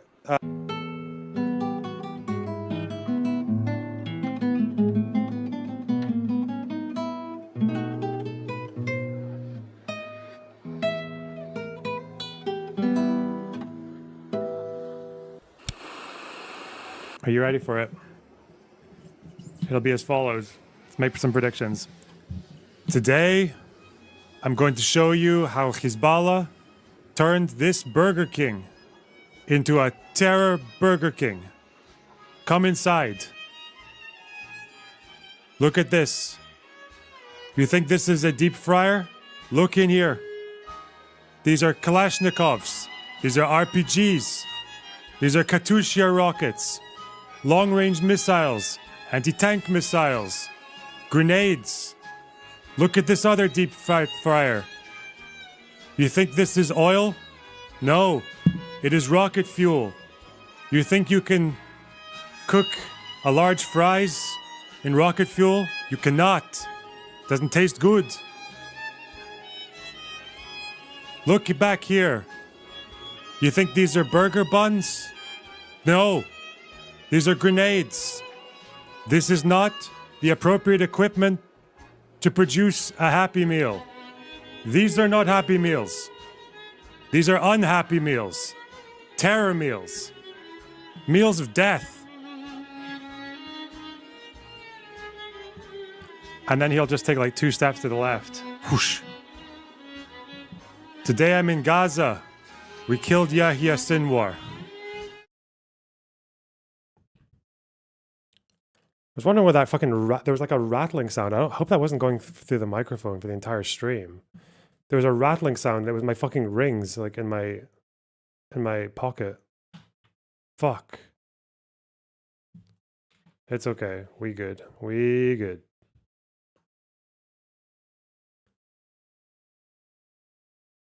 You interrupted Tagari box. Good.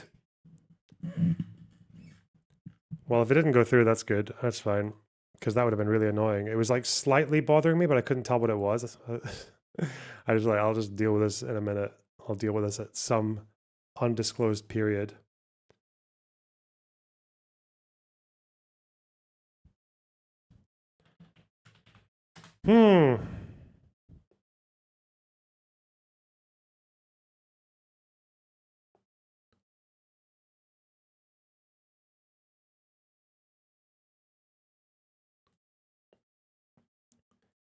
But I've got a very funny little story for you guys, okay?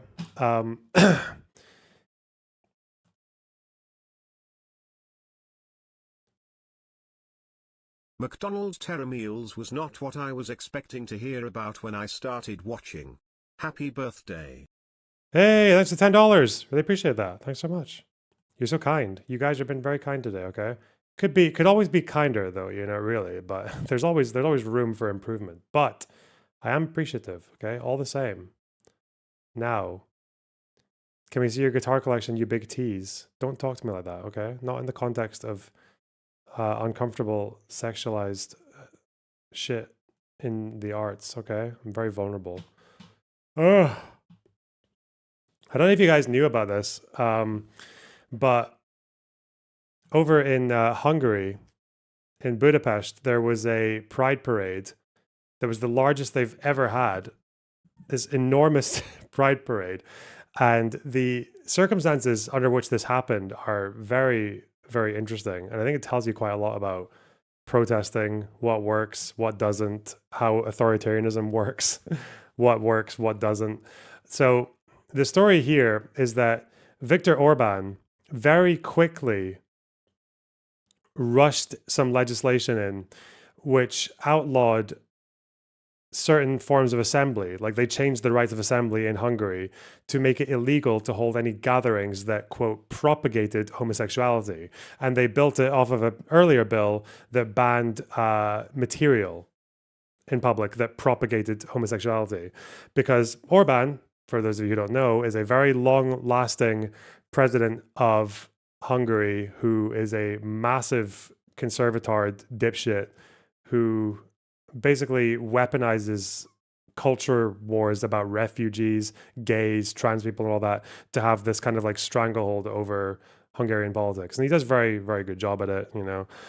He's in trouble as of recently, though, because he's starting to pull behind the opposition. And there's going to be an election next year, I believe. And the opposition is still conservative. Like Hungary's a conservative country. But it seems like things have gotten a bit worse for him. He's gotten a bit more aggressive with his legislation. Like it's literally just amending the right of assembly to make it illegal to hold like pride. Like this pride parade was technically, and in a lot more leaning on the side of like actually as well as technically illegal. It was an illegal parade. The problem was that people found a way around it, because if you look at Hungary's electoral map for the presidency, Budapest is a city. It's a big city, right? And they vote against Orban. The mayor of Budapest is a liberal, and he did this very interesting little trick, which is that he rebranded the event. Isn't it 2 cities, basically? Yeah, there's Buda and Pest, yeah, and the fucking Danube River in the middle, yeah. He rebranded the event and called it Budapest Pride Freedom. And the adding freedom to the end of it was rebranding it as an event that on paper meant that it was supposed to be a parade celebrating the Soviet withdrawal in 1991 in June. Because in June 1991, the same as Pride Month, the Soviets fully withdrew from Hungary, like they were gone. So they did that, and obviously you can tell from the flags, it's still a pride parade. It's still a gay pride parade. But they did that little alteration, and that's how the mayor got to go ahead in the city and kept it organized. Yeah, gay and anti-Soviet, yeah.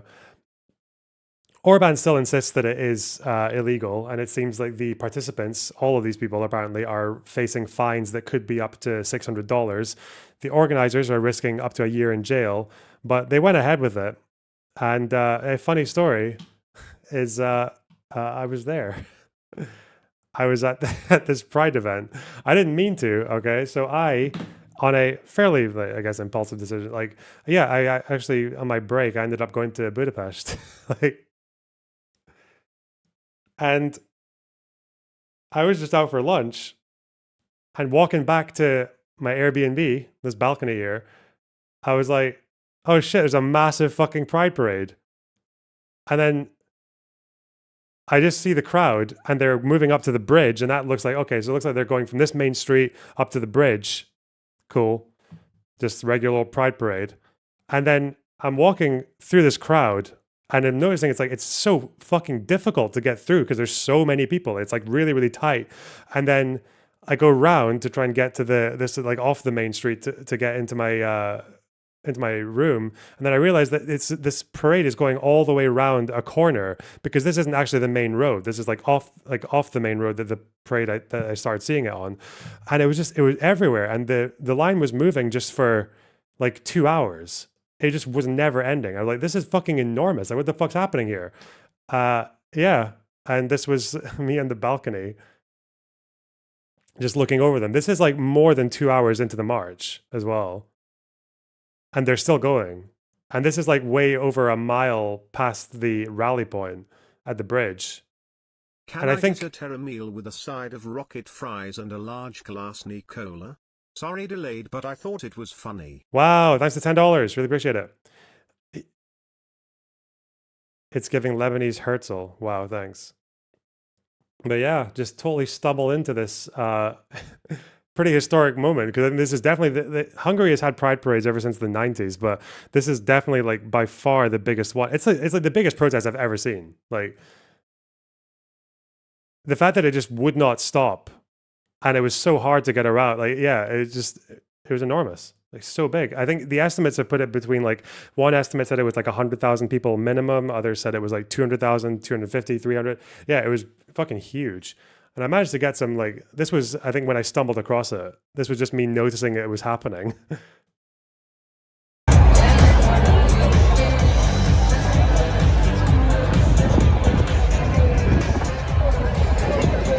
And you can see how never ending it is, even at the bridge.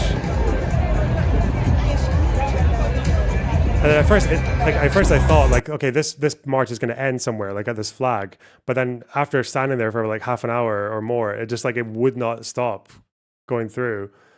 That's from the rooftop, I think, from the balcony.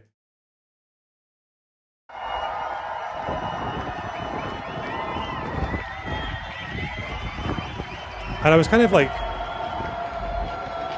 was quite noticeable as well, just how orderly the whole thing was.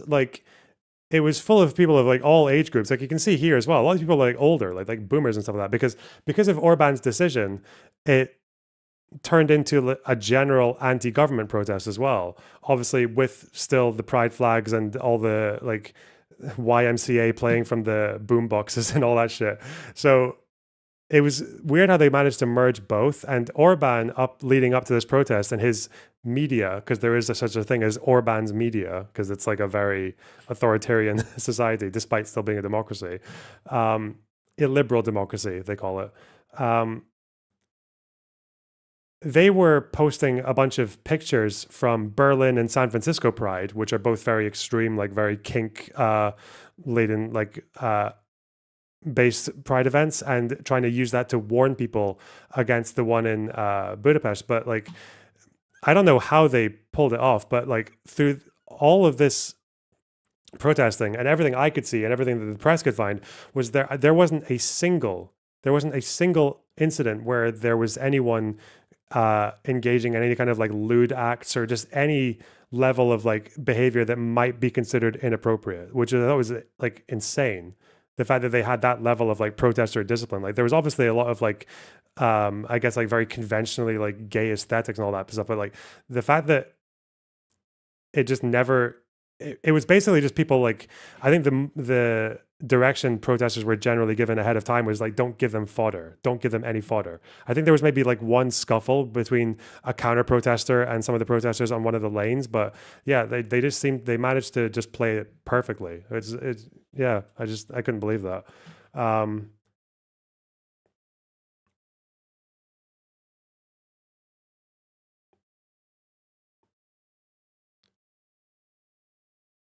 Closets are for clothes. Like it's all just this very milquetoast, like family friendly, PG, not even PG really, like pro gay stuff. Yeah.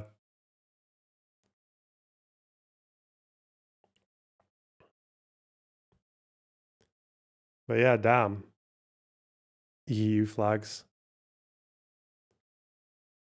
I think that I also noticed this as well. There was someone with an Israel flag wandering through there as well. It was very odd seeing like the difference in political climate, obviously, because if it's any Soviet / Warsaw Pact country, like you're not really going to see hammers and sickles or like socialist worker or any of that stuff. Like, yeah, wild. Also, another thing I noticed as well is that I don't know. I think this is probably.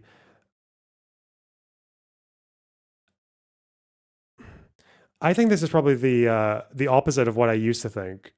I used to think that left wing, because this is Hungary's left wing, like left wing protesters are usually not going to be showing that much display of nationalism. That's what kind of how I understood it. I always thought that like left wing and nationalism was just like very contradictory, right? But now I realize that that's really only the case in like very, very well-to-do Western countries. Like in the UK, you would never see pride protest with a bunch of Union Jacks flying, right? You would see it maybe in Scotland, like you'd see like saltires, Scottish flags. In America, you know, it was Mexican flags, right? It wasn't like not even Mexican and American flags, right? It was just Mexican ones. But here, you know, you see like the trans, like the fucking, I don't even know what this one is, and Hungarian flags, and then like the EU stuff. It seems to be that like people are okay to show like, because the way I see it is that when people are protesting, usually when it comes to nationalism, usually the left and right both try to claim the protests, right? Like, because people claim to be in the interests of their nation, like they're acting in the interests of their nation. And like in France as well, it's a thing. I think when left-wing protesters or left-wing rallies will often have French flags, but so will the right-wing ones. But yeah, just seeing it at Pride Parade like that, like for a minute, it made me think like, oh, that's a little bit wacky, isn't it? But I think it's really just like because of being in the UK or knowing America, like that, like the English-speaking world just seems to be a lot less likely to do that. But yeah, I don't know.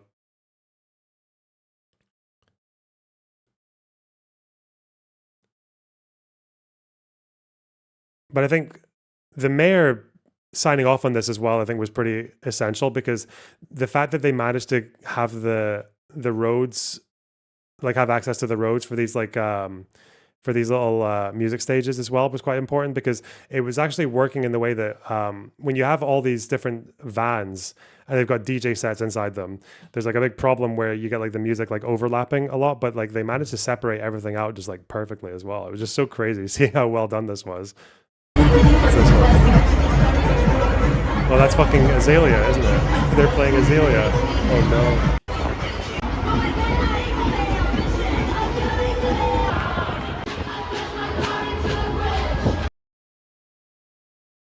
Little drum circles.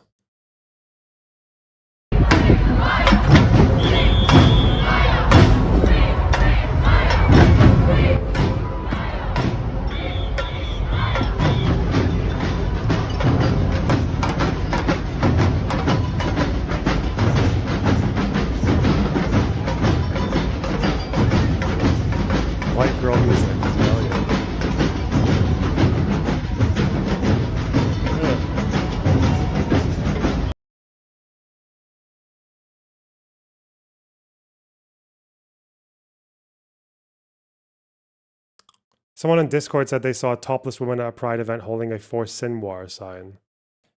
Okay. I don't... What? Also, Azalea is not white, but maybe her song is? I don't know. You haven't seen a left-wing protest in Israel? Oh yeah, I did. Yeah, that's what I mean. Yeah, in Israel there was like the hostage protests were, the anti-Bibi protests were full of like Israeli flags. Yeah, massively. Yeah. But yeah, that was an interesting little turn. Didn't expect that to happen. I'm almost definitely sick though now. Fuck's sake. You don't need to be white to do white girl music. I mean, obviously not. For Skinwar. Wow, well done. I quite like this though. I like this little angle here. Because it looks like I'm the leader, doesn't it? Looks like I'm in charge. Hell yeah.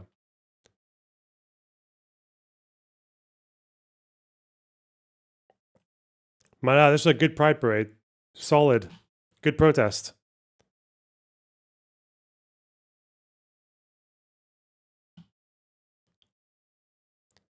It's like I'm Hitler, you know, I'm out here to give the speech.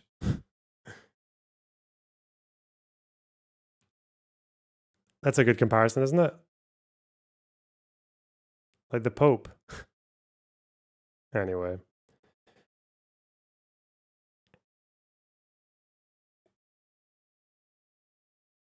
Good memes. Very good memes.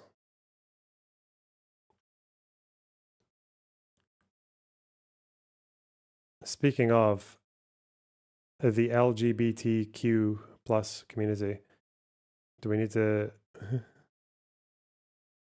look at ContraPoints' adventures on Twitter?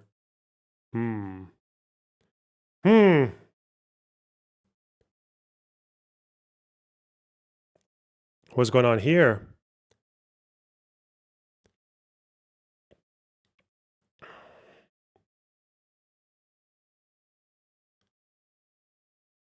So we saw, actually, no, I didn't. Did I? I feel like I saw this on stream already, but whatever.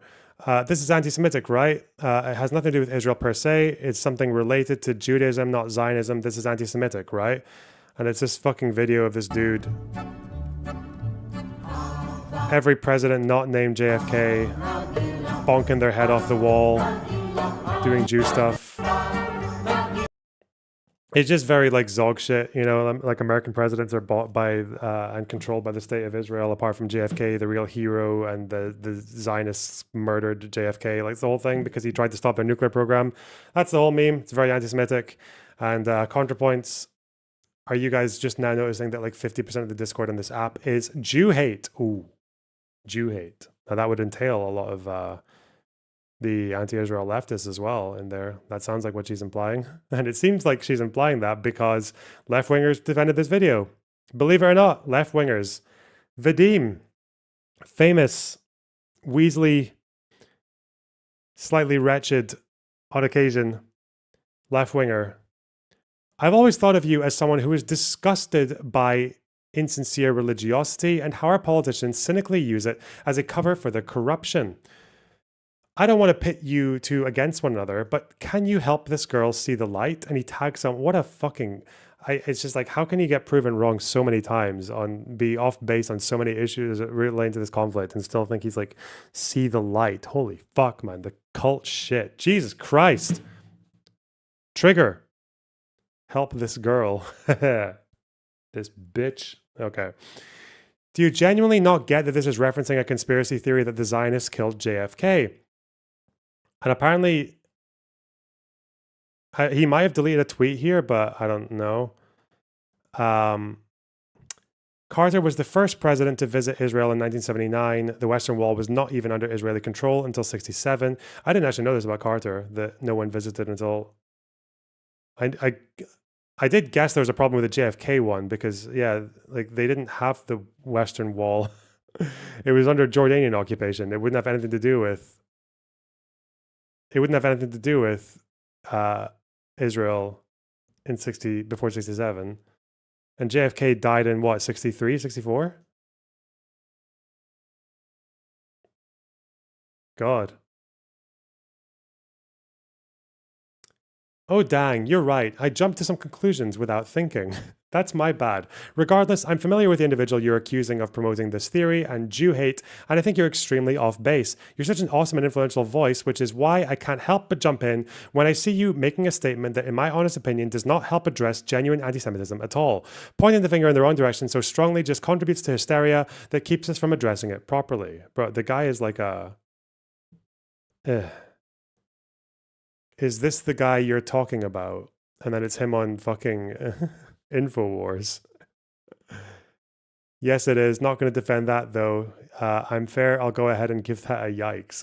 But it's just like the real, it's so, like, his honesty is like his candid, or his, like, the fact that he'll say these things without thinking, his foot and mouth tendencies, is like kind of helpful in the way that it's just like so openly displaying the fact that like this is what's happening to left wingers, is that they're falling for right wing anti-Semitic fucking nut job theories and takes and even people, because they talk similar. They're similar in what they believe. Disinfo tracker. This woman is a mass murderer who has helped destroy several countries. What she did to Libya alone should damn her to hell for eternity. Meanwhile, you're attacking a guy for mocking the genocidal state of Israel. First-time donor. Now this is quite subtle as well, right? Because obviously the guy is mocking US presidents, not even Israel, but okay. I guess they're the same thing. This person also insanely retarded, but okay. Man, Twitter.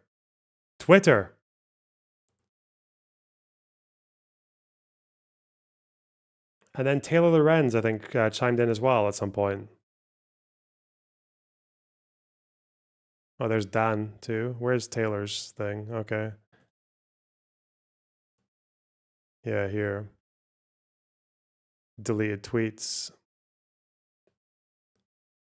Not going to litigate this video, but I think that when making claims like 50% of the discourse on this app is Jew hate, it's extremely important to note that 99.9% of anti-Semitism on this app is from the far right / actual neo-Nazis who Musk has embraced, not communist TikTokers. Again, dumb, so ignorant.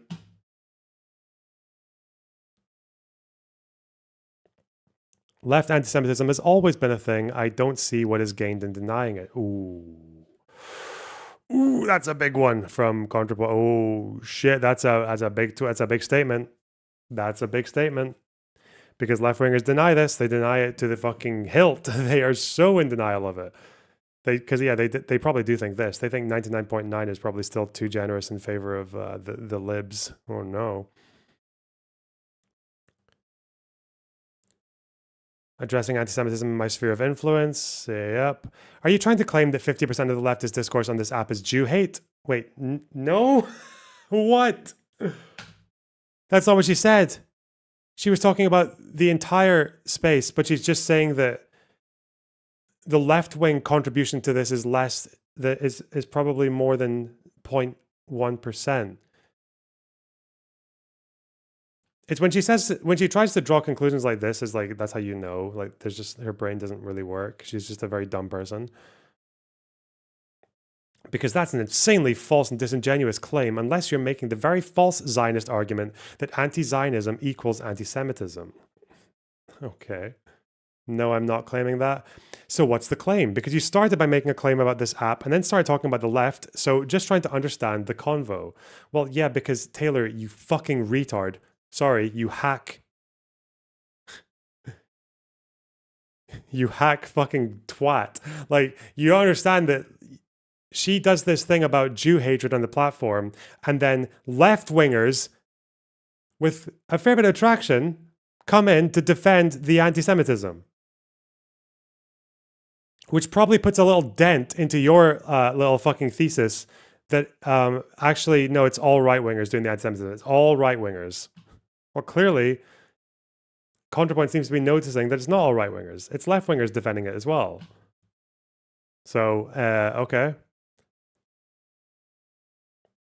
Look at the thread you're responding to. I cite an example of blatant anti-Semitism. A bunch of leftists jumped in to say that, no, that's not anti-Semitism. There is no left, it's anti-Semitism. I don't see this as just a negligible fringe issue.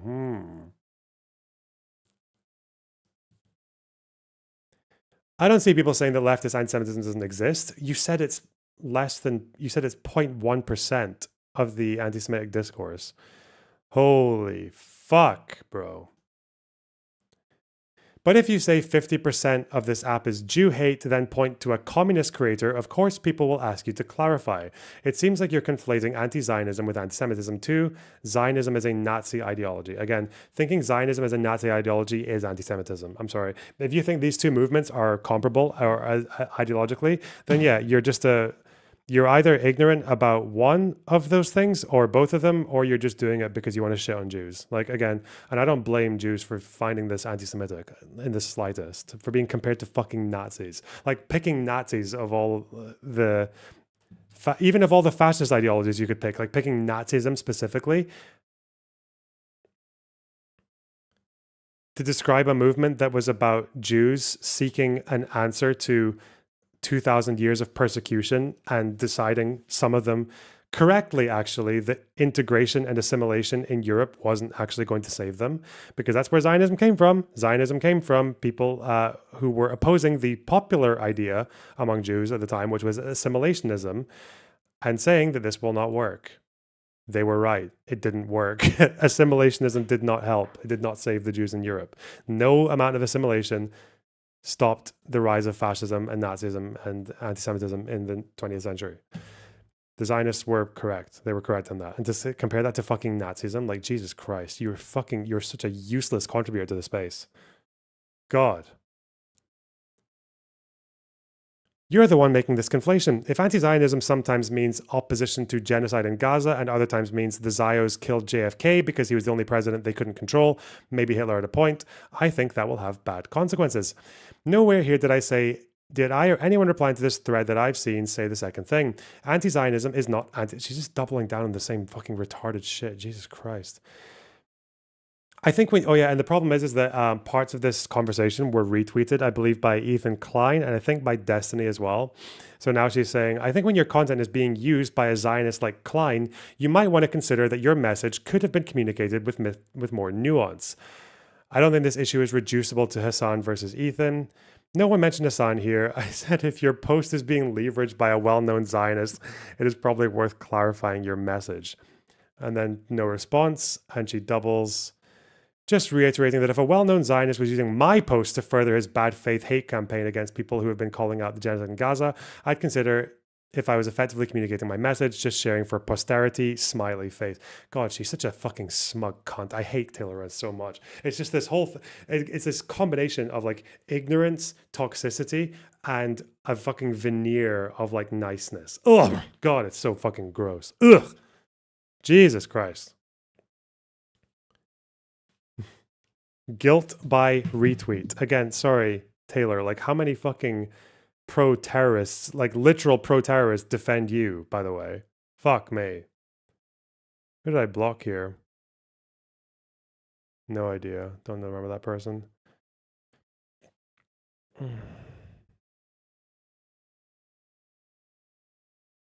Dan's in there. Oh no. Guys, if I was being favorably replied to by Dan Saltman,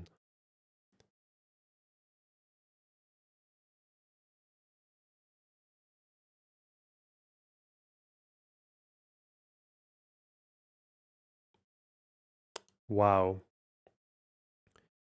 Mike from PA chimed in as well.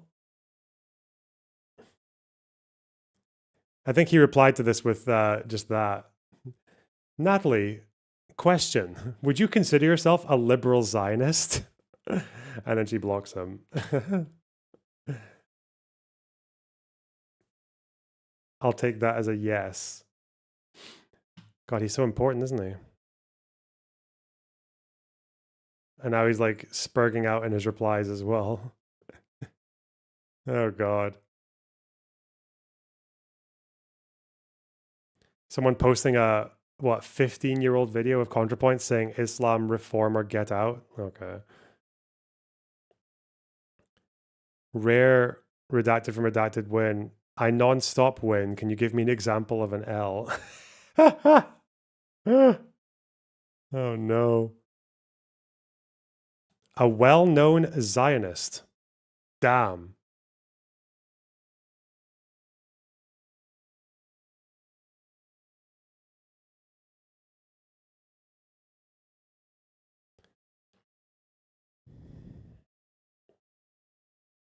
Max Copeland, thanks for the $4.99. Appreciate that. But yeah, she's really sparking some discourse contrapoints. Fuck. Again, remember a few days ago, about a week or so ago, I said that ContraPoints did seem like the way she was tweeting, it looked like she wanted to say something about the lefty pro-pally sphere, whatever.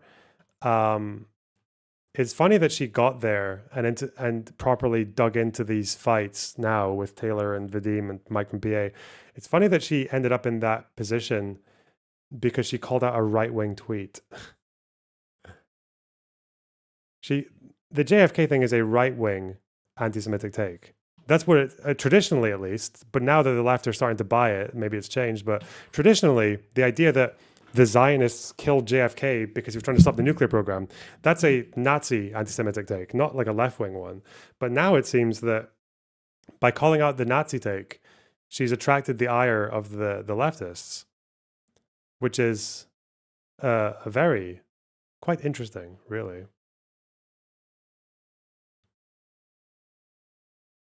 So now Ethan is firing off at Taylor as well.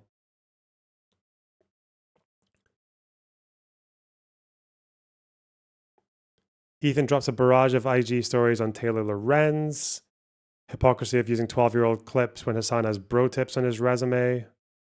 What's she saying here? Here's the other thing with Hassan. He's unreasonably good looking and like cool and dresses cool. Tell me about it. But do you know what I mean? Like Hassan would be an influencer no matter what he was saying because he is hot. Bro tip. This week's bro tip is about bringing out the alpha male in you. A few things to consider when you're thinking about Lady Gaga as a top contender for Babe of the Week should be the fact that she might have a penis. Yes. The fact that Lady Gaga might have a small penis does absolutely terrify me. Here's why the 5-second rule works. Because when you start thinking for longer than 5 seconds, you're immediately not thinking with your dick and also thinking with this pesky thing up here that we like to call our brains.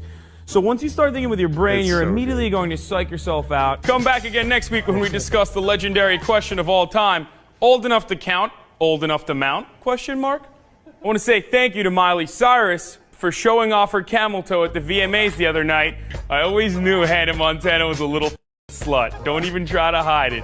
Look, this is a classic example of what happens when your father doesn't pay attention to you. You turn out to be a slut who's craving for attention, and then I tend to pick you up at a bar late night and bang you out on the first date. Bro tip. This week's bro tip. The sound of his voice, like the cadence and the pitch of his voice is it's so funny, man. God, it's so funny. Unbelievable. The professional, man. Okay. Oh my God, lefty. You can tell Ethan's still on the left with the length of this fucking post. So Taylor, is that really the extent of your logic? Ethan used this screenshot to rethink your position. What a shallow, helpless, unintellectual loser. Wow. It would be anti-intellectual, really. Yours is the beautiful mind that conceived of Ethan criticized me, therefore he's a misogynist. Nah, you're just an idiot. Here's a video from 12 years ago that proves Ethan is a misogynist. You call yourself a journalist, but truthfully, you are nothing more than an internet mean girl, all while defending the old enough to count, old enough to mount bro tips era Hassan Piker. How did I not know about this? What, the bro tips? This week's bro tips! Yeah. You will notice, now that you've seen that, okay, you will start to notice every now and then Hassan's like frat bro misogyny. It's still there. Like it still comes out. And not that rarely either.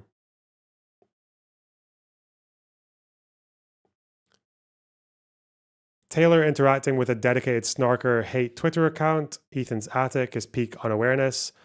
Aren't you supposed to be an anti-snark hero? Okay. Taylor, a bunch of weirdo harassers, doxers, and anti-Semites are sharing your post right now. That Ethan's attic guy literally just defended the dude saying that Hitler might have had a point. Oh, shit! Uh-oh. Oh, that's not good. That ain't good, bros. Is that real? Chat, is this real? This is the beef. Okay. Cute.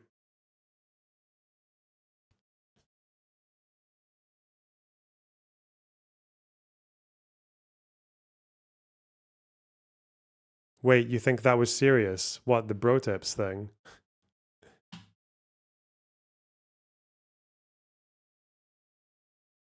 You realize that the Lady Gaga thing, especially like even as humor, is still something that progressives would not let you get away with right now, right? Are you okay?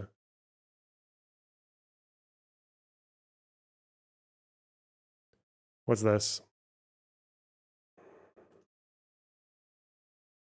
Was JFK even anti-Israel? Not really. Not particularly. Every single president has had like run-ins with... Every single president, barring a couple, have had run-ins with Israel over something or other, right? It's just dumb conspiracy theory. This is Bob Villan in May 2025, so 2 months ago. Death to every single IDF soldier out there as an agent of terror for Israel. Death to the IDF. Death to every single IDF soldier out there. Man, why did Pierce not have that to hand? As an agent of terror for Israel.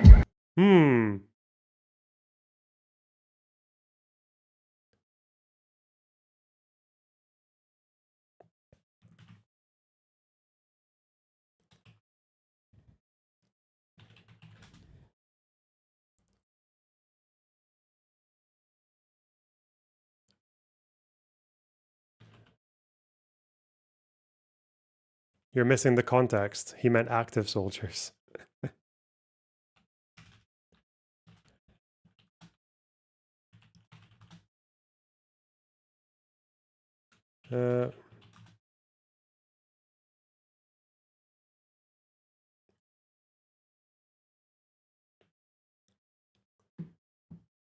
Wait, can we get an edit? Can we just get this like side by side with Taylor Lorenz saying that he means the institution, not the individual soldiers?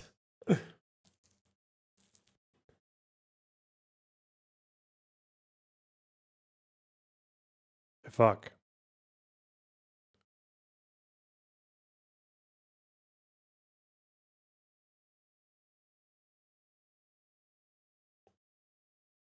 Can you post the links to both these videos? Yep. Well, the Pierce one is just on the Pierce show. Like, that's easy enough to find, right? And that's the other one.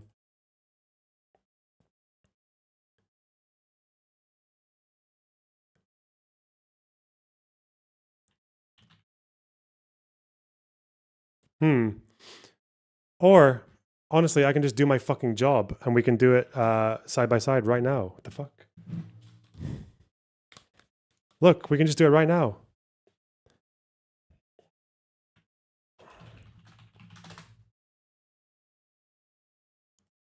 No, not that one. No, this one. Where is it? Well, yeah, because again, if an army is committing genocide and slaughtering babies, failed spectacularly at this. They didn't even see it coming, which is shocking. Taylor, let me bring Taylor back here. Do you agree that free speech does not come without accountability? Otherwise, you can say what you want to say, and he did, and he got what he wanted, a blaze of publicity, a blaze of headlines.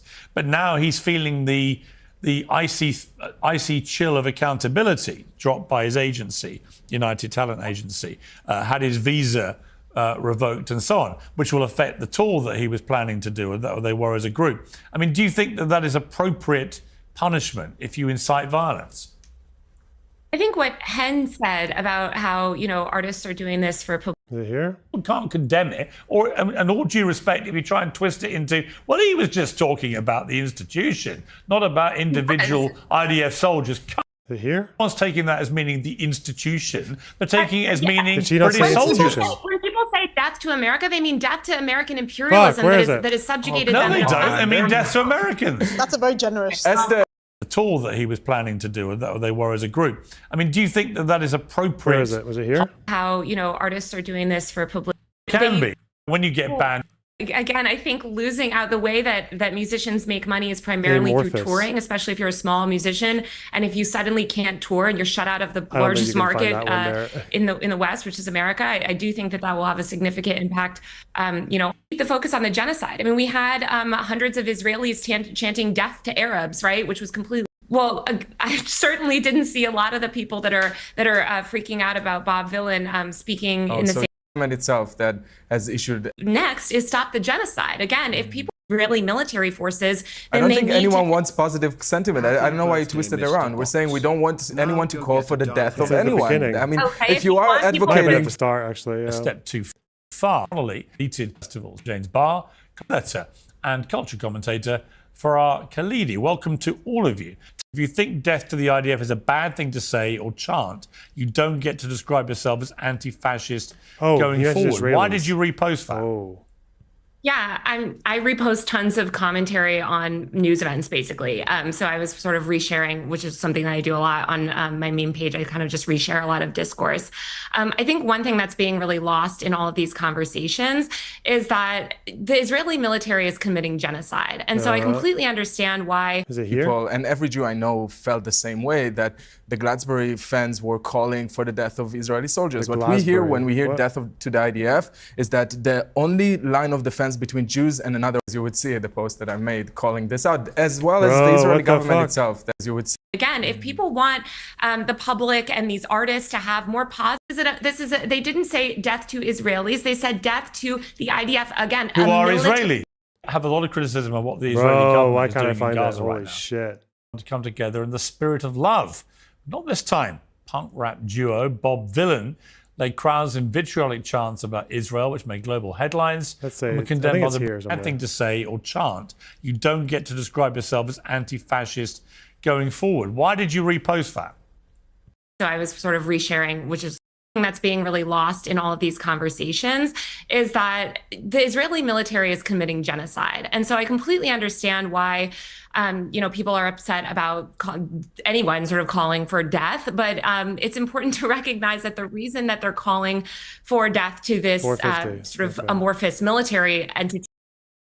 We found out Haaretz reported just last week that they were weren't talking about an entity, they were talking about the soldiers. They wanted the death to the IDF soldiers.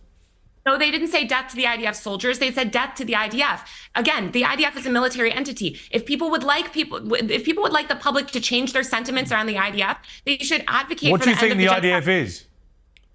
It's a military organization. Again, if people are very angry at right now because this military organization is currently. Yeah, again, so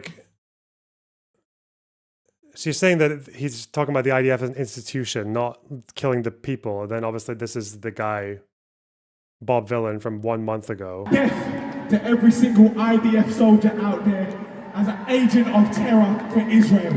Death to the IDF. So I feel like it's quite clear what he means. I don't know why you would... Okay.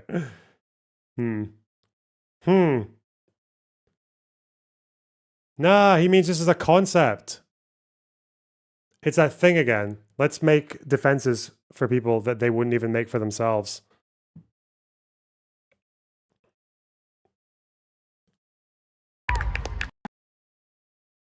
Well done, Taylor. Well done. Good journalistic rigor there.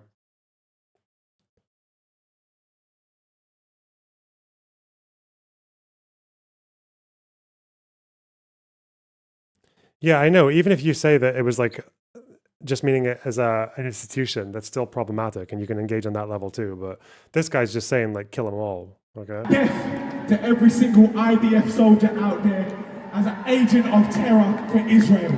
Every single one. Let's go.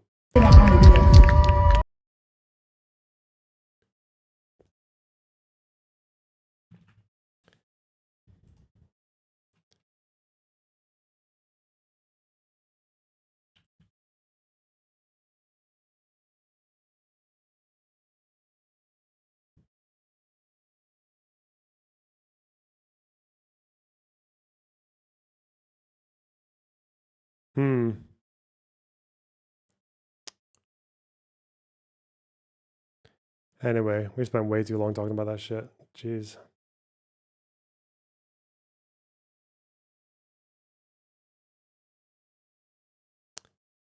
Unmute. What? Oh, hey. Yep.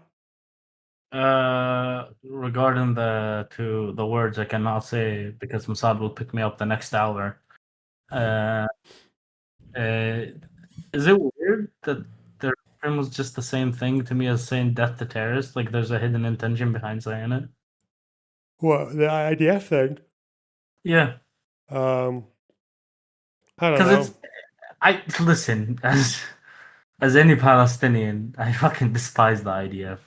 And as uncomfortable as it makes some Israelis here, there's no obligation of mine to like the IDF or ever appreciate them. They're disgusting. Practically 80% of the army is like irredeemable to me. But this death to the IDF shit, yeah, I'm pretty sure it's just another dog whistle. That's how I view it. Yeah, death to the IDF. It's pretty much the same fucking shit as like Ben-Gvir shouting, no, not death to Arabs, death to terrorists, guys, death to terrorists. It's the same shit. Oh, well. Fuck. Apparently you're muted. No, I know I was. I was blowing my nose. Sorry. Are you sick? Oh, buddy. I am, yeah. Yeah. Well, feel better, birthday boy. Thank Better you. than me, actually. And Yeah. I don't believe you're gonna play Baldur's Gate 3 this weekend. I just know you're not. We'll see. We'll see. You've lost. By the way, buy it now because it's on sale. Okay. Sounds like a good idea. I think it's 50% off, something like that. Oh, that's quite generous. Okay. The people who are fucking signing out at the 80% comment, Jobniks or not, if you're pretty much very supportive of the IDF despite what a lot of the IDF does, yeah, even if you're a Jobnik, I don't fuck with you.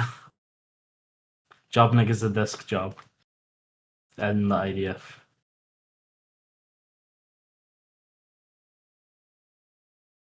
Anyway, peace. Take care.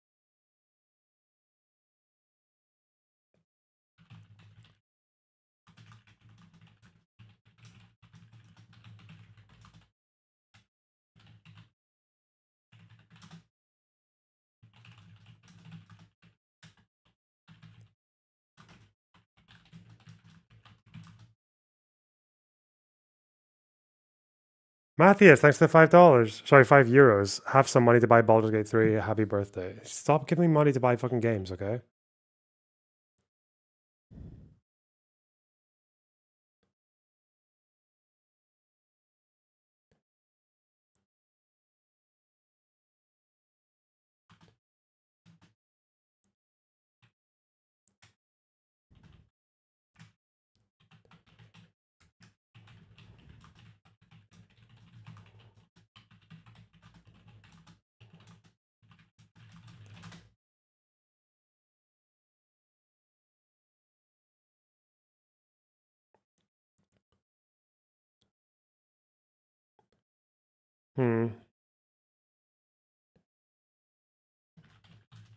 Oh, no, okay, it's just...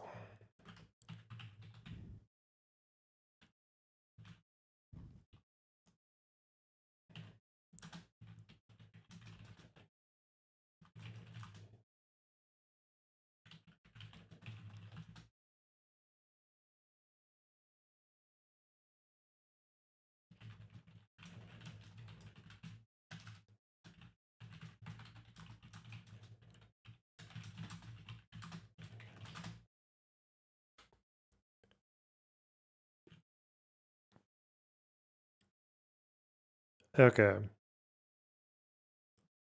Ooh.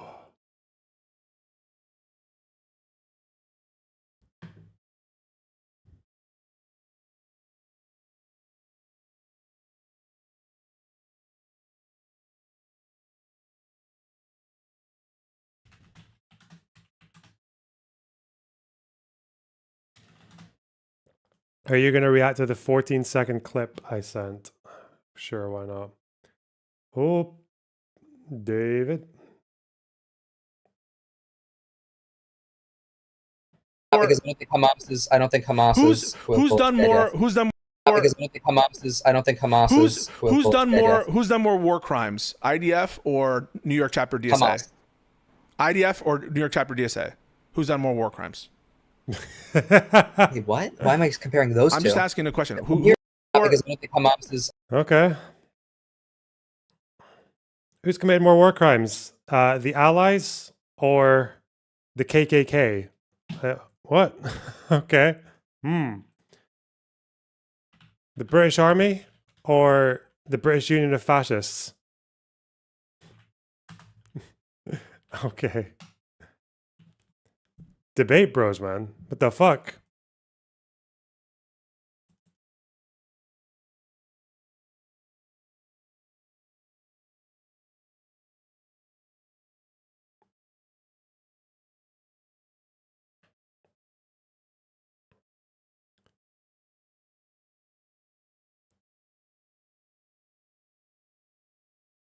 Making fun of that seems dumb when you don't know the context.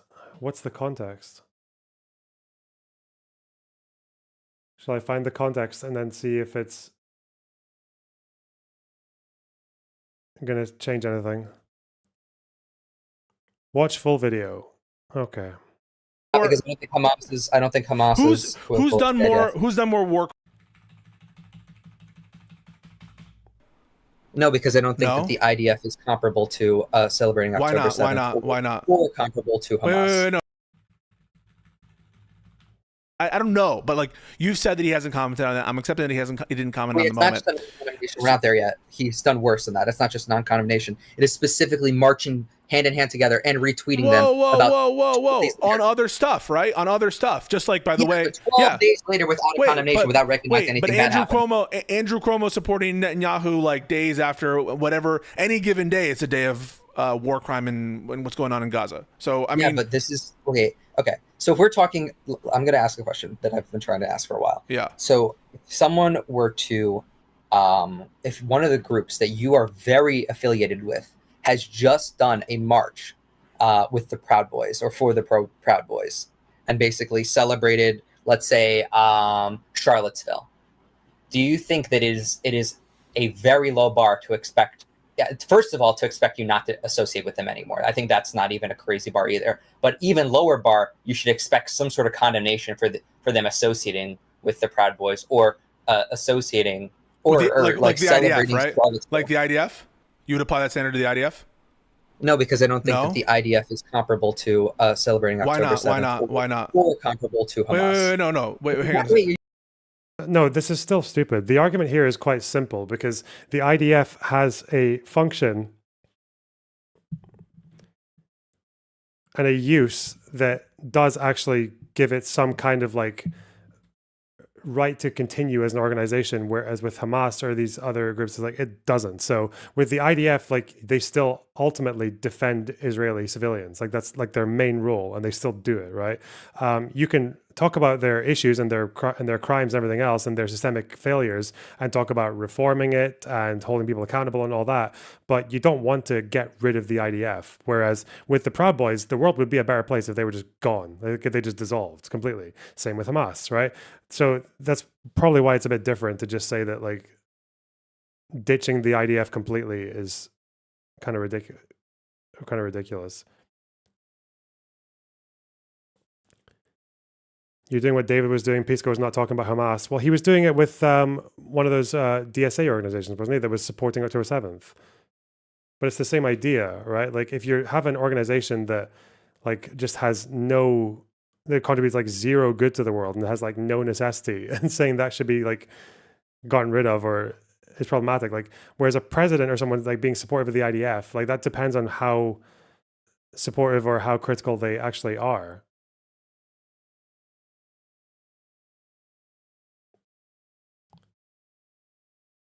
You really want to make this an Israel-Palestine debate? Well, no. I'm asking, why wouldn't you apply the standard? I'm going to have to go into why I think that Israel and the IDF and Hamas are meaningfully different in every way, shape, and form. Okay, so you could agree that someone could support a group notwithstanding that the group did something they didn't agree with or they didn't like or whatever, right? Like it's not necessary that you support a group, that you onboard all of the bad things that the group has done. And so, now, if the DSA thing, I agree that. This is about Zoran. Okay, no, I understand now. This is about Zoran not denouncing DSA chapters or whatever that were pro October 7th.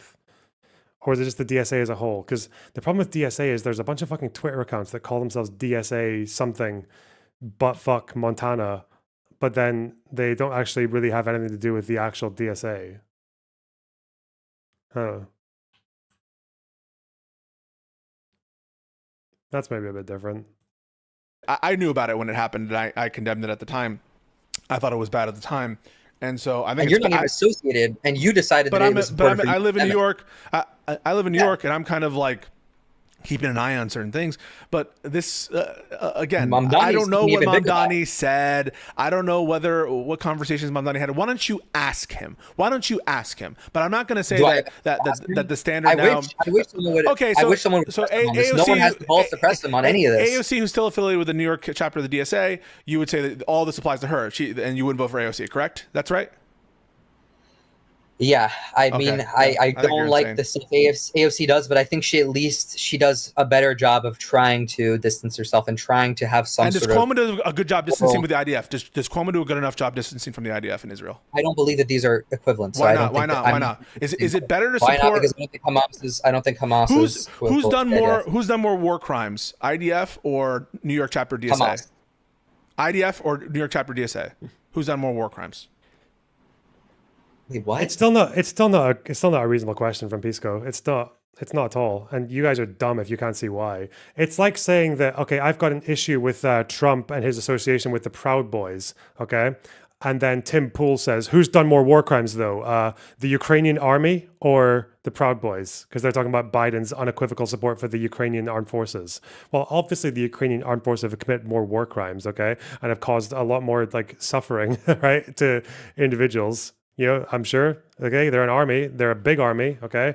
They fucking hate Russians. I'm sure quite a lot of them have committed war crimes or abused POWs or everything else. You can't take that and say, like, compare that to, like, Trump's support of the Proud Boys. These are two completely different fucking variables. Like, they're qualitatively and quantitatively so different in form, scale, function that, yeah, that's dumb. It's very dumb.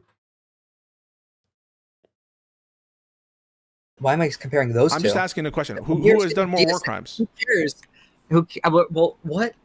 Well, Cuomo isn't the IDF either.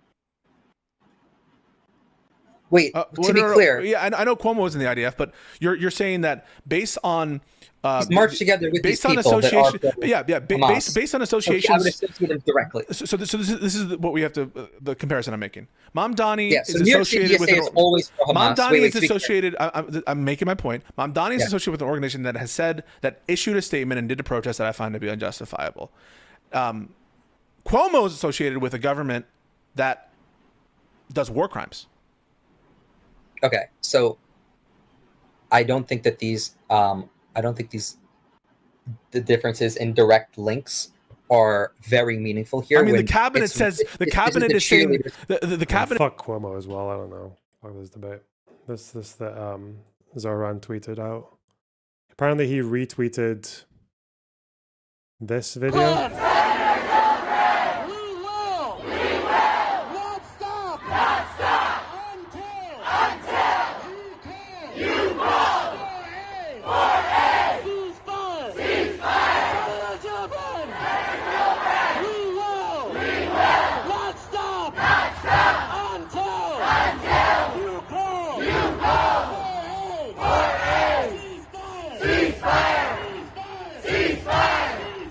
Lerner gives in, don't comment on clips from one side, LeMayo, it's never smart. I don't know what I gave in on there. The Pisco comparison was still dumb, even in context. I don't know if you just missed, were you just like blocking your ears for the last 2 minutes? I literally said it's still a bad comparison because it's like if someone's having a go at fucking Zoran for his connections to some fucking activist group and then Pisco counters, well, what about connections from Cuomo to the IDF? That's kind of like saying, like, because who's committed more war crimes? That's like saying, if I'm pissed off at Trump and his support for the Proud Boys, And someone like Tim Pool retorting like, well, who's committed more war crimes? Okay, the Proud Boys or the Ukrainian armed forces who Biden unequivocally supported? You would sound like that's a dumb question.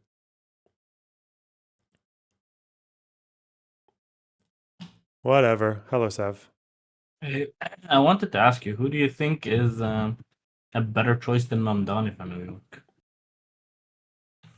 A better choice than Mamdani? Mamdani, yeah. It's Mamdani.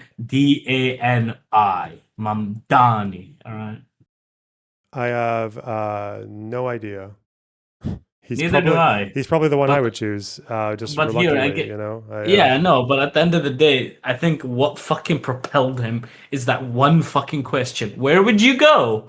I would stay in New York, and everyone else was just like, Israel, Israel, Israel, Israel. Like, was them, like, selling out about Israel was because of the anti-Semitism in New York? Is that the reason? Or are they just, like, fighting how Democrats fight about, like, selling out for Israel? Like, I don't understand. Again, the mayor, I don't even know how much the mayor can do with regards to Probably Israel. not Like, yeah, they definitely can't arrest Netanyahu. I'm pretty sure that's, like, not a power that they have. Oh, absolutely not.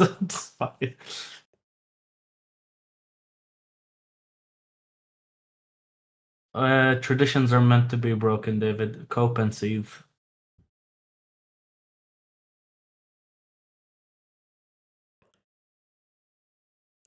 Yeah, I don't know. I think the issues that they're having is that Mamdani's policies are like they seem to be the most popular amongst like young people, middle and upper income people, and also I also saw his like the younger age bracket.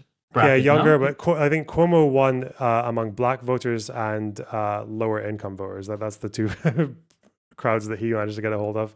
Everyone else was like Hispanic, white, middle, upper income, like college degree. That was all Mamdani voters. But I don't know. Listen, if David continues to be mauled because Mamdani wins, I want Mamdani to win.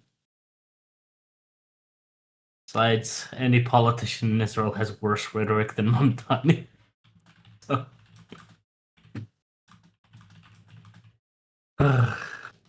What the fuck do I vote for in Israel? Mamdani would be fucking considered tame here.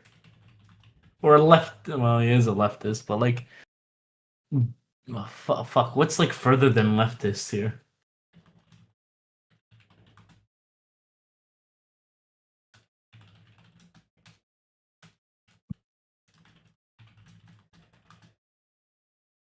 Who are you arguing with? That's just Twitter. Alright. I've been working for like 12 hours, so I'm gonna go get some food. Enjoy. Take care, buddy.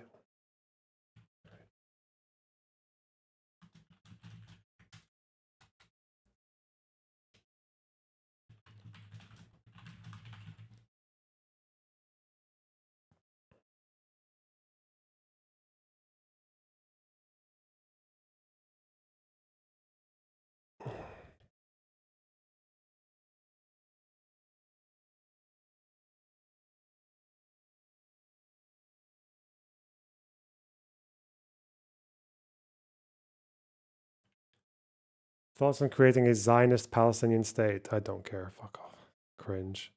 Israel, Palestine. Ugh. Slop. I want slop. I'm so. Oh god. You know, I thought I was really hoping it was just like an allergic reaction or something that I was feeling, but no, I'm properly like getting sick. Ugh. Not nice.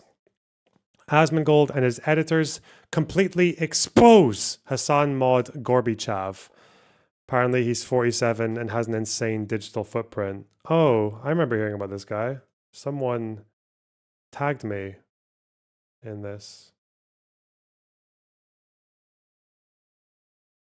He gave up on the context. I know what the context is, Plum. You just don't seem to understand that I don't agree with you. Fucking hell. It's just not a good question. It's not a good technique. Like, it's not a good argument. Fuck.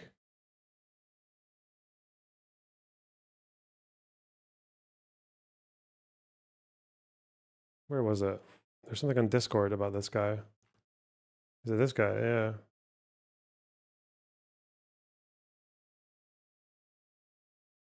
It's here. Paint.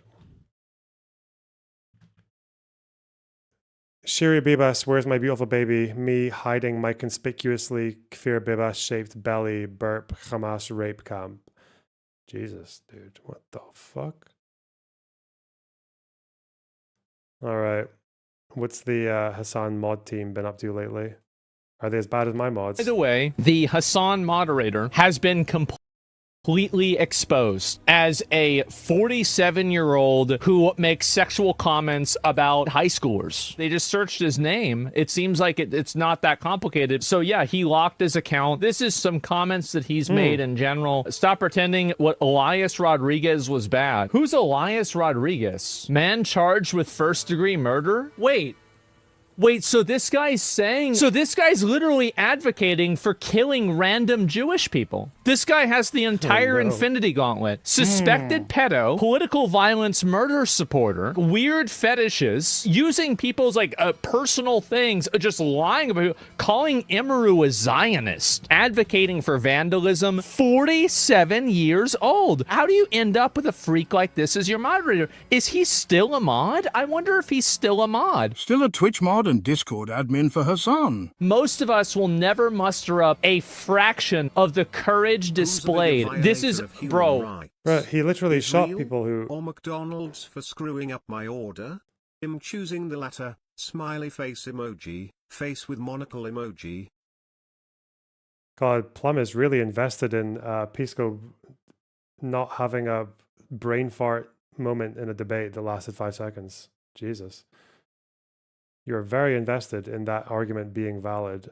If I just watch the whole lecture, okay, Jordan Peterson, watch the whole thing.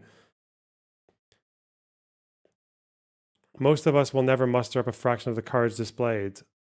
He shot people who were unarmed. Didn't the girl, wasn't she like crawling along the pavement and then he like shot her in the back multiple times to make sure she was dead? The fuck? Never muster up a fraction of the courage displayed. This is, bro, this person needs to be institutionalized. Okay.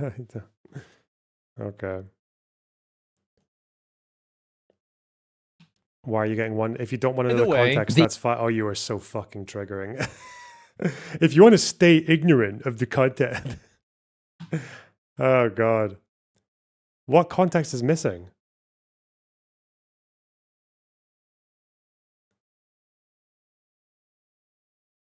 Lornabox would have been more mad at the people in 1942 Britain chanting death to the SS than the actual Nazis.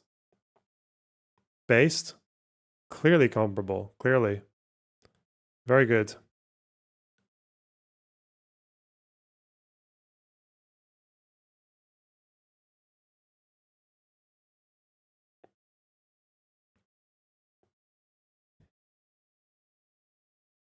Actual rage bait. Yeah.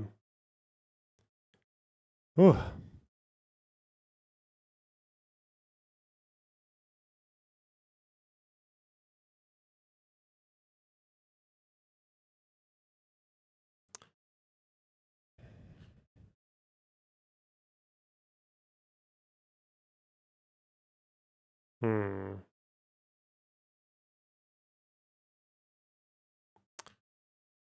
Where are we? Where are we? Is that failed comedian Dave Smith? No, I haven't spoken about him today.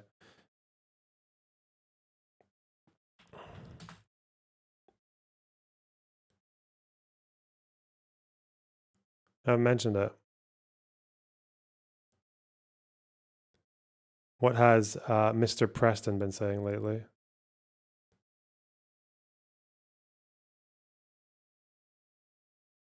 Death threat. Is this what, from the Ayatollah to Trump and Netanyahu? I feel like before watching this video, I can guess that the Ayatollah is doing a kind of next time I see you, you're dead, son. Live in fear. So 2 senior Iranian clerics have issued declarations. Just want to say, someone said I attended publicly funded uni. while my fellow Israelis were serving in the IDF. Okay. Do people think the state pays for our education? I don't know. I pay 14,000 shekels a year for my education. What are these retards on about? The state doesn't pay for my education. They pay most of the people. You guys are like always fucking citing the Arabs that get paid free education is Bedouins that serve in the IDF. You know, people that are poor. Are there lots of Bedouins serving in the IDF?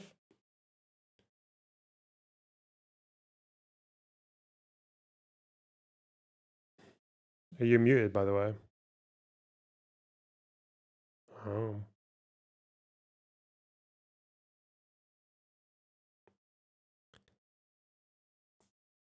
Oh.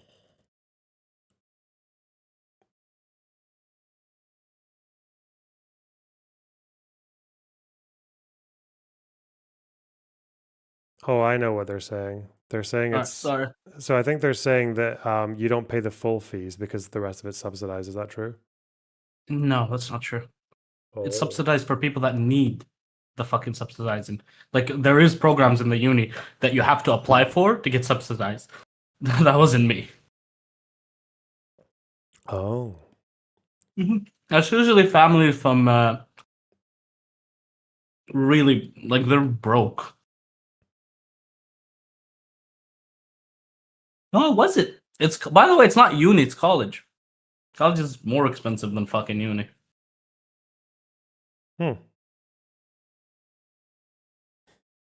Okay. How is it subsidized when I'm paying the same exact as Jewish students who went to the IDF? Actually, those people don't even pay. Right? I forgot their education is free.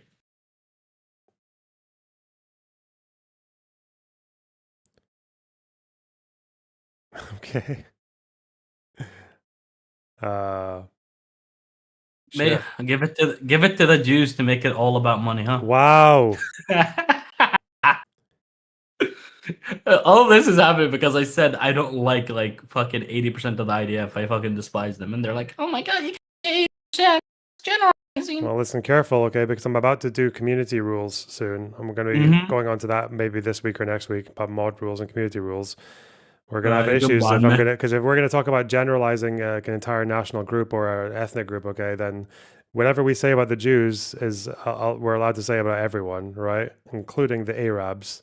Okay. You called me a terrorist on stream. Nobody batted an eye. Shut the fuck up. What, me? Yeah, but we're talking about the community, okay? Do you think people in this community get banned or don't get banned for what? What was do you think people in this community don't got gay babied? Wait, hold on. If your mods shared your views, they probably wouldn't, huh? What? If your mods had your mods are way more left of you than you. They're more on the left than you, right? Is that how you say which is why we're gonna have to see how it works to try and do like a fair standard for the vaguely bigoted remarks, even if it's tongue in cheek. Oh, tongue in cheek. Go for it. I highly doubt anything's gonna change. You're just gonna get more Likudniks in the server.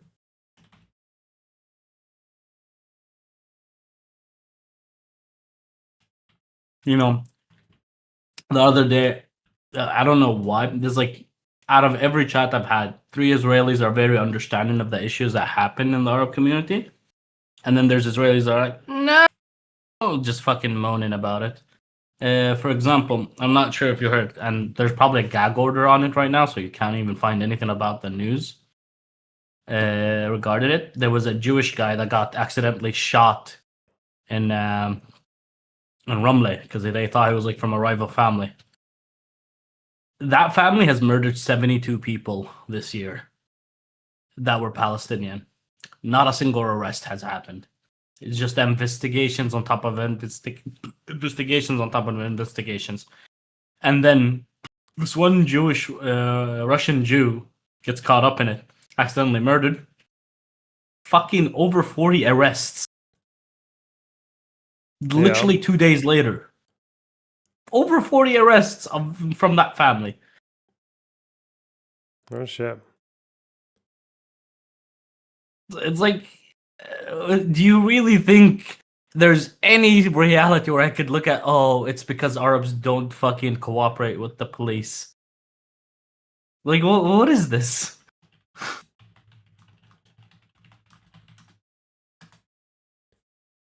Right. Are you writing the rules now? No. I'm just I'm back. There's a lot to keep on track of. There's a lot to keep on top of here. Hello. Hey. Hello. Hello, can you hear me, Loner Box? Yeah, I'm just going to tell you what I think I saw, and you can tell me what I'm missing. But it seems like David was pissed off at Zohran for his association with certain activist groups in New York who were saying or doing sussy shit around October 7th. And Pisco countered with, what about Cuomo and his being nicer, friendly to the IDF or with the ICC shit? And who's committed more war crimes, the IDF or this fucking protest group? What context did I miss? Okay, doc. The basic context of the entire conversation was David trying to present Mamdani as anti-Semitic for XYZ reasons. One of the reasons was his association with the DSA. So that's the part that you've got, right? Mm-hmm. During the conversation, Pisco had asked David whether he would support Cuomo or who would support over Mamdani. And David said Cuomo. So obviously at that point, Pisco is bringing up problems he has with Cuomo, his association with Netanyahu as a particularly bad individual. Mm-hmm. So not just like, generally IDF, he's particularly putting himself forward to defend Netanyahu at the ICC or whatever else. So then for Pisco, the argument was, well, if we're comparing support for one thing to the other, who's done more actual harm in the world, the DSA or Benjamin Netanyahu and the IDF? This relates to David's argument that Mamdani becoming mayor would increase things like anti-Semitic hate crimes or even terrorist attacks against the Jewish community. So it had an inherent context of real-world harm and that sort of thing. Right, so the context I missed was nothing? It seems like I didn't miss any context at all. Because obviously, if you're like a Jewish person in America and you're voting in New York for a Democratic primary, of course you're going to be thinking about what's going to happen like directly in your area, for one. But for two as well, just saying the war crimes of the IDF and comparing it to the harm in the world by the DSA, again, it's like, it's such a apple and a fucking moon-sized orange comparison that it's like, it doesn't tell you anything. It's again, I don't even know, that doesn't contradict my comparison David's though. Point. By saying that's like not like, it'd be the same as comparing like the Proud Boys and Trump's associating with them with like the Ukrainian armed forces committing more war crimes, because the Ukrainian armed forces probably have harmed a lot more individuals, even wrongfully, like because war crimes are a big fucking thing. Yeah, it's just They were specifically comparing two individuals and how them giving their support to a particular entity or groups could reflect on their values or whatever else. So I don't see how, in that context, there's anything wrong with making that sort of comparison. Because a mayor being supportive of the IDF is going to have a lot less impact than a mayor being supportive of local groups. Impactful on what? I should ask these same people that are running for mayor if they support the Palestinian state. What was that said? I think they should ask all these mayors that they asked about Israel if they support the Palestinian state. What do you think Cuomo's answer would be? I have no idea, to be honest. I would probably say if he's chill with Netanyahu, it's probably going to be a no. Yeah, that's what I'd imagine, but I couldn't say that for sure. So I think that's mostly, that's my case. Yeah. Okay. I like that you're getting a bit raging at me in the comments, Loner, so I thought I'll figure out how the fuck to use Discord and get a wee chat to you. Are you Scottish? I'm Scottish, yeah, in Glasgow. Oh, you couldn't fucking tell. Wait, you you don't literally have, like- made fun of Glasgow people, You don't have, and he like, sounds the- exactly wait. like how you made people. No, you don't. Yeah, that's not the most. That's not like a standard Ouija accent, though, is it? Are you from like the center? And I've always been told I talk a bit weird. Yeah, I would have thought Central Belt, maybe not Glasgow proper. To be honest, I thought he was a dwarf. South side of Glasgow. Yeah, like I'm hearing like you might be from fucking Grangemouth or like Alexandria or some shit. Not like actually not actually Glasgow proper. Yeah. So does that make me win the argument then, Lona? Now that I'm your Scottish brother. Wait, what? Does that make me win the argument now that I'm your Scottish It brother? doesn't make have you to win. give Like, in the to me? argument's still fucking. I didn't miss any context. Okay, fuck you. But also, it's like nice to have more. Well, you didn't even know the context. context about Cuomo. You're like, oh, he's a Cuomo. That was kind of, integral to that part of the conversation. You didn't know that context. Well, I already asked. You know That the doesn't- larger the context about it being about of Cuomo doesn't actually change the response I gave to Pisco, which was like comparing by taking the IDF and talking about comparing the war crimes your to response a is it's apples social and group. oranges, but the apples and oranges are going to be relevant to the context of the conversation. If the conversation is going in a certain direction, then the comparison can be more, on point. Yeah, it could be, but it just wasn't in this case. Well, you don't know that because you haven't heard the full conversation. What's the full That's context? context. Wait, so what context is missing then that I haven't addressed? The full conversation. You can Oh, go the full listen to it. Obviously, you're not going to do conversation. it Oh, on. okay, that's you're not not- going to. okay, that's not specific. You understand how. That's not a You specific understand piece how of conversations context. work. Things people say things. Fuck you. And then You're they build trolling up me. on it, You're being trolled. arguments. This guy's trolling me. Yeah, just Okay. a little bit, Lona, just a little bit. Still love you though. Okay, buddy. Happy birthday. Thank you. He's Scottish. Take care, son. Isn't Alexandria in Egypt? There's a city. Yes, I am there's a- secretly Egyptian too. There's an area Just just joking. outside of Glasgow called Alexandria. Yeah. And they sound different. Bye. Well, They sound like a bit different from. I shouldn't be people in making actual fun of you Glasgow, guys for yeah. sounding different, like 10 minutes away from each other. The village that's literally half of it is inside my town. They have a completely different dialect, not even sound different. Yeah. Okay, I'm gonna go back to this fucking Twitter shit. But I do want you to answer the question I posed to him. If Cuomo was asked like about supporting the Palestinian state, what do you think he would say? I don't know anything about Cuomo. He'd probably be a. Would he be? Would he do the Democrat line? Would he just say two-state solution, or would he be against it? That's what I don't I'm know. confused about, because I think I thought he would do that. He would be the two-state solution type, but then someone said he was close with Netanyahu. He said a new paradigm is needed to solve the conflict. A year ago, did he say that? A new paradigm. No, was The that paradigm him is- or?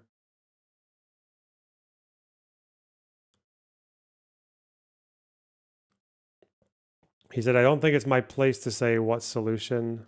Maybe. Okay.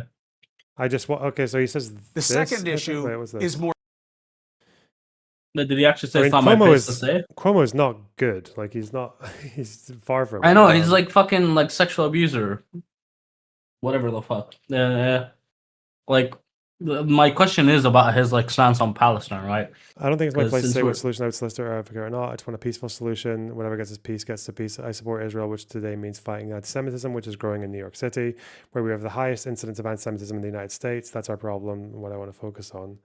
To me, that's the same cop out as saying, "Oh, not saying a Jewish state, a right to exist as a Jewish state." That's the same cop out to me. So he did the same cop out as Mamdani on that. No, come on, you're being way too harsh on Mamdani if you don't. Like normally, if you don't. normally a Democrat would say two-state solution. Two-state That's normally what solution. they say, yeah. So if he's not Yeah, saying and that, he's- then that suggests it's something probably to the right of the standard Democrat line. Exactly. So fucking cope, David, you retard. No, state to state solution. Fucking retard. All right. Anyway. Chat is. Bye.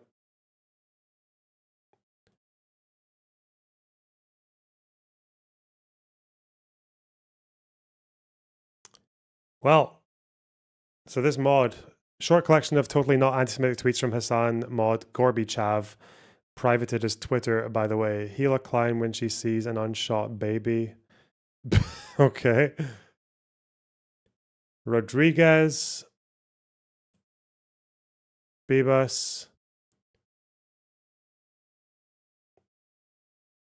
I don't think staffers should be murdered regardless of the war crimes their country is committing. Why? LOL. Zionist occupied Republican government. Okay, that's pretty zoggy, pretty zog. About as zog as you get, really. Okay. Yeah, that's not surprising in the slightest. Okay, cool. Target Trump and Netanyahu. So two senior Iranian clerics have issued declarations calling for the killing of U.S. President Donald Trump and Israeli Prime Minister Benjamin Netanyahu. So, yeah, negotiations are a little rocky right now, to say the least. Now, diving into this, the first one came out a couple days ago from Ayatollah Nasser Shirazi, a senior Iranian Shiite religious leader. He said, it wasn't even Khamenei. It was a different Ayatollah who said, "Next time I see you, you're dead." Okay, gotcha. Quote, any person or regime that threatens or attacks the leadership and authority in order to harm the Islamic Ummah and its sovereignty is considered a crime of Mahareb, which is a term in Islamic jurisprudence that means waging war against God.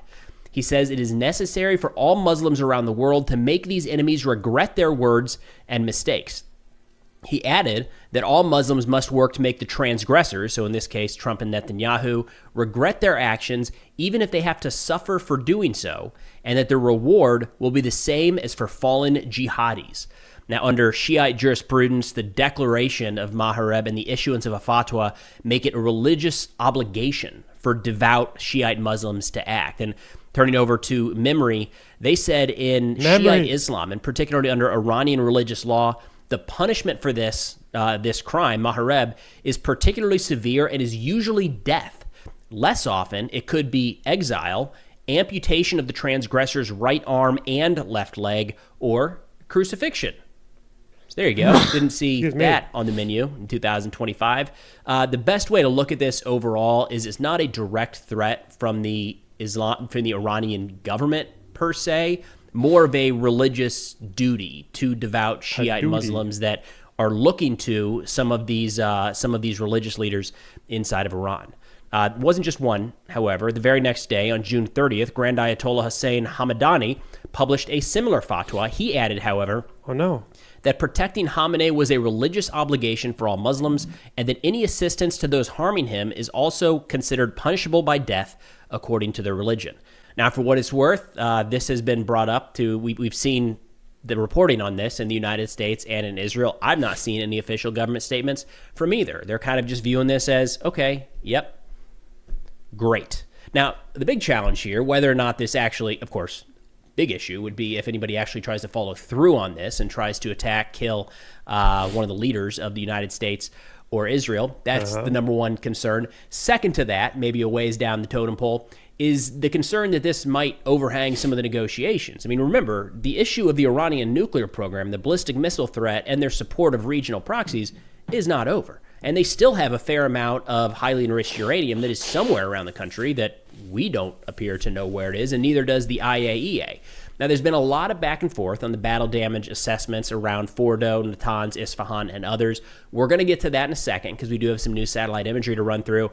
But first, I wanted to play some segments. If you guys want to know, because I'm seeing mixed signals about this, the damage assessments. Basically, there are four main sites that were targeted by the United States and by Israel. We'll start with the least important one, which is Arak, which is where you can see the big dent here in this facility, which was this is where they have the heavy water reactor, which is something that you can potentially use to produce plutonium, which is essential for nuclear weapons, right? The problem is that this heavy water reactor was built, but I don't think it actually ever started operating. And obviously now that it's been struck, it's never going to operate, not anytime soon anyway. Isfahan, this is again the before and after. You can see a few buildings with big holes in them and a huge ash piles. this was Iran's main site for preparing uranium for enrichment. And also, after uranium was enriched, this is where they would convert it to metal, because after uranium is enriched, the conversion to a metallic form is a critical step for weaponizing. But when it's being enriched, it would be converted to uranium hexafluoride. So it goes from that towards a metal once it's enriched to the certain point that it needs to be weaponized. Again, this site has endured quite a shitload of damage there, but you can tell by looking at it. But also, the problem is that there are tunnels near the site. You see this? You got like a mountainous area near it. And they seem to be, from satellite imagery, largely intact. We don't know exactly, and this is again when people talk about the IAEA inspections, they didn't get to inspect everything, okay? And a lot of these sites, there was areas near the sites that were being used, but we didn't know what for, right? So there's an issue there. There's a hypothesis that they might have been used for storage, like to store already enriched uranium or enriched uranium in the metallic form. But yeah, we don't know for sure. And it seems like that site is intact in the tunnel bit, but not the outdoor bit. Natanz, which is the primary enrichment site, the overground part of it is severely damaged, they say. It's endured quite a lot. But again, I think this is another one that does have an underground facility dug into the side of a mountain just near it. And again, we don't know exactly what happens in there. I think all I could read about this was, I think this article from NPR saying that the purpose of the underground facility near Natanz is unclear. So might still await further inspection or further reporting on that one. And Fordo, a similar story. Fordo does seem to be pretty badly damaged. Like, it's obviously not the total obliteration described by Trump, but it seems to be that the deeper people get into there, the more people know about it, it does seem like they did endure quite a bit. Like, it wasn't this idea that it was like minimal damage or whatever. That report doesn't seem to be corroborated by anyone else. Even the Iranian foreign minister said that the site was seriously and heavily damaged. That was his claim. The head of the CIA said it was severely damaged. Not obliterated, but yeah, damaged. The problem is, though, is that, and this is according to the head of the IAEA, a guy called Grossi, is that a lot of this damage, even if it is severe, still puts you in the same situation where you can kill scientists, all right? Like, you can get through quite a lot of them. But that doesn't really stop the issue of the fact that the country, like the state, has amassed like a fair level of knowledge and experience. And with the amount of knowledge and experience that Iran has as a state that you can't just destroy by killing scientists, is so much so that they are in more of a position now where they could actually get back to uranium enrichment within a few months. Like, that's what it seems to be. They can start enriching again within a few months. Now, people have spoken about trucks being seen moving shit out of Fordo. I think a few dozen of them, but we have no idea what was in these trucks. I don't think there's been any confirmation on that yet. So that's still up in the air. But yeah, it does seem like they don't actually need to wait for that long before they can just get back to it, really. I don't know if there's necessarily an issue with that if you're Israel, because I think what Israel sees now, potentially, is that they are in the same position that they are with Hezbollah. Like,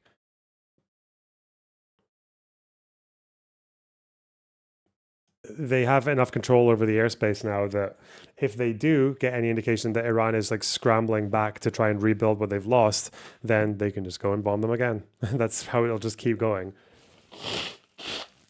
But it seems like the lowest estimate for how long it would take for them to...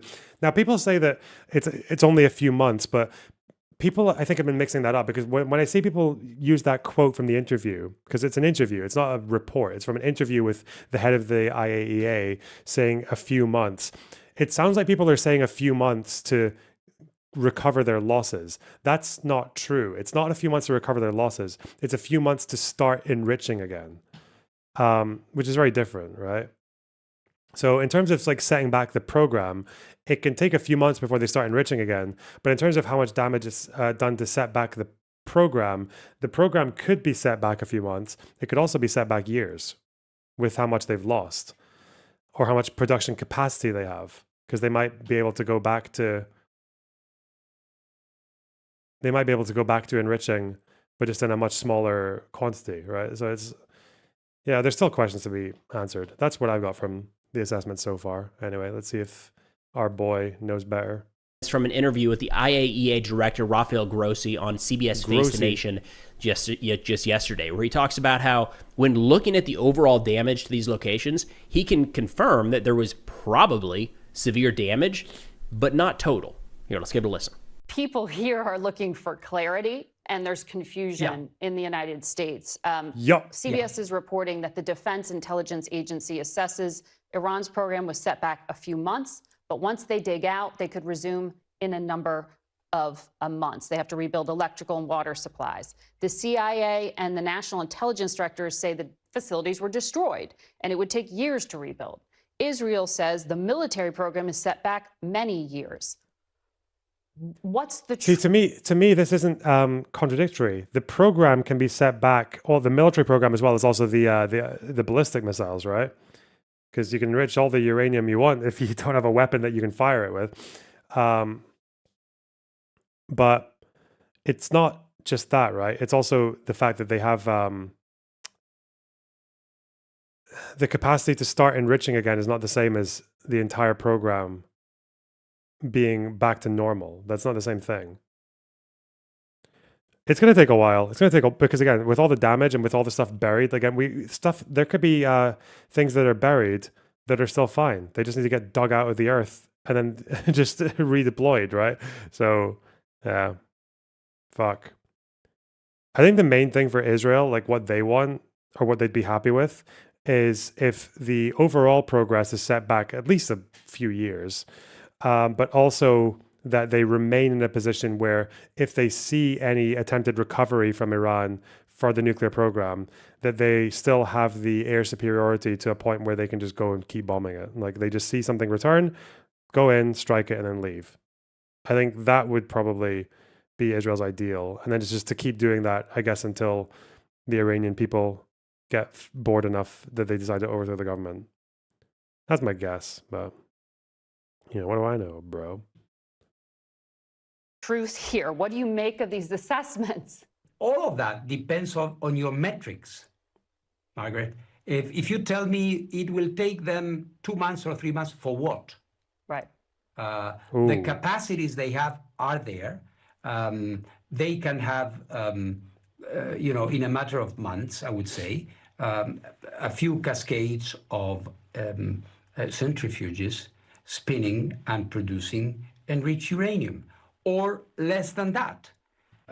But as I said, frankly speaking, one cannot claim that everything has disappeared and there is nothing there. It is clear that there has been severe damage, but it's not total damage, first of all. And secondly, Iran has the capacities there, industrial and technological capacities. So if they so wish, they will be able to start doing this again. Now, there's been a lot of partisan bickering on this. Unfortunately, it's turned into a partisan political topic here in the United States where Trump supporters are saying everything is gone. See, what he just said there is not the same as they've only set the program back a few months. These are not the same sentences. What he just said about you could have some centrifuges spinning and enriching again, that is not the same as the entire program has been set back 3 months. That's not what he's saying, okay? Chill. And more on that in a minute. And then anybody that for any reason wants to either push back against President Trump or maybe wants to push for more U.S. military intervention in Iran is saying, no. There's still plenty standing. And we've got some evidence from that camp as well. Personally, it does feel like the IAEA director, Grossi, has done a pretty good job of kind of walking that line and really stick to the facts. Again, personal opinion there, but I do like how he's come down on a lot of this. He does say that if you read the interview as well. He's like, oh, I don't want to be alarming or I want to be clear about it. Yeah, he does seem to be like, he does seem to care about getting the message out quite clearly, but it goes to show that you can't really help it. People will take what they want to hear from what you're saying. Sticking to what we know and not really speculating on what we don't. And to that end, he does stress in the second clip here that there's still a lot of work yet to be done. This is not over, not by a long shot. If we don't know where the highly enriched uranium is and cannot account for all the centrifuges, is there still a risk that they could be rushing towards a bomb? We don't want to be alarmists here. Hey, that's what I just said. To be part of a messaging that would be spreading, as I say, alarm. But we need to be in a position to ascertain, to confirm what is there and where is it and what happened. Iran had a very vast, ambitious program, and part of it may still be there. And if not, there is also the self-evident truth that the knowledge is there. Yeah. The industrial capacity is there. Iran is a very sophisticated country in terms of nuclear technology, as is obvious. So you cannot disinvent this. You cannot undo the knowledge that you have or the capacities that you have. It's a huge country, isn't it? So I think this should be the incentive that we all must have to understand that military operations or not, you are not going to solve this in a definitive way militarily. So again, I'm not trying to suggest that Grossi is like more or less honest than anyone else weighing in on this matter, but he seems very, very measured compared to some others. And in fact, turning to one of those angles, the Washington Post just a couple days ago released this breaking news saying that the United States obtained intercepted communications between senior Iranian officials discussing this month's military strikes on Iran's nuclear program and remarking that the attack was less devastating than they had expected. Which, okay, I mean, that kind of lines up with the DIA assessment. Remember the one that CNN, New York Times, DIA. Reuters, BBC, a bunch of different organizations ran with. They say the communication, intended to be private, included Iranian government officials speculating as to why the strikes directed by Trump were not as destructive and extensive as they anticipated. The Trump administration did not dispute the existence of the intercepted communications, which have not been previously reported, but disagreed with the Iranians' conclusions and cast doubt on their ability to assess the damage at 3 nuclear facilities. Here's the thing. In a video just a couple days ago, and we talked about this here, Axios reported through Barak Ravid that the Iranians were actually sending up false reports and in some cases had no idea the extent of their damage.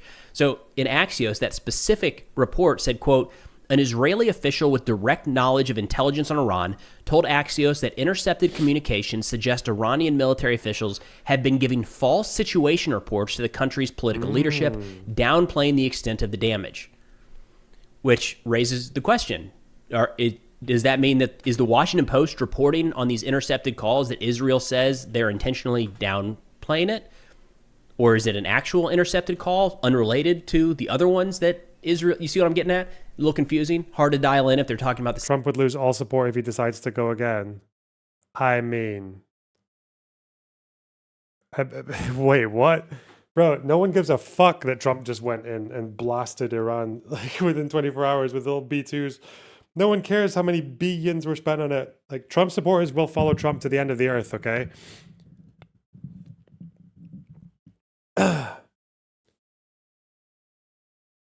Same subject or not. So I would view that Washington Post story, the intercepted communications, with a lot of skepticism right now because we kind of got warning about, you know, the downplaying of the repercussions just a couple days before that came out.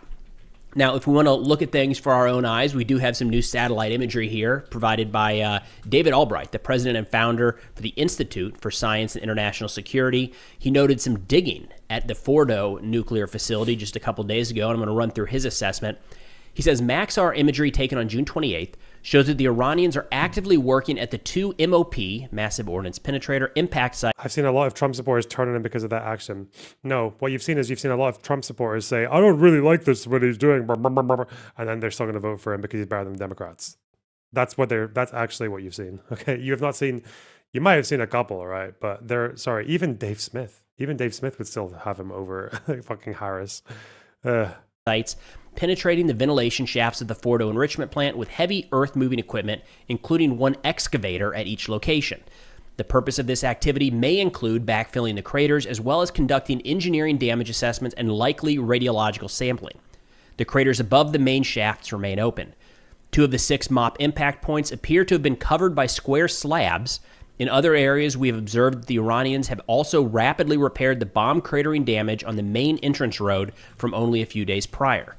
However, there are yet no indications of any efforts to reopen any of the tunnel entrances.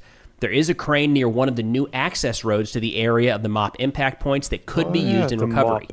Could this be a crane to be used to get something in or out of the facility via the shafts? We note that the visual evidence is a long stretch from suggesting repair of the enrichment site. So that was imagery taken on the 28th, and David followed up here the very next day with imagery taken on June 30th. Again, looking at Esfahan here, or I'm sorry, previous one looking at Fordo, now we're looking at Esfahan. He says, Maxar satellite imagery of Esfahan nuclear complex shows little sign of activity, including any construction or other movement. Iran does not appear to have yet commenced recovery operations. So that's 2 sites. It does not look like they've begun recovery operations, let alone begun to repair any of the destroyed or damaged facilities at the main site, including such significant facilities as those used. Noob Creeper, thanks to 690. Can we get 0.75 speed? Also, no goal currently. We're not getting 0.75 speed. What the fuck? What a stupid request. That's crazy. That's an unbelievable request. What? How would I... What? Okay. Can we say death to Hamas or ISIS? Is it different? Thanks for the 200 KES. I appreciate that. No, you can't say death to Hamas. They'll call you racist for that.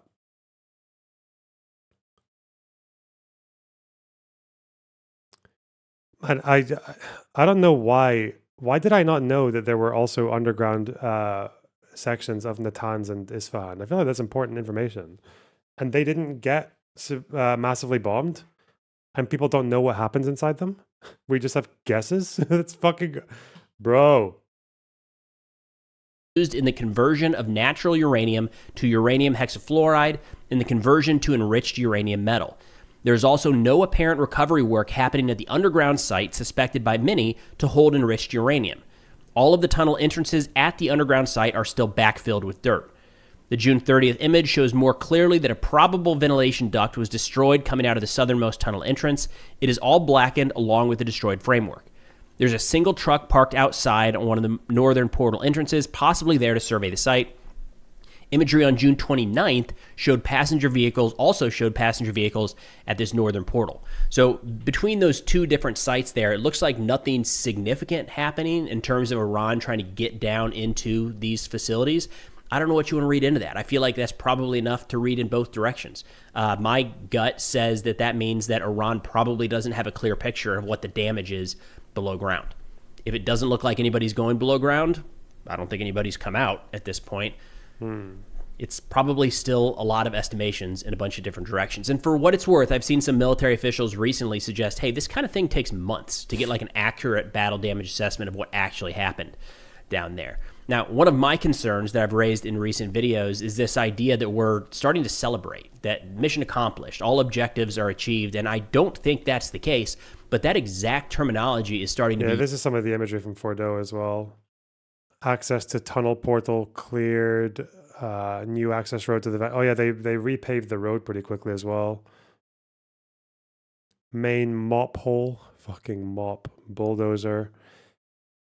That's the time it takes to... So it takes months to do a proper damage assessment. That's what I would have guessed, because it's like, how do you know if they don't know? And if all the damage is underground? Like, what the fuck? The people who took those headlines and just thought, like, oh, the Iranian nuclear project is basically just fine. It's like, it's as good as it was before the strikes. Like, I get, there's always, like, people don't reflect on breaking news, right? Because the breaking news is always different. And they just don't realize that they're guilty of the same tendency over and over and over and over again. Fucked up. Used more and more. I mean, I'll play this clip here from Newsmax or Greta Van Susteren, and I think it's worth noting the terminology she uses to frame to her audience, but then also Steve Witkoff's response and how he frames it. Keep in mind, as you watch this, Iran still has a significant ballistic missile program.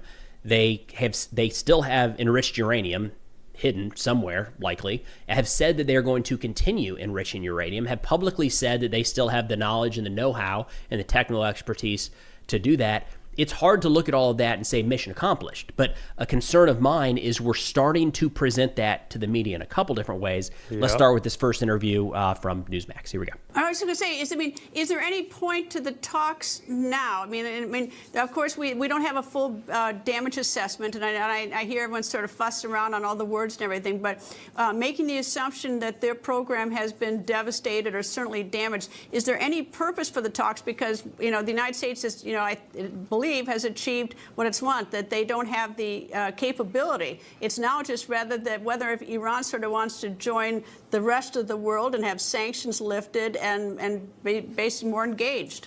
So I'm going to chime in there before Witkoff responds. You hear Greta's framing of that there, like, is there even a purpose in having talks right now? And that's actually something President Trump hits on here in a minute. But that topic, like, yes, we need to have some sort of talks. There's still a lot of issues here that are yet resolved. But nonetheless, let's over to Steve. Let's give a listen to Steve Witkoff here.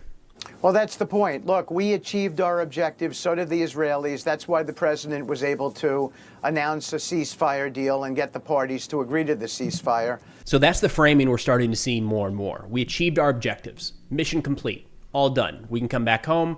Don't worry about it. This has been taken care of. We achieved our objective. When I hear someone like him say that, I just know he's meaning we achieved our objectives. We dropped the bombs, They could have... we dropped the bombs in the place we wanted them to drop. Mission accomplished.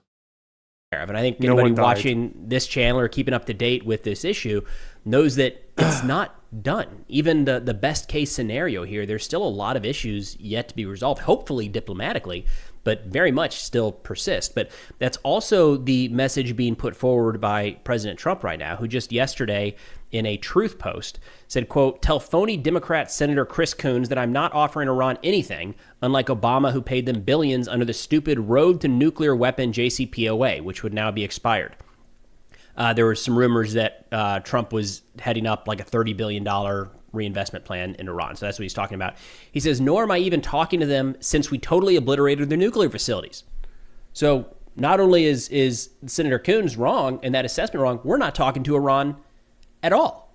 Which, again, when you step back and look at all of this and try to understand where are these negotiations headed or what's the next stage, it does not appear like these are happening anytime soon. There's not even a conversation. When you look at all the Sunday shows and all of the U.S. government representatives going on to talk about these different issues, we're so laser focused on the battle damage assessment. And was it obliterated or not? And fortunately now people are starting to ask, what about the uranium that we don't know where it is? Is that an issue?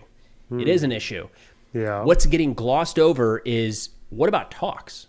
Are we going to go back to that at some point? Because in terms of this ceasefire, that's all it is a temporary pause. I think just today, or I think it was today, it was reported that the Iranian president has signed off on not allowing any more IAEA inspections. Like, they're just suspending cooperation. Now, the thing is that, again, the president's not actually that near the top in the Iranian hierarchy, so they can pass the legislation, but the president and the parliament are not the ones who actually implement a bill. The bill gets implemented by either the Guardian Council or the Supreme Leader or someone else, like someone higher up. So they can implement that bill in whichever way they want to, right? Which might mean very minimalistically, but as far as I'm seeing from the rhetoric of the Iranian hierarchy, it does seem like they are leaning that direction. As for negotiations, I mean, they still talk about, like, the Americans still talk about how they're open to them, and Iran's kind of saying something similar, but there's no indication that they're going to start anytime soon. So that might mean that battle damage assessment would be harder, right? If the IAEA are losing all cooperation. We essentially looked at Iran and looked at Israel and said, time out, stop. Now, it looks like that's holding, except in the last 24 hours, there's randomly been a handful of explosions in Tehran that are not being answered. I mean, on Iranian... Ethan posted you on his Instagram story. Let's go. What do you say? What'd I do? What happened? Media, they have occasionally announced that air defense is active over certain portions of the country, which kind of raises some alarm bells. Then all of a sudden, there's reports of ambulances rushing to certain scenes, and we're seeing smoke plumes in the distance. Can someone just post screenshots in the Discord if they see an Ethan Instagram thing? Because I never see them. I don't use Instagram. What is that? I don't know. Israel's not saying anything. They're not even acknowledging that happened. Iran, for their part, is staying incredibly quiet. Those look like an explosion, right? A couple times over. It looks like things are being hit. So it does not feel over. But sticking with the negotiations piece here, the Iranian deputy foreign minister just a couple days ago was asked about this, saying, hey, sounds like the United States wants to have these negotiations, wants to continue talking. I don't know where they're getting that from, because that's not the message that I'm seeing in the media. But they said, quote, no arrangements have been made, and what they're saying is not correct.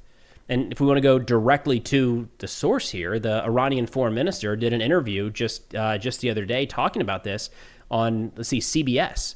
When they asked, like, are you ready? Is now the time? Are we going to start seeing negotiations? And here's what he had to say. President Trump has said that talks with your government could restart as early as this week. Will that happen? I don't think negotiations will restart as quickly as that. In order for us to decide to re-engage, we will have to first ensure that America will not revert back to targeting us in a military attack during the negotiations. And I think with all these considerations, we still need more time. That doesn't inspire a lot of confidence. I mean, I would say, yes, the United States and Israel definitely have more leverage right now over Iran. Israel has repeatedly said they're going to maintain air superiority, and the fact that random things are blowing up in Tehran makes it seem like maybe they are there now. I don't know. So you would think there would be some additional leverage we could apply to Iran, but from their perspective, what they're saying also makes sense. Why would we get back into the negotiations? We need some sort of way to guarantee that the United States is not going to begin military action or let Israel begin military action as soon as we go back to the negotiating table. So my gut right now, unless there's something major happening behind the scenes and all parties are somehow finding a way to not leak it and completely keep it under wraps, my gut right now says we're probably going to see a return to military action, military strikes sometime, I mean, I'll say in the next month. Maybe that's too long of a window here, but there's just too many things that are unresolved. Iran does not seem all that interested in coming back to negotiate. The U.S. isn't talking about it at all. And a lot of the issues that Israel went into Iran for in the first place still remain. They're still funding proxies across the region. They're still developing their ballistic missile program. And they have publicly said they are going to continue their enrichment of nuclear material. Oh, and add to that list the fatwa, of course, right? The declaration to kill Netanyahu and Trump. Seems like an important one to remember, but nonetheless. The fatwa, which states it's on site. Amazing. That's all we got for now. Thanks for watching, and I'll see y'all next time. Okay. God, I hate this. I'm literally just sitting here feeling myself get progressively more ill and just knowing it's going to be a whole ass fucking week of dread. Ugh.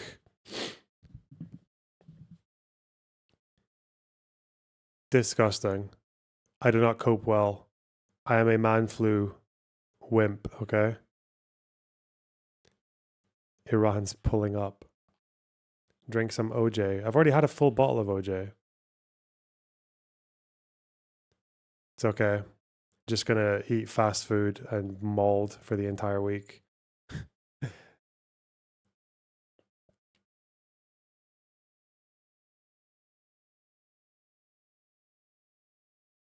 Lemsip. I do have Lemsips. Hell yeah. Get smashed on Lemsip.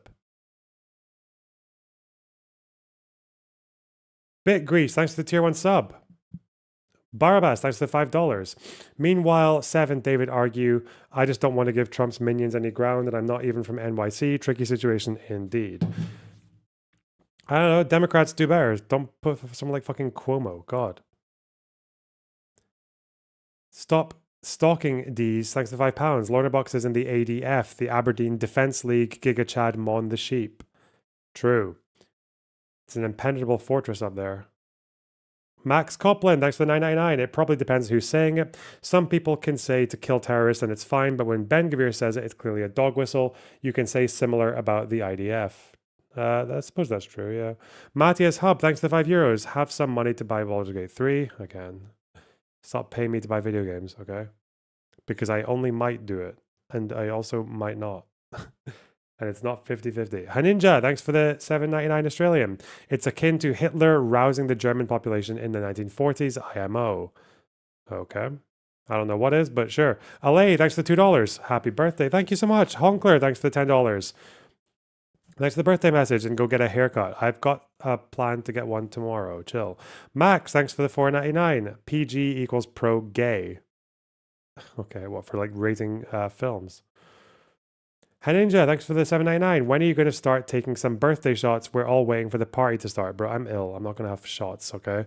Put them on my tab, okay? I'll have shots when I feel better. I don't want to drink alcohol when I'm sick. It's disgusting.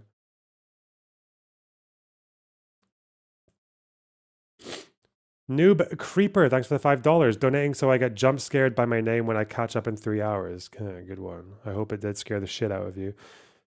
Spud, thanks for the €10. Sorry. Long time watcher, first time donor. Wow. Thanks for the €10. Appreciate it. Meme, thanks for the $4.99. Hope you had a great birthday. I did. Thank you so much. Zetsui, thanks for the $10. Barabbas, thanks for the $5. If I was on this panel, I would have just disengaged from the music segment and just ate tacos on screen. No, the music segment's good. What are you talking about? Uber, thanks for $10. And Mexican Chris Griffin, thanks for the $9.99. Happy birthday, Lorna Box. Thanks for all the content. I appreciate it. Sorry, didn't mean to have that on the microphone. Fuck. Jack-O-Lantern, thanks for the tier 2 sub. Lawson, thanks for the $10. I think we've done all the donos. I think that's us caught up. Oh, Corey Capitillo, thanks for the $5. She's saying she's friend to American imperialism. What, Taylor? Fuck. The Ayatollah put out a fatwa for Salman Rushdie after he wrote the Satanic Verses. I know he did, yeah. Zohran derangement syndrome. We should start calling it that, to be honest.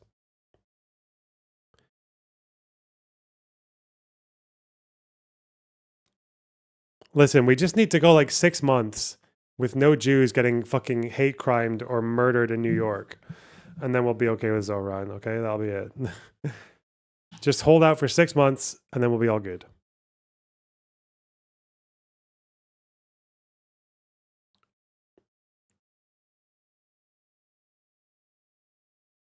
Cat Stevens endorsed it. What, you mean Yusuf Islam? That's his name, isn't it? He changed his name to Yusuf Islam.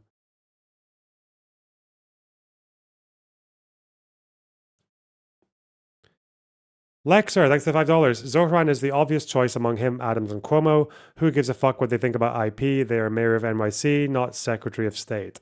Oh, yeah, I agree with that for the most part. It's just the problem is that it's easy to say when you're not a New York Jew who's like worried about hate crimes and the guy who squirms at the thought of having an issue with globalize the intifada as a statement. But yeah, well, here's what it is.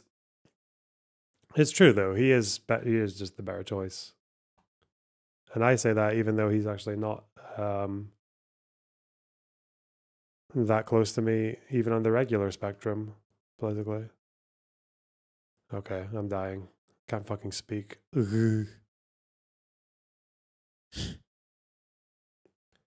All right, go to Chris Speaks. Is that where I sent you to? I don't know. Fucking. See you guys tomorrow, okay? Ugh. Thanks for all your birthday gifts. It's actually insanely generous. Holy shit. Maybe I'll just do birthday streams every day. If I'd known you guys would treat me this well, I would. Oh, what's this? Oh, this is it. This is the Ethan thing. Taylor, would you comment on this? Does this change your assessment of his statement? Wait, he actually got the clip? Is he watching? What the fuck? Okay. Hello, Ethan. Wow. Dude. I thought he was just taking the tweet. He's dialed the fuck in. All right. Goddamn. I'm so tired, man. I woke up at 5:30 in the morning today. I was like, I'm gonna lock in. I've got so much to fucking catch up on as well. I would like to do research, but if I read like this, it's just gonna like make my head implode. You know when you're in a plane, guys? Oh, fuck me. You know when you're on a plane and it starts descending? Have you ever had the thing where the change in pressure causes some shit to happen in your head and you feel like you're having a stroke? Like it goes up one side of your head and it feels like you're getting stabbed behind the eye, like around here. Not the ears. The ears are fine. I'm good with my ears. But I had this like stabbing fucking feeling, like going all the way up, and I honestly felt like I was having a stroke, and it was so sore. Holy shit. Like horrible fucking pain. My eyes were all like bloodshot and shit. And I've had it before. I had it once when I was going to I think I was flying to Latvia. And it was so horrible because I kept on like going like that, thinking it would help, but I don't know if that affected like the blood flow or something, and it just made it worse, and it just wouldn't stop, and I was like literally fucking crying. Then it almost happened another time when I was landing, I think in America, and it was not too bad because I just noticed it and then just kind of relaxed and it went away. But then the last time as well, it was just like, it was so sore. Apparently it's a sinus thing. That would make sense because my sinus is always fucking trash. Whatever. Maybe you got a clot, homie. Well, no, because I smiled afterwards and I was fine. I was like, eee. I did a little smile. And I was fine. That's how you know I don't, that's how I know I don't have a stroke, right? I was like, ooh. Vaxxed. Oh yeah, it might be like fucking vax. Okay. You smell burnt toast. Yeah, but that's only because your mom knows that I like it well fired. That's a Scotland joke. You know, in Edinburgh, capital of Scotland, you can ask for your fucking bun to be well fired. And it's literally, there's bakers where you'll have like a stack of rolls that are normal, and then has another stack that are fucking black on the top because they're well fired.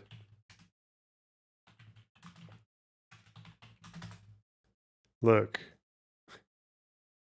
you can just like get fucking burnt shit, burnt shite in the shop. Why? Would you like it well fired? Apparently old people prefer the taste of like burnt bread, but it's just fucking, it's black. It's not even brown, it's black. Mate, do you eat Aberdeen rolls? What the fuck is an Aberdeen roll? Like a rowie? I've never heard anything called an Aberdeen roll. There are Glasgow rolls, but what the fuck is an Aberdeen roll? Isn't that just a rowie? Yeah, I've had rowies. Of course I have. They're a staple. Puts us on the map. But you don't burn those. At least I don't think you should. Maybe it's amazing. All right. I love you guys. I will see you tomorrow, okay? Fuck you. Bye.